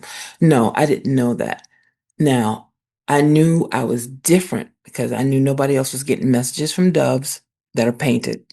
I knew other people were not hearing the voices I was hearing. And, as much as I tried to fit in, I did not fit into anywhere. And that was a great source of suffering for me, which made it quite easy to want to try to commit suicide, um, because it was so rough. And then, what I learned about that is because the light I came in with was so bright and so warm and so loving, I really do embody. So I'm told, okay, I don't see it, but I've been told that mother's light that forces want to be a vampire with me. They want to suck it out of me. They want to take that light. They want to eat it, and they'll do it any way possible. Um, So in hindsight, I learned that was one of the reasons I was so bullied because they couldn't take it from me. They couldn't take it and have it on them. It's one of the reasons why I had, people were just cruel, adults, children, like it was just never ending. But once I had the context of like, just focus on your mission, just focus on your purpose. It has carried you through. You've survived all these incidents and it will keep carrying you through. Because that's what the world needs. It needs people who can bring the word of God, whatever form of God you have, whatever form of the divine you have. It will bring it through me to them. And that's why I'm here. But I just thought, what the heck? Why am I so different that people just have to like not like me? Right? They can't be around me. No, not all people, but the people who were like that were very intense. And it felt like a lot of people, even though it probably wasn't. But did you say, did I cause my NDAs? Did I summon them? Why do you think, why do you think you had it? Or maybe you haven't even thought about it. Well, Have them, I should say. The very first one, no clue. The second one, when I tried to commit suicide, I definitely called that on me. That definitely asked for that. Woo! And the third one, when the spider bit me, the brown recluse spider got me. I feel like that was that one and the one with the car crash that I'm still recovering from. For me, they feel like course corrections. Yes. Like a chance to let's stop, pause, and reevaluate. Are we in the right road? Are we going in the right way? Is this the best way to achieve your purpose? Not telling me what to do, but just asking a lot of good questions where I could see, yeah, maybe my thinking on that and my choices were not in alignment with what really my soul wants to do or needs to do. So I see the last two as course corrections. Yeah. That's what it was for me too. That's why I was curious because I had one when I was 6 months old, but I didn't remember much of it, but I had a knowing that I knew wasn't me. And so that made it hard for me. But I also came from a very materialistic family and, no validation. They're narcissistic and all kinds of drug abuse and stuff. And so I kept going off that path, trying to get validation, getting, 4 degrees, graduate with honors, doing all this stuff, and then making all this money, but none of it helped me. I knew that it wasn't my purpose. And so for me, which Terry's wife says the same thing, I needed some NDEs to give me a course correction because I was totally on the wrong path, and then something would happen and then I'd, get a correction again. And what I've learned is that was my path to go off the path. But yeah, so for me, I needed it. It was that course correction. And then also for me to shed all the false beliefs that were not real. But I believe them. So yeah, so that's why I was asking you guys that question. Okay, so we have another question that, with all that is going on in our world today, what words do each of you have to give to people hope? So many people are hopeless. The moment you asked that question, something breathed me. So many of us hyperventilate through this life. We don't do checks and balances to pause, to truly pause and see what's happening in this world and how is it affecting me, my neighbors, and how can I add light into it? So for everyone who's out there, I ask you to pause.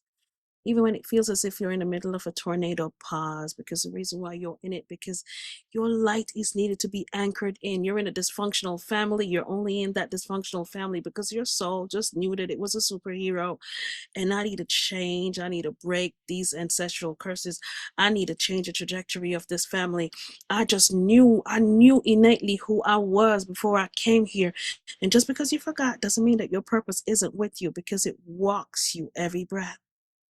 So the first thing I ask you to do is pause and take an intentional breath so you can feel your most valuable resource flowing through you.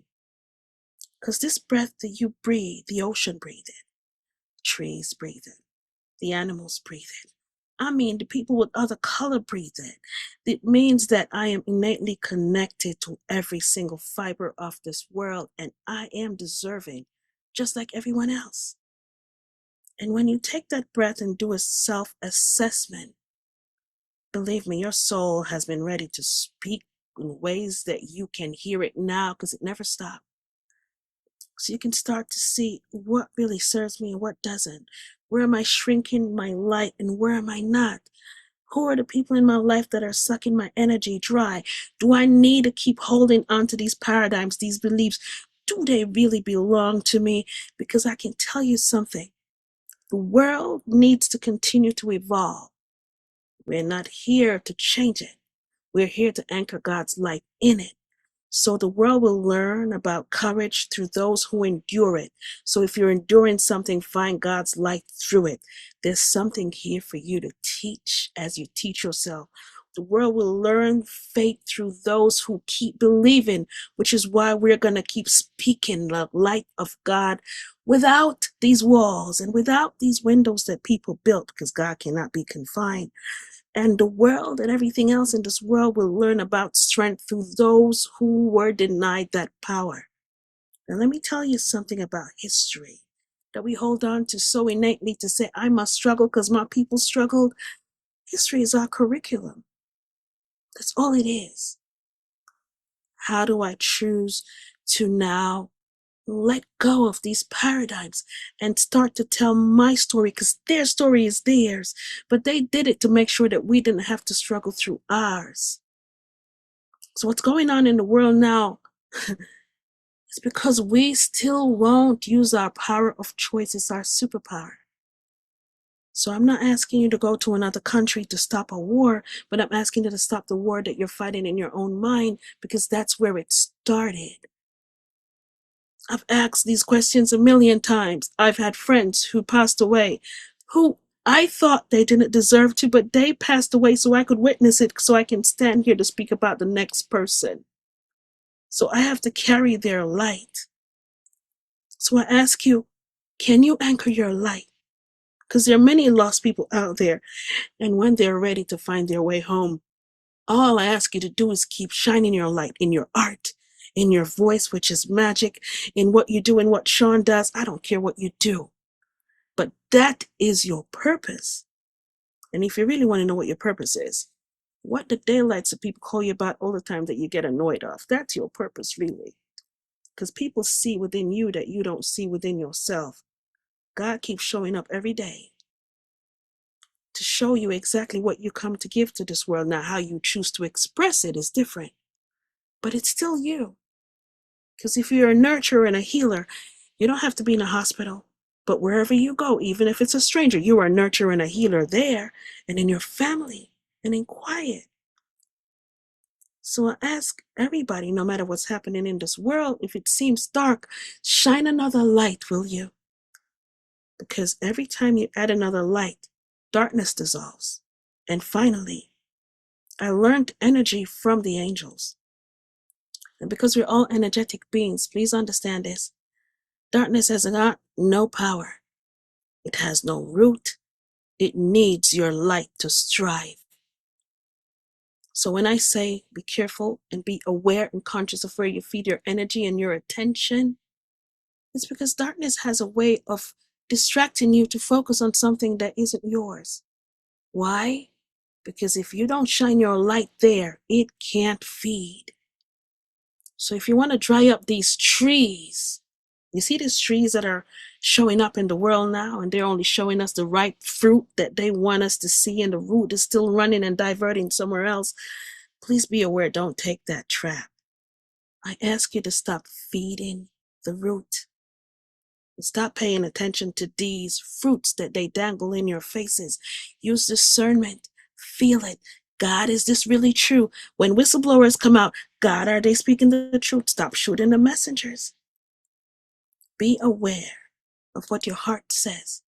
And this is what the angels call the 12-inch journey. You travel from here, honey, in awareness of taking that breath and pause and say, God, is this true? And you want to change the world? Gaia will tell you. Heal yourself, heal this planet. Start with you. And then ripple it to your children because they deserve it. They deserve to have regulated human beings around them so they don't have to go through these deprogramming that people have to do now as adults. If not for you, do it for them. Thank you. Now that's a woman that has been touched by the angels. That was absolutely beautiful. My mantra is basically everything that she said so eloquently. But my mantra is very simple. It's if it does not evolve you, it should not involve you. Okay. That's And if it doesn't make you better, if it doesn't bring you closer to who you really are, if it doesn't serve you and serve your purpose, then don't entertain it. And when you're very clear and you have that clarity as to what you're supposed to do and why you're here, it makes it very easy for you to distract your distractions and ignore your distractions, because we're under attack right now, not from weapons of mass destruction, but for weapons of mass distraction. Your time and energy is under attack right now. And so what Ms. Burrell just so eloquently stated in terms of asking yourself, is this true? And you have to pay attention to the things that you give your time, energy, and attention to is so very important, because you can get derailed. You can get put off track. And next thing you know, a year has gone by and you're still stuck in the same place. You haven't learned anything. You're still stuck in your patterns. You're still making the same wrong decisions over and over and over again, because you haven't extracted the lessons. You haven't mastered how to master your focus and maintain your focus. And remember whose you are. Like if you could just remember that if God is the master and I'm a master and I'm a piece of the master, so that makes me a masterpiece. You have to see yourself as a masterpiece and treat yourself accordingly. And align yourself with individuals that sometimes, you know what, you may need a reminder of who you are. Someone needs to kind of give you a swift kick. Hey, you're off track with your thinking. You come from this infinite source of love, creativity. This is where you come from. Why do you think yourself why do you think less of yourself? Where do these disempowering beliefs and ideas, where do they come from? Well, let's eliminate that. And let's put you on the pathway forward to achieving greatness in this. And so whatever's going on in the world today, listen, focus on what you can control Everything outside of your control, you give it to God. See, I only focus on what's going on in my immediate area because that's all I have power over. I don't have power over who's in office. I don't have power over who's in Miss Burrell's house or Mr. Atwater's house or Anasuya's house or Shaun's. I don't have power over any of those things. So I'm not going to exert any energy or any thoughts because I don't know. I can only control what's going on here. I can only focus on making myself better. I can only focus on making sure that my mind is secure and that I'm feeding my mind the right food, the right information on a daily basis. That's the only thing I have control over is my mind and my attitude. So as Ms. Burrell so eloquently stated, it starts here, it starts with you. So don't worry about what's going on in the world. The world's going to take care of itself. This is not the first time the world has seen dark times. It's not the first time. The world's been around for billions of years, right? Or if you believe 6,000 years, whatever you believe, the world's been here for a long time. And it's going to be here long after us. So don't worry about that. Don't worry about what you can't control. Worry about what you can control right now. Align yourself with other people who are like-minded like you, who think the way you think, who see the world the way you see it, and you move forward with trying to just your plan of action to make positive change in the world. And let the world just take care of itself because it will. That's great. Hey, something you said reminded me of after my last NDE. My mom said, stay in your own lane.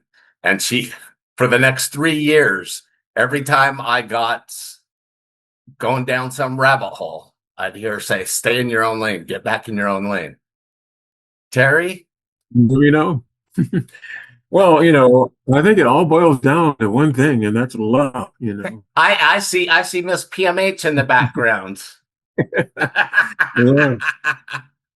So, you know, love is what it's all about. And we have a gross misunderstanding of what love really is. Love encompasses everything and leaves nothing out. And if we can teach only love, for that is what we are, and learn that love is ours and that we are love, and forgive everything else, then, you know, that's how we actually get around all of the negativity and fear in the world. One of the things I've learned from A Course in Miracles is that, you know, you can teach it and share it, and that's what our function is, not to impose it. Jesus, you know, he said to the disciples that the kingdom of God is within you. And then, can you imagine that, saying the kingdom of God is where is within? They must have said. Then he said that my kingdom is not of this world. Can you imagine that? Oh, what world are you from? They must have said. Are you an alien? But by the way, PMH's new book is coming out in May, and it's Aliens and the Near-Death Experience. A shameless plug.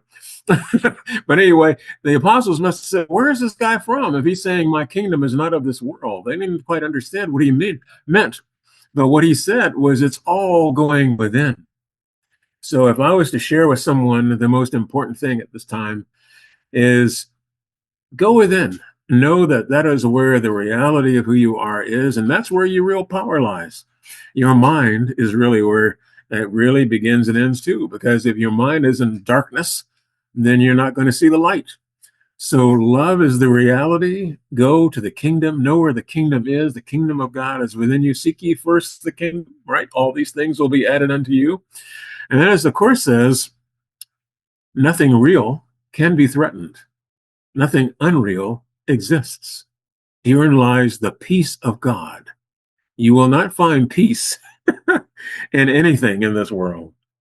The Course says if you are striving to find your peace in this world, you are belittling yourself and blinding yourself to glory. The real glory and peace is within you. Peace begins within. So we go within and experience the peace of who we are, knowing that nothing real, nothing in the reality of the kingdom can be threatened. We are the biggest and the baddest thing, you know, in the kingdom. Nothing in this world can really threaten us. We think we can be threatened by everything that's outside of us because we have projected a world based on fear and judgment and hostility and opposites and duality and conflict. But that is not the reality. The reality is what we share today: oneness, unity with each other, the universal oneness we share with our source, and knowing that that is the reality, and keeping focused on the truth of who we are spiritually, and letting forgiveness replace everything else that is not love itself. Well said, perfectly. And by the way, when you're talking about forgiveness, just for people that maybe don't know about the course or whatever, it doesn't mean be a doormat. Like, No. you know, it doesn't mean you allow them to abuse you. You know, Right.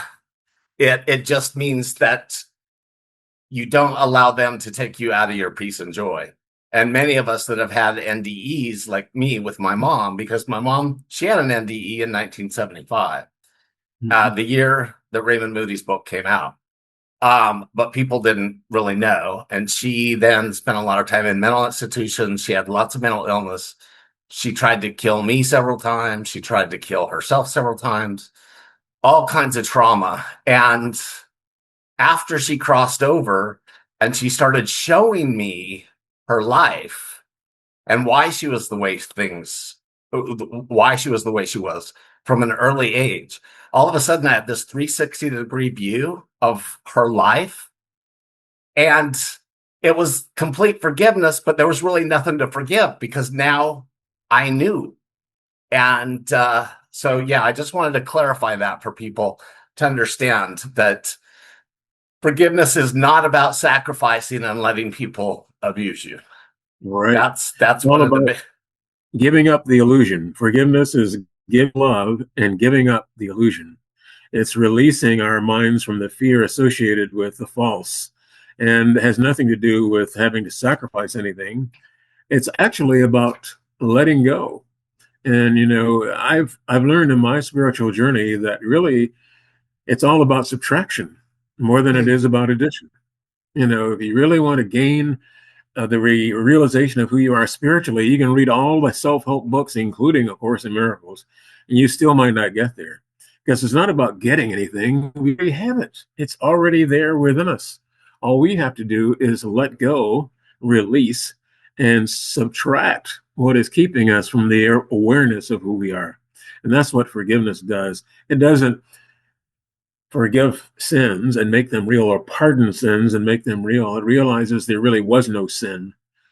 Sin being the idea that there is something that really cannot be forgiven, or an unforgivable error. But the errors can always be released and replaced and subtracted.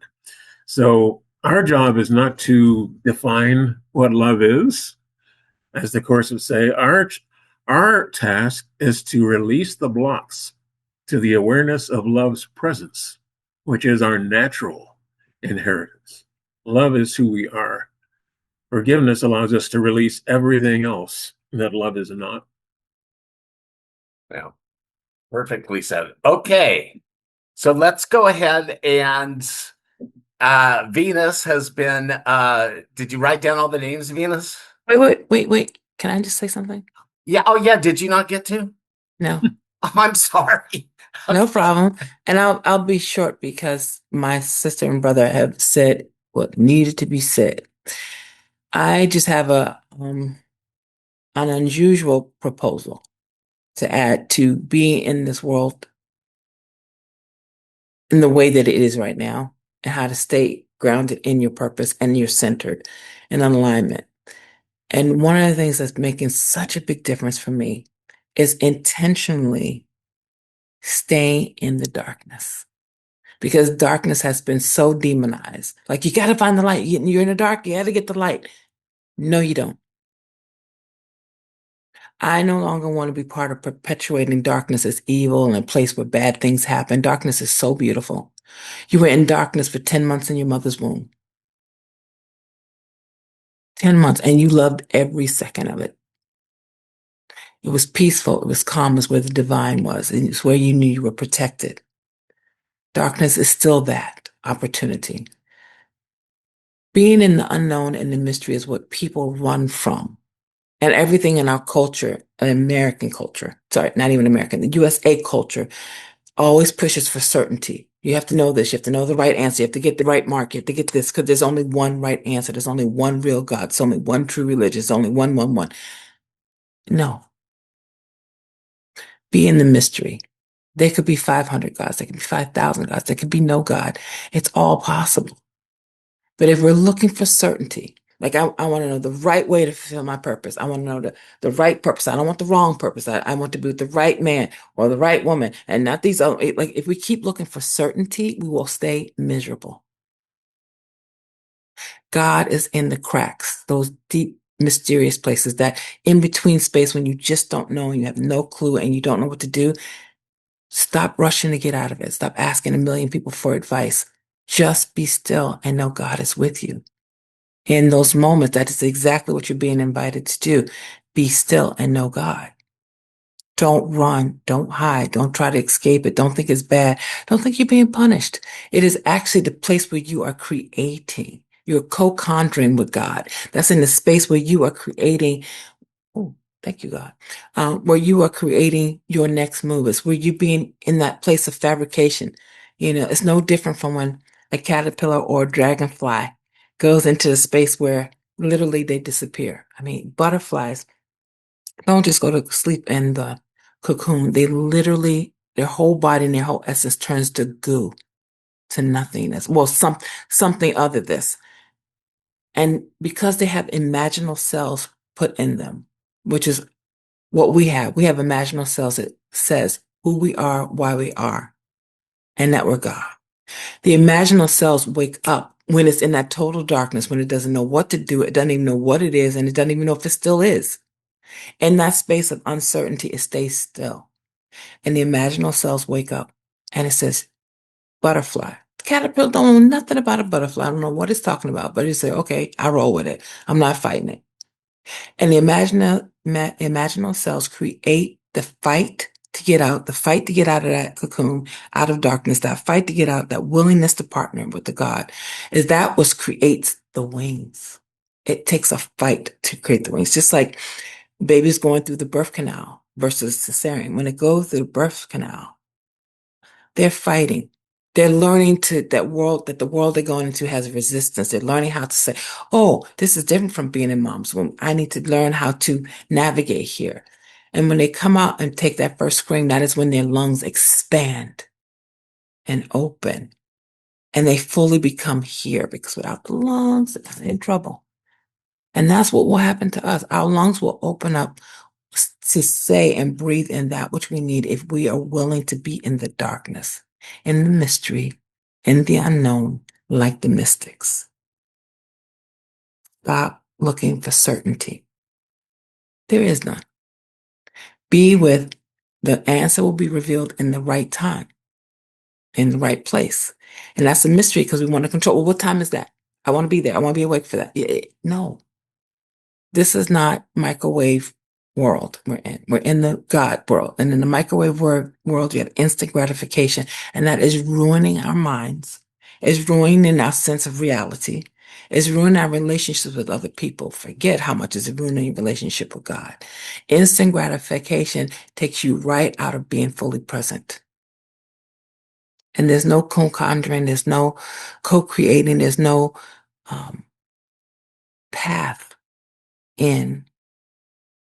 No struggle, no pushing, no resistance. These things are actually good for us. They grow us, they mature us, they teach us lessons we need to learn, which in turn gives us lessons to teach. Without struggle, what is there? Instant gratification. So you're just a bump on the log or a couch potato. And if that's what you think is your purpose, all right, you're fulfilling it. But maybe it's not. So, welcome to mystery. And you also described the only way out of the dark night of the soul as well, when you were talking about the dark. Because I had several of those, and I tried every way out, going around them, and it took me a while to realize, no, you just got to sit there. You got to go through. And then go through. What is it trying to teach me? The Arcanine of the soul is one of the greatest gifts we can get. Not everyone has them. It's actually a gift to say, okay, are you going to reach out for divine help, or are you going to continue to struggle on your own with your ego? Yeah. And because of free will, whatever we choose, that, your wish is my command. We get it, and then we don't like the results, but it's like, but you asked for this. So Yes. we have to redefine darkness. We have to redefine the unknown, the mystery, because mystery is all around us. Mystery is all around us, but we can't keep running from it. We have to welcome it. It has things to tell us. Beautiful. Okay. So I want to thank you all. This has been such an honor and just amazing. That's all I can say. I'm so happy, and you guys have just brought so much inspiration to everybody today, and so much hope and joy. And I'm excited to get the replay out so the people that couldn't make it can see it. So I just want to thank you all again. I love you all. Thank you so much, Venus, for all your help. So have a Thank you, wonderful Shaun, for night. organizing this. Thank you for My organizing. pleasure. Thank you so much. My Thank pleasure. you all. Thanks, everyone. Have a good night, y'all. Good night. Stay warm, those of you in the snow. Blessings. Namaste. Aloha.